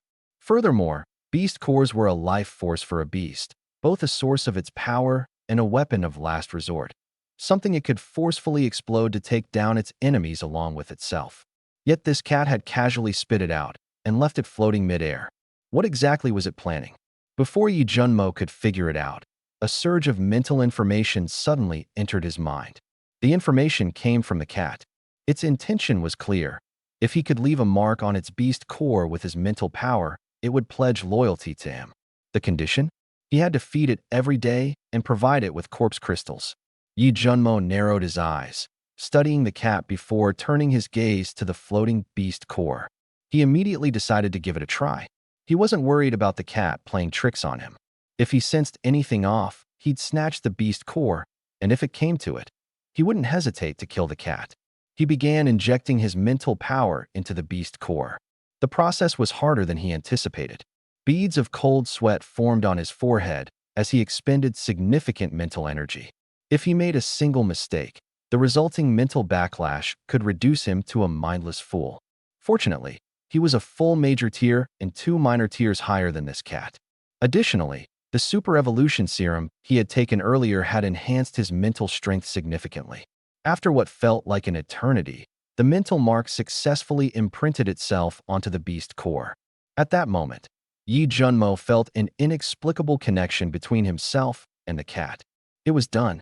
The black cat, still hanging upside down, let out a soft meow and butted its head toward him in a strange show of affection. Yi Junmo exhaled deeply and burst into hearty laughter. Who would have thought taming a beast could be done this way? Although, the method was dangerously risky. If the cat had fought back with all its might during the process, the backlash would have been severe, leaving him with nothing but mental devastation. Nearby, Sophie and the other women stared in confusion. Sophie stepped forward and used her handkerchief to wipe the sweat from Yi Junmo's forehead. Yi Junmo wrapped an arm around her waist, his mood visibly lifted. He set the black cat down, and it lay flat on the ground, immediately pressing its head against him. He decided to name it Chi-Tong, Red Eye. Chi-Tong was obedient, nodding in a very human-like manner. Sophie and the others were dumbfounded. This black cat, which was as large as a tiger, was behaving like a domesticated house cat in front of Yi Junmo. Yi Junmo gave Chi-Tong a mental command. The cat shivered briefly, then walked over to Sophie, rubbing its head gently against her hand. Sophie was startled, but, seeing how tame it was, tentatively reached out to pet its head. Chi-Tong purred in contentment. Ouyang Bing and the other two tried to approach, but Chi-Tong immediately turned. Its massive maw opened wide, and its icy red eyes gleamed with menace. A terrifying beastly roar erupted, causing the three to recoil in fear. Yi Junmo lightly tapped Chi-Tong on the head, a silent reminder. Taming this cat was one thing. Making it follow orders would require carefully established boundaries. Retracting his order to Chi-Tong, Yi Junmo turned back to Sophie. He didn't say anything. He simply reached out in front of everyone and wiped away the tears that had just pooled at the corners of her eyes. From the sidelines, Ouyang Bing and the others could tell. This mutant cat had been given to Sophie as her personal bodyguard. However, Sophie herself seemed flustered. She was well aware that her lack of awakened abilities meant she had no real position in the female combat unit Yi Junmo was building. His obvious favoritism toward her made her feel deeply unworthy, and she nearly started crying again. Yi Junmo, however, knew her better than she realized. With a personality like Sophie's, she would undoubtedly be at a disadvantage in any kind of power dynamic. If she lacked strength, she would need allies to back her up. The brutal post-apocalyptic world wasn't much different from the scheming backrooms of an ancient imperial harem, only far bloodier. He was determined to mold Sophie into a blade, one that could cut down those who opposed his plans and hold her ground when necessary. Not some decorative symbol of power, but an actual weapon of enforcement and deterrence. With that thought, he suddenly walked over to Ouyang Bing and scooped her up in his arms. Ouyang Bing was startled, immediately struggling, but Yi Junmo simply chuckled and said. He tossed her toward the door. You know what I'm about to do. Then he turned and barked an order at Qitong. Go outside and watch that woman.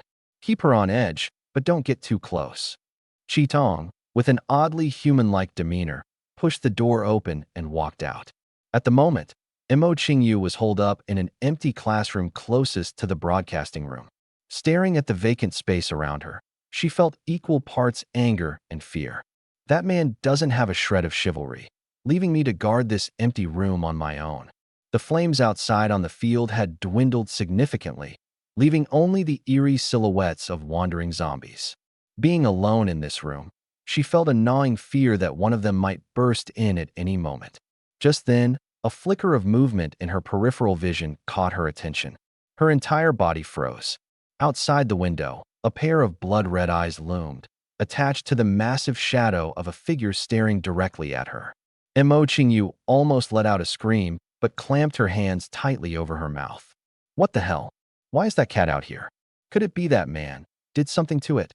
Terrified, she slid down the wall and curled up, burying her face into her knees, refusing to so much as glance at the window again. On the floor, a dark stain began to spread. She had wet herself out of sheer terror. If Yi Junmo had seen her in that state, he'd probably burst out laughing. The ice-hearted goddess of another lifetime, reduced to trembling like this over a single cat. However, Mo Qingyu still didn't realize that her awakening abilities were stirring inside her, nor did she grasp the magnitude of the power hidden within her. Since waking up, she had been vulnerable, weak, and constantly on edge. The notion that she might already be an unparalleled master didn't even cross her mind. Qitong stood outside the window, staring at her for 2 long minutes before wandering off. Mo Qingyu exhaled in relief, only for the cat's glowing eyes to reappear, sending her dangerously close to fainting. And so it went for the entire night. Qitong would pass by the window at intervals, letting out low growls and glaring at her with its crimson eyes through the glass. By the time dawn approached, Mo Qingyu had reached her mental and physical limit. Her face was pale and haggard, with dark circles under her eyes. Her once brilliant blue irises were shot through with red veins. Muttering incoherently to herself, she seemed on the verge of a total breakdown. She kept repeating to herself over and over, "Don't pass out. Don't you dare pass out. If you black out, that cat will eat you alive." As the first light of morning crept in, Yi Junmo finally stirred, washed up, and stepped out of the broadcasting room. Qitong raced to him without hesitation. He gave its head a light pat, then glanced into the classroom through the window. Inside, Mo Qingyu was slumped against the floor, utterly spent. She was still muttering nonsense to herself. A satisfied smile tugged at Yi Junmo's lips. He leaned closer to the window, straining to make out her delirious murmurs. Lying in the classroom, feverish and hallucinating, Mo Qingyu was calling out someone's name, Yi Bufan. She said she was scared and asked him how things were going back in the imperial city. Hearing this, Yi Junmo's expression darkened. As expected, this woman had ties to Yi Bufan. He studied her for a moment, solidifying his conclusion. In the previous timeline, Mo Qingyu must have survived because of that unusual energy hidden inside her. Eventually, she had found Yi Bufan and left with him for the imperial city. But this time, he'd keep her confined here. There was no need to kill her. Just leave her too weak to move, clinging on by a thread. That would be enough to ensure she couldn't cause trouble. He tossed a dozen or so zombie cores to Qitong and instructed it to keep guarding the classroom, ensuring Mo Qingyu stayed where she was. After all, she wasn't going to die immediately. Mounting onto Qitong's back, Yi Junmo was prepared to begin a day of harvesting. Pointing downward, he directed, Get to the 6th floor and wipe out all the zombies there. Chitong vehemently shook its head. Yi Junmo sneered. And you call yourself a super beast with that kind of courage? Get down there. Chitong turned its head, giving him a pitiful, almost imploring look. But one glance into Yi Junmo's icy, commanding gaze, and the fierce creature gave in, leaping from the 7th floor straight onto the 6th floor corridor. As soon as it landed, a wave of zombies lunged toward it. Chitong hesitated, ready to bolt. Don't even think about running. If you don't kill them, they're going to rip you to shreds, Yi Junmo barked sternly. Letting out a deafening roar, Chitong suddenly charged into the swarm of zombies like an unstoppable shadow. Blades of light flashed in the chaos, and zombie heads began to roll one after another. Yi Junmo's eyes gleamed with excitement. Its speed was insane, perfect for fighting in open spaces. And there was something even more intriguing. The zombies weren't attacking Chitong. They only targeted him. It must have been because Chitong had inherited the mutated zombie's toxic properties, causing the others to view it as one of their own. A sudden idea struck Yi Junmo. He wondered if Chitong could command the zombie horde. Chitong turned to him, giving him a pointed, incredulous stare as if to say, "Master, I'm a cat. You seriously expect me to coordinate an entirely different species? You're out of your mind." Smack. Yi Junmo slapped the cat's head lightly. "Stop whining and keep killing." From his dimensional storage, he pulled out over 100 zombie cores and shoved them all into Chitong's mouth. As it swallowed them, its energy levels surged, instantly breaking into mid-tier first rank. Chitong's eyes sparkled. Its master truly spoiled it. These little crystals were far more satisfying than gnawing on human flesh. And zombies? They weren't so scary after all. They didn't even bite back. With newfound confidence, Chitong leapt directly from the 6th floor to the ground floor, landing amid the massive zombie horde. Its claws, now like steel blades, turned the battlefield into a slaughterhouse. Perched on its back, Yi Junmo swiftly collected zombie cores for every kill Chitong made. The efficiency was unmatched. It was the perfect system. The commotion quickly attracted more and more zombies. A massive swarm, at least a couple thousand strong, began converging from all corners of the campus. Instead of being alarmed, Yi Junmo was exhilarated. "Chitong, head to the open field. You're not stopping today until you're absolutely exhausted." With this cat, he moved through the zombie horde like a specter. Untouchable. It was fast, immune to bites, impervious to the zombie toxin, and capable of regenerating at incredible speeds. For a fleeting moment, Yi Junmo couldn't help but wonder, could this cat actually be the true protagonist of the story? In dorm room 707, one of the guys suddenly yelled, "Holy crap, boss, get up." The 11 men, who had been scared out of their wits by the red-eyed beast last night, had huddled together in one room, taking turns keeping watch. Now, all of them were jolted awake at once. They rushed to the window and saw Yi Junmo riding on the back of the red-eyed tiger, barreling through the horde of zombies like a force of nature. One of them gritted his teeth. "It was that tiger that attacked us last night." "Wait, is that tiger his pet? Damn it, could it have been sent by him last night?" The day the tiger broke through the barricades was the first time Wang Wei realized something terrifying. That man riding the tiger might be impossible to kill. From inside the building, someone started cursing, shouting about how the tiger had ambushed them the previous night, questioning why Yi Junmo attacked without warning. Wang Wei didn't respond. His gaze remained fixed on the red-eyed beast below as it tore through the zombie horde, carving a path of destruction. A chilling thought crept into his mind. If they had to face him head-on, how long would they even last? All of them together, how many seconds could they survive? The answer was clear, none. He turned and asked Su-chun, "What do you think, Warlock?" The whole group turned to Su-chun. After all, if it weren't for his foresight last night, more of them would be dead. He had earned some clout among them. But Su-chun didn't reply immediately. His eyes were locked onto Yi Junmo, or more specifically, onto the red-eyed tiger. That kind of ferocious beast? That should have been his mount, the Thunder Warlock's mount. Just imagine it.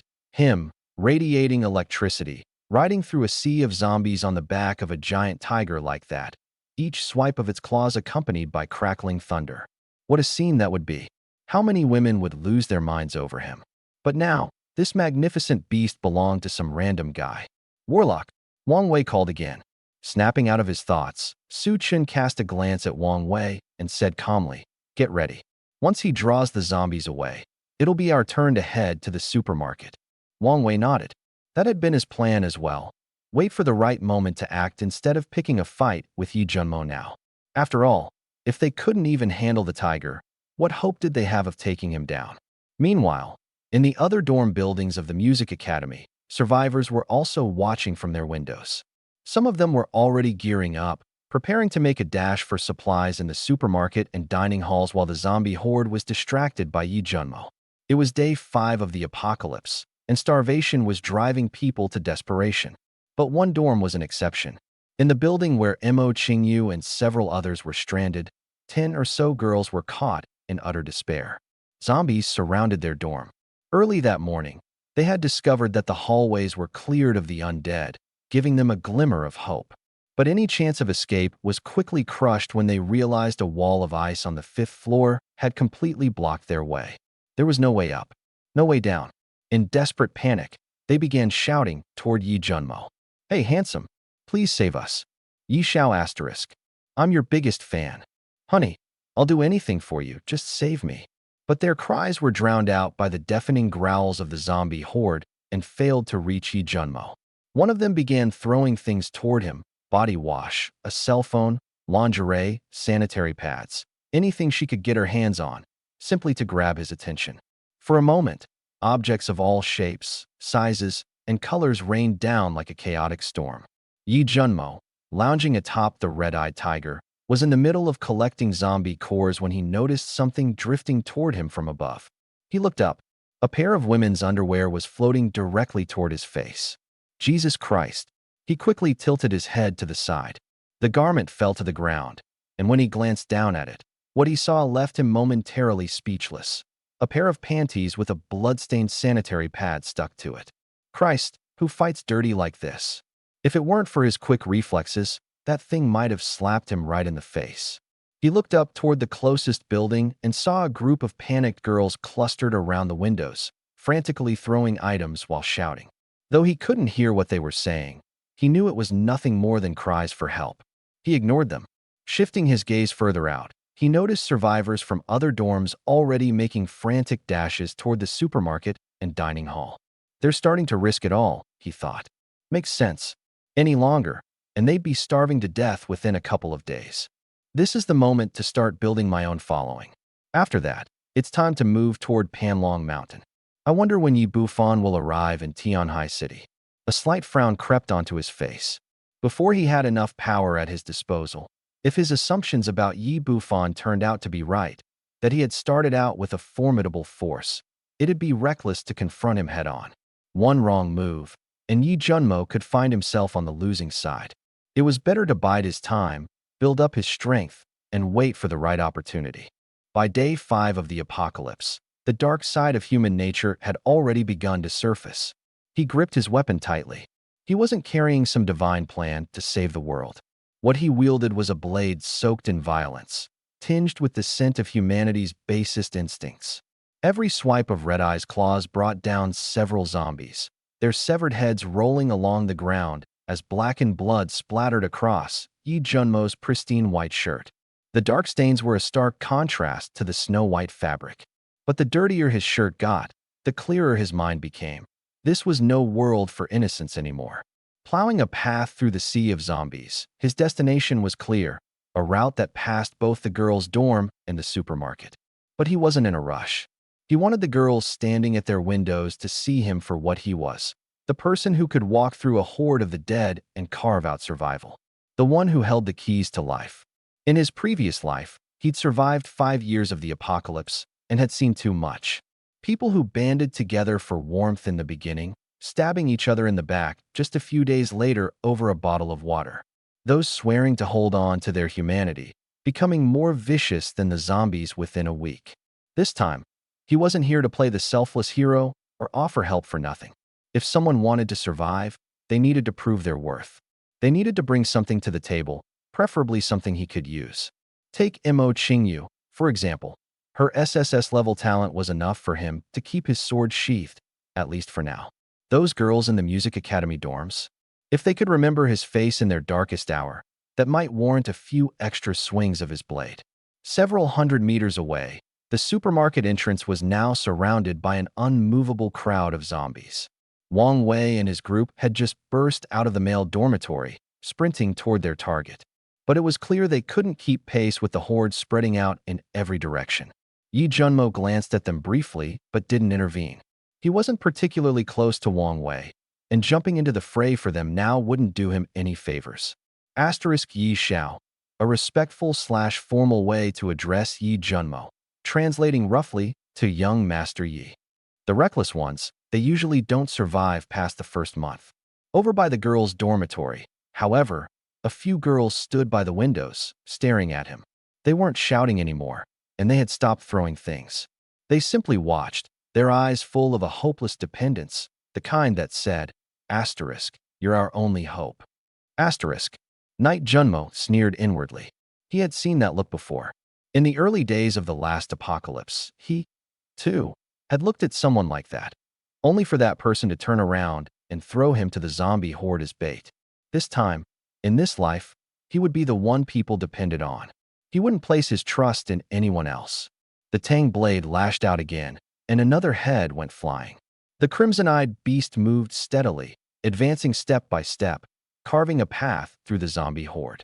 But just as quickly, new zombies swarmed in from the flanks to take the place of the fallen. Knight Junmo didn't panic. He wasn't trying to rush as fast as possible. He wanted every single survivor to see one thing, that right now, in this school, he was the only one who could walk unchallenged through the sea of the undead.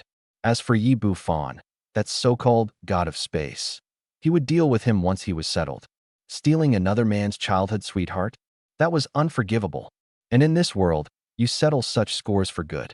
Wang Wei was only now beginning to realize just how terrifying the man he had been following really was.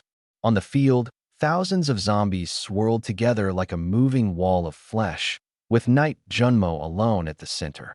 His blade moved so fast, it was nearly invisible. But every time it flashed, heads rolled, one after the other. Wang Wei and his small team, struggling to contain just a few dozen zombies, had nearly been ripped apart. And yet Knight Junmo moved through the heart of the zombie horde like he was following some invisible rhythm only he could hear. Every step was perfectly timed to avoid snapping jaws. Every slash hit its mark. This wasn't survival. It was a massacre. Right now, Wang Wei had only one goal, to survive. They ran as fast as they could, the screams behind them growing fainter and fainter. The 7 lackeys who had been tagging along couldn't keep up. Within moments, they were swallowed by the swarm. Someone cried out, "Boss, save me." Another began hurling curses. Wang Wei glanced back and immediately wished he hadn't. Blood sprayed everywhere. Intestines dangled in midair, torn apart. He didn't stop. On the contrary, he ran even faster. Save them? That was a joke. If he had Knight Junmo's skills, sure, he might turn back and take a swing or two. But now, he could barely keep himself alive. A hole had been smashed into the supermarket wall. Standing inside the opening was Ah Wu, covered in dust, his fists smeared with concrete, debris, and blood. He had punched through a wall over 10 inches thick, the resulting hole just big enough for a person to crawl through. "Hurry, cover it up," Wang Wei yelled the moment he stepped inside the supermarket and saw the swarm of zombies pouring toward them. Grabbing a nearby shelf, he rammed it against the opening with all his might. Monkey, Su Chun, and Ah Wu scrambled to find heavy objects to reinforce it. Crates, iron racks, chunks of cement, anything they could use. Originally, they had planned to enter through the main door, but that path had been completely overrun by zombies. This wall was their only option. Luckily, Ah Wu had awakened a pure strength-based power. His fists were like battering rams. Just as they finally barricaded the hole, footsteps echoed from behind them. Wang Wei. 5 middle-aged men wearing security guard uniforms approached them hastily. The man in the lead stopped when he saw Wang Wei, a flicker of recognition crossing his face. "Brother Chun," Wang Wei blurted out upon recognizing him. Chun Jianzhong, the head of campus security for the music academy. The two had always gotten along well. Chun Jianzhong usually looked the other way whenever Wang Wei caused minor trouble on campus. Chun Jianzhong walked up and punched Wang Wei lightly in the shoulder, grinning. You're still alive? Did you guys make that hole? My buddy Awu did it. Awakened powers, incredible strength, Wang Wei said, gesturing at Awu. Then he turned serious. Brother Chun, do you have anyone here who's awakened? Chen Jinzhong raised his right hand. A sharp, finger-thick streak of electricity crackled in his palm, lighting up the room in a blinding flash of white. Wang Wei's eyes widened. Lightning. That's right. Chen Jinzhong's tone carried undeniable pride. Lightning powers, immense offensive capability. Instinctively, Wang Wei glanced over at Su Chun. During their earlier escape, Su Chun had also used lightning, but the current he produced was as thin as a hair. At best, it made a zombie twitch for 2 seconds before it resumed its attack. Su Chun had nearly gotten himself killed. This was the same Su Chun who had bragged about being a lightning mage king and vowed to restore justice to the world. Now he just looked like a bad joke. Su Chun stood there, head bowed, his face dark with humiliation. He didn't utter a word. Besides me, there's also my colleague here. Chen Jinzhong gestured to another security guard, a man in his 30s. The man stepped forward and placed a hand on a wooden shelf nearby. The shelf began to move. What happened next made Su Chun freeze in his tracks at the entrance of the supermarket. His body stiffened like a statue. What he saw left him trembling uncontrollably, not from fear, but from some emotion that had been bottled up for far, far too long, now finally bursting loose. In the corner of the supermarket sat a woman. She wore a black spaghetti-strap dress under a small blazer. Her hands were tied behind her back with rope, and she was on the ground, battered and bloody. Her eyes were filled with tears. Her name was Shin Xiaoman. The third most beautiful girl at school, she had always had a sweet and innocent facade, rejecting numerous wealthy suitors. But Su Chin knew the truth. While she had been dating him, she had also been flirting with the young heir of the Wu family. Last month, Su Chin had seen it with his own eyes during a delivery. She had climbed into Wu Hai's sports car. When he confronted her, Shin Xiaoman had cried, saying she was only borrowing money for her sick mother's surgery. Su Chun believed her and had even given her his hard-earned savings of 20,000 yuan. Then, after the school semester started, in the middle of the cafeteria and in front of everyone, Wu Hai had wrapped his arm around Shin Xiaoman's waist and said with a laugh, "This girl's got some tricks up her sleeve. Having a boyfriend didn't stop her at all." The room of spoiled rich kids had burst into uproarious laughter. Su Chun had been there, delivering food, standing silently outside the circle as if he were paralyzed. Shin Xiaoman turned to look. She saw him, head lowered, saying nothing, and quietly followed Wu Hai out. Those 20,000 yuan were what Su Chun had saved up over an entire year of delivering takeout. His plan had been simple: to graduate, rent a small apartment, find a job, and start a life with Shin Xiaoman. But now all of it was a joke. Now, this very woman was sitting in front of him, tied up, tears streaming down her face, calling his name. Wang Wei and Chen Jinzhong were gleefully discussing how to deal with the female students. Monkey and Ah Wu were glaring at the girls, their eyes filled with malice. Suddenly, Su Chin smiled. He raised his hand, and a small arc of electricity danced from his fingertips. "Brother Chun," he said, his tone calm. "I know this woman." Chen Jinzhong turned his head, grinning. "Oh, you know Shin Xiaoman too? Well, that's convenient. Brother, do you want to—" Before he could finish his sentence, a bolt of lightning struck the ground near his feet, shattering the tiles and leaving a charred crack. The room went silent. Chen Jinzhong's expression darkened. "Su Chun, what's the meaning of this?" Su Chun didn't look at him. His eyes remained fixed on Shin Xiaoman. "What's the meaning? I just want to ask, those 20,000 yuan, did your mother's surgery happen?" Shin Xiaoman's whole body trembled, and her tears flowed even harder. "Su Chun, I'm sorry. Su Chun crouched down before her, his gaze level.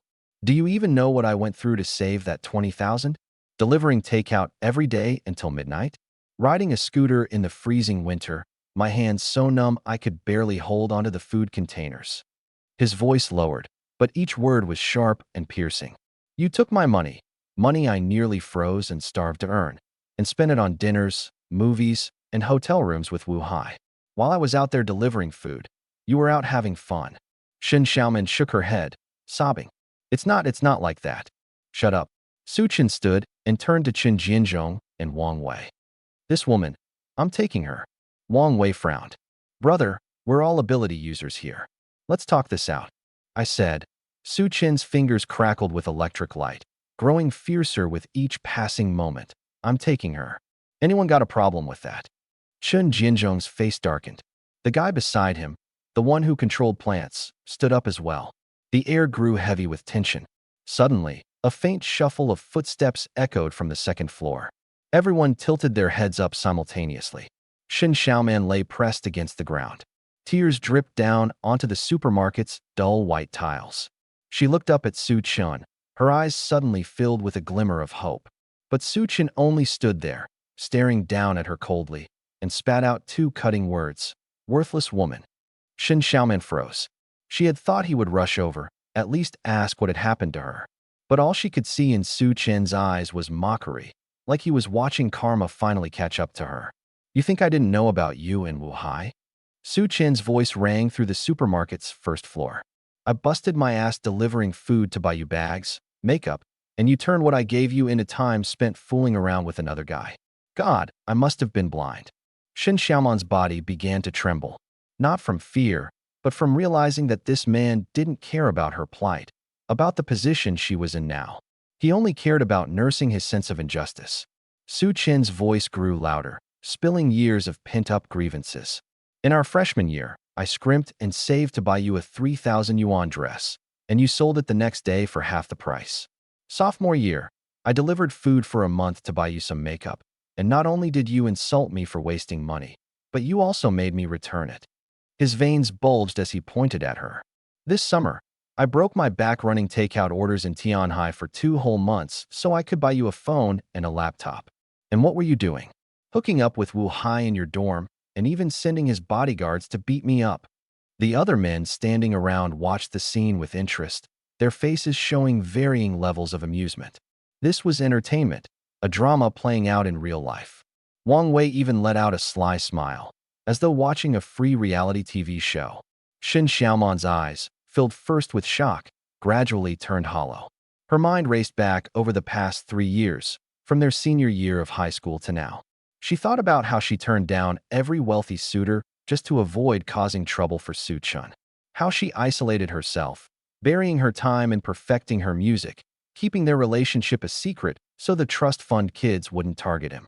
And yet, here she was, pinned to the floor by strangers, her clothes ripped to tatters. And all Su Chen cared about was accusing her of cheating. What? Still playing the innocent little angel? Su Chen sneered. Talking all that nonsense about saving yourself for marriage. You're such a phony. How was I dumb enough to not see through you? All at once, Shin Xiaoman laughed. It was bitter, icy laughter, the kind that came when someone finally saw things clearly. She stopped struggling, stopped calling his name. From the second floor, the footsteps drew closer. But Su Chen kept ranting and raving like a man who had finally found a target for all his pin-up complaints. He didn't realize, not even for a second, that the accusations he was hurling and the reality of the tied-up girl facing imminent danger in front of him were worlds apart in urgency. Shin Xiaoman closed her eyes. One thought ran through her mind. The man I loved for 3 years only ever lived in his own pity party. And my dignity, my predicament, my despair, it all just looked like poetic justice to him. Shin Xiaoman's hands were stained with blood. When she had woken up that morning, her first instinct wasn't to check where she was, nor to see if the other girls tied around her were still breathing. She had looked at her fingers instead. The blood had dried, it wasn't hers. She remembered.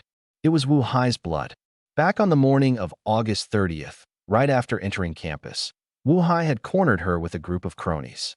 He had casually remarked that he wanted to pay her for one night, like she was a drink he could grab from a store shelf. She refused.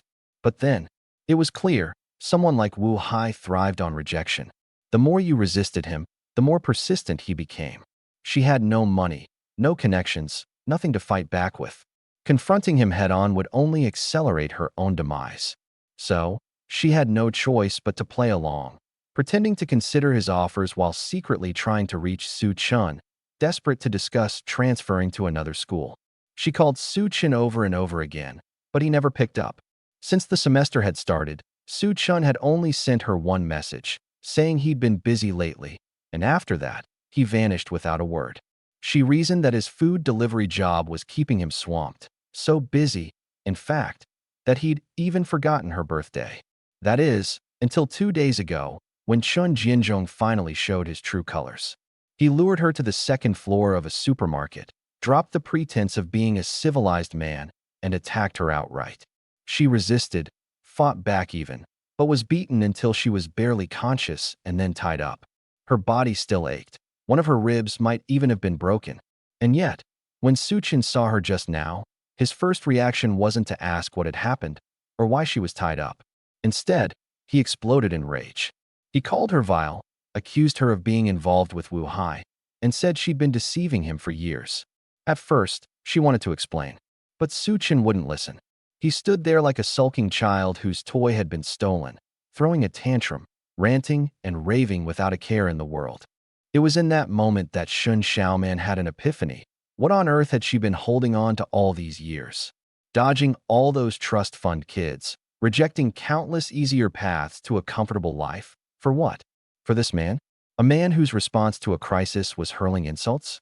A man who didn't even bother asking what had happened to her?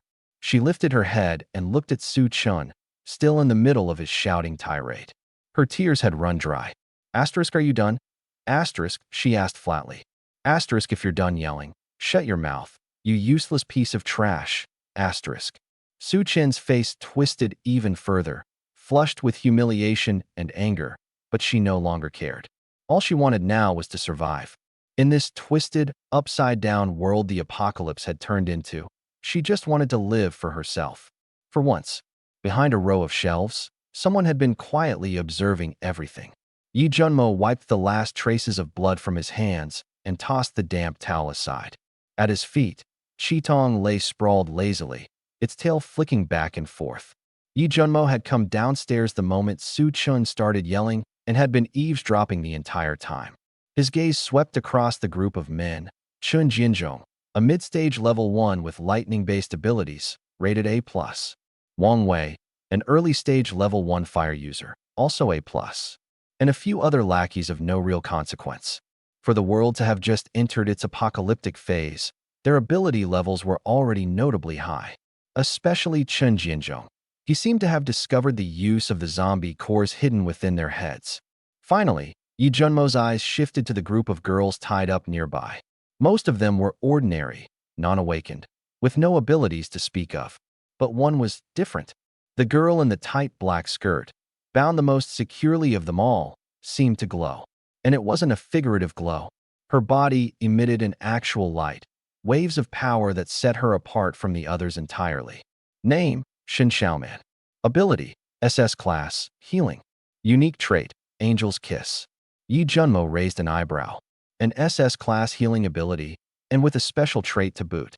In the early days of the apocalypse, such an ability was nothing short of a strategic level asset. He glanced at Su Chun, still yelling, then at Shin Xiaoman, now impassive and icy. A smirk crept onto his face. Interesting, he murmured. He reached out and gave Qitong a pat on its sleek head. There might be some work for us soon. Be ready. Qitong perked up, ears pricking in anticipation, and a glint of excitement flashed in its eyes.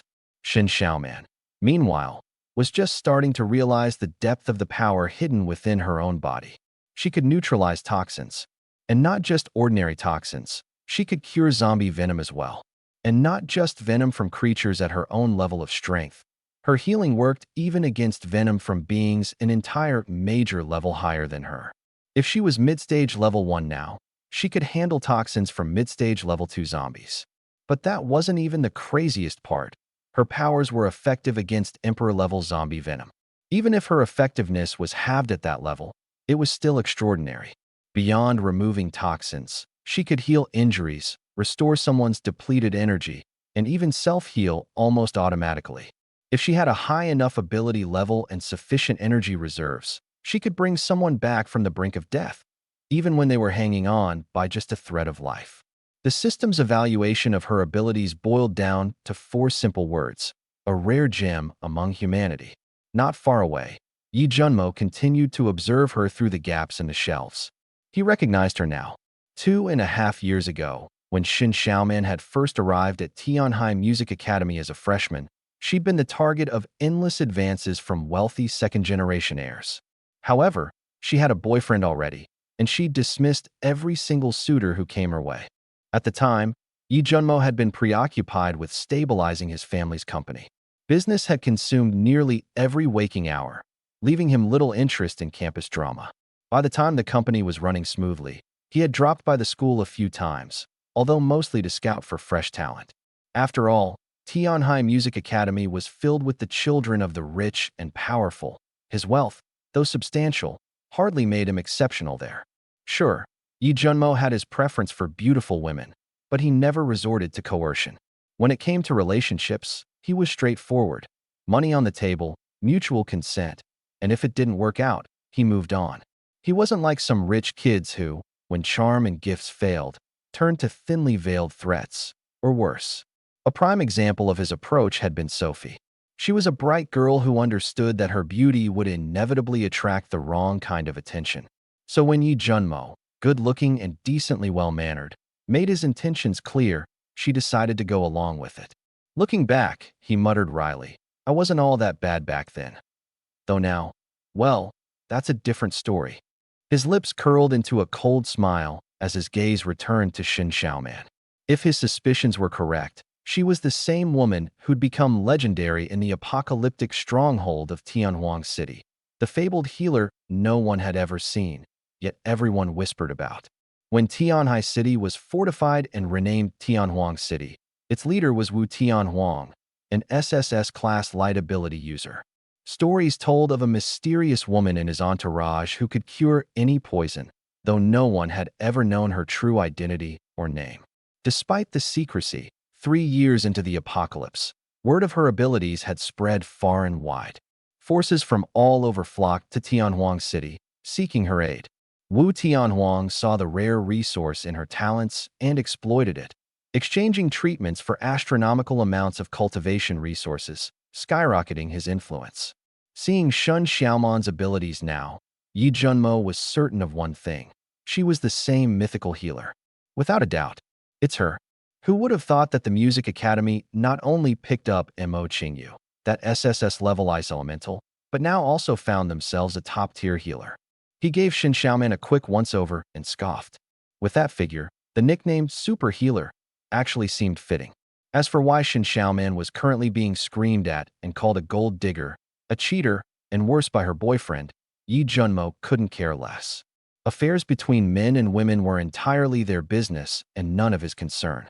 He deactivated his sensory ability, losing interest in Su Qin's impotent rage. That was, until he heard Xin Xiaoman throw out the term impotent guy. At that point, Yi Junmo's interest peaked again as he glanced her way. Wang Wei and his group were doubled over in laughter. Su Qin's fists were clenched so tightly his nails dug into his palms. Bloodshot eyes filled with fury, his face twisted in rage, as though he longed to throttle Xin Xiaoman on the spot. Xin Xiaoman took a deep breath, steadying herself as if summoning her courage. Then she turned to Chen Jianzhong, her voice softening, taking on a coquettish tone. "Brother Chen, I've thought it through. I genuinely want to stay with you now. If you promise to protect me, I'll stay by your side, live as your woman, and cooperate with you in whatever way you need."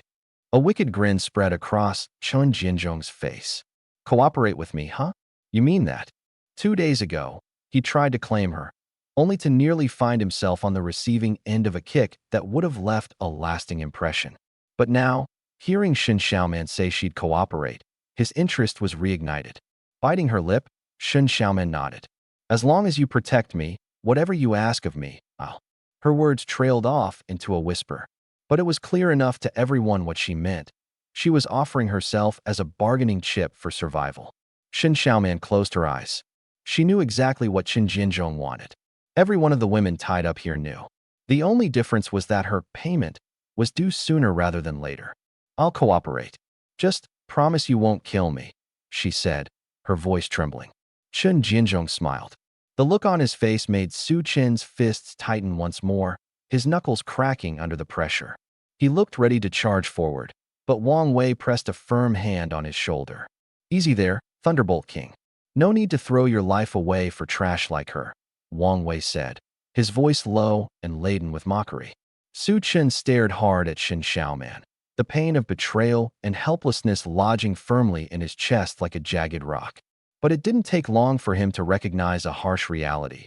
There were 6 awakened ones here, and he was just one. Slowly, reluctantly, he unclenched his fists. Chen Jianzhong's gaze lingered on Shen Xiaoman, his voice dripping with condescension. Don't worry, I'll keep you safe.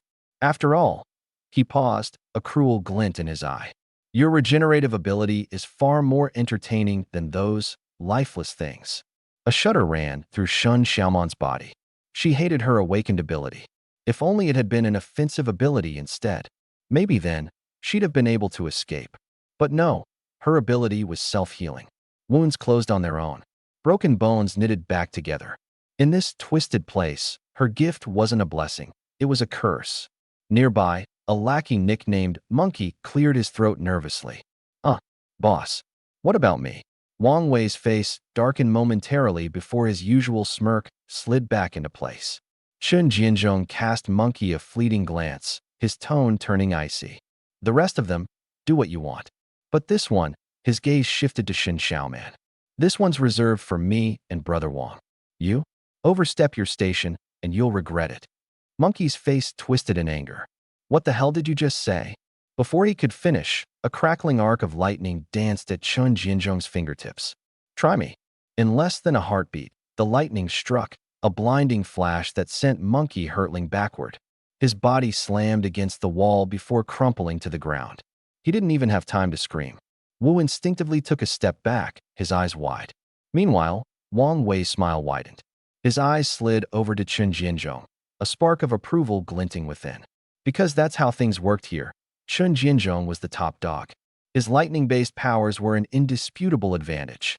Anyone who dared question him would end up just like Monkey.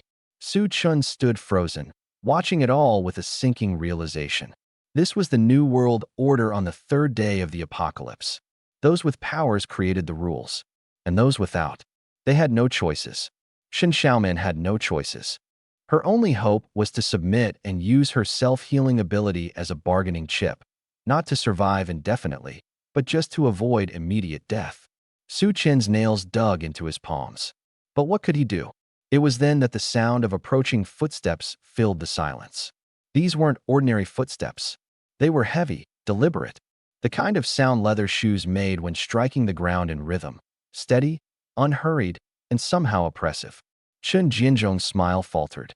Monkey's body still crackled faintly with residual electricity, while Wang Wei's shirt fluttered open, left forgotten for the moment. At that very juncture, someone entered. His footsteps were loud, like they were meant to be heard. Leather soles clicking against the linoleum supermarket floor, perfectly measured, unnervingly calm. Wang Wei and Chen Jianzhong both turned. The newcomer was dressed in a white shirt, splattered crimson with dried blood. His tailored slacks were immaculate, his polished shoes catching the faintest gleam of the dim lights. As he approached, he wiped his hands on a blood-smeared towel. Trailing closely behind him was something large, bigger than a fully grown tiger. Its low, guttural growl sent shivers down the spines of everyone standing. Outside the supermarket, the distant groans and screeches of zombies had faded to silence. The man moved slowly, almost leisurely. As he passed a beverage shelf, he stopped briefly, discarding the bloodied towel. Picking up a can of Coke, he cracked it open, took a sip, then casually placed it back.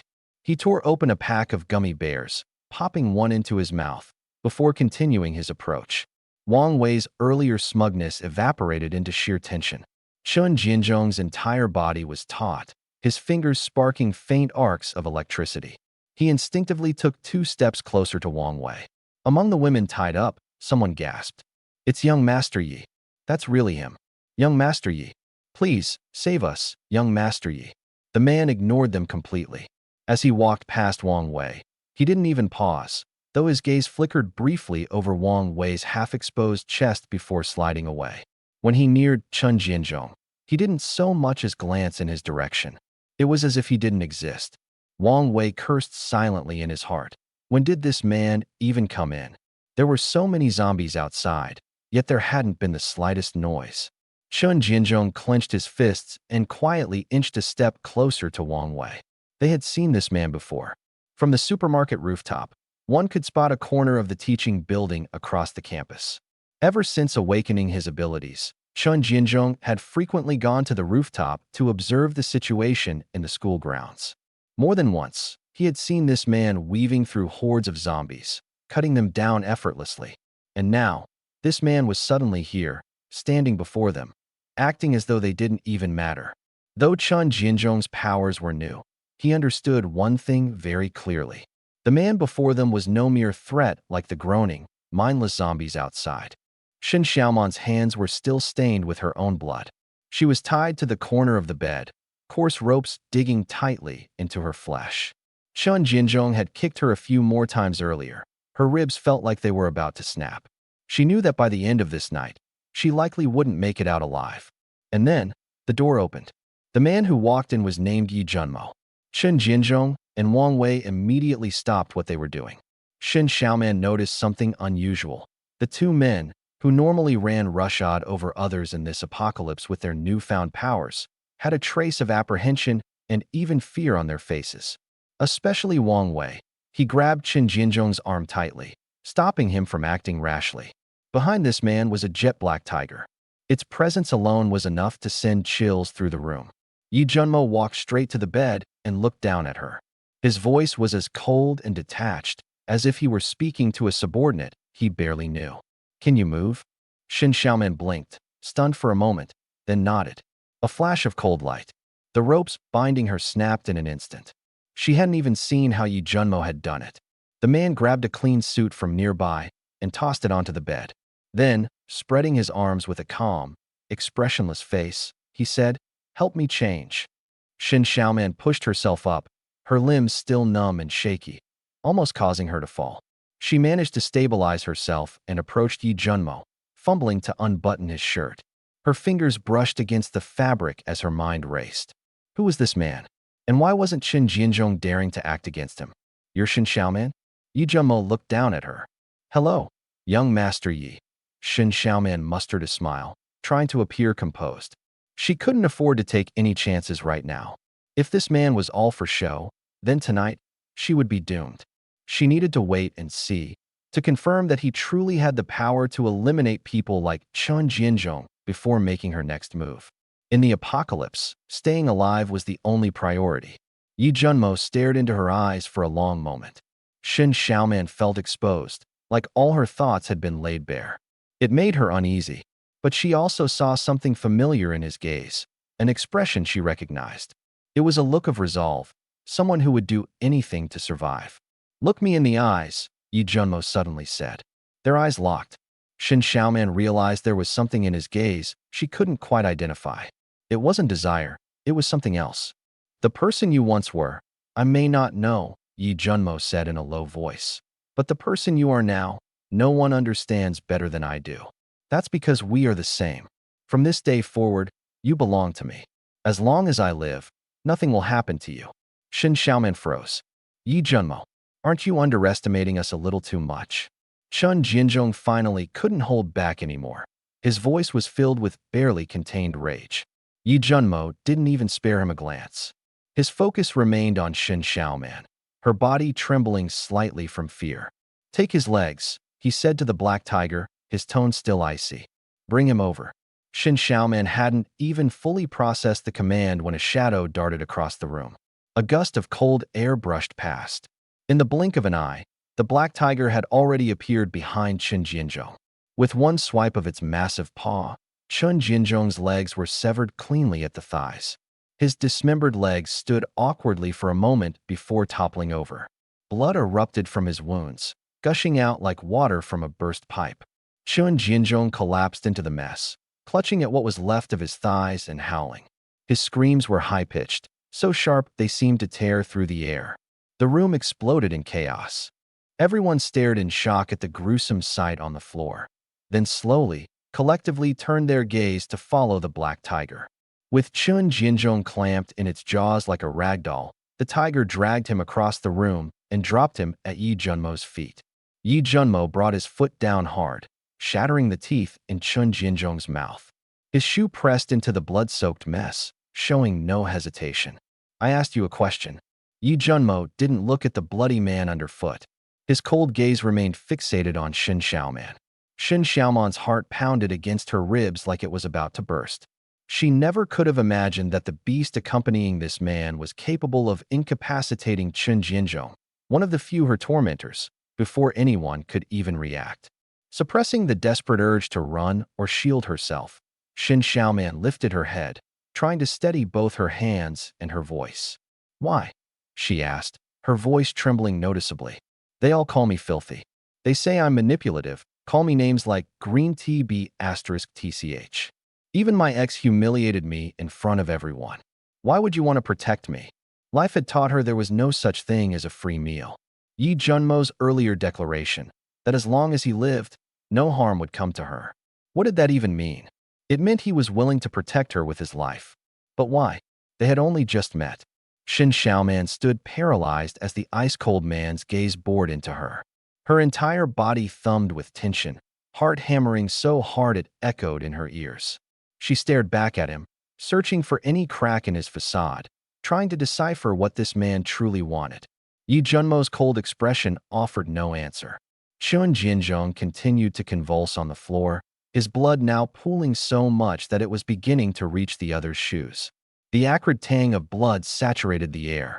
Everyone held their breath, their eyes darting between Yi Junmo, the mutilated Chun Jianzhong, and the cold, black tiger pacing the room.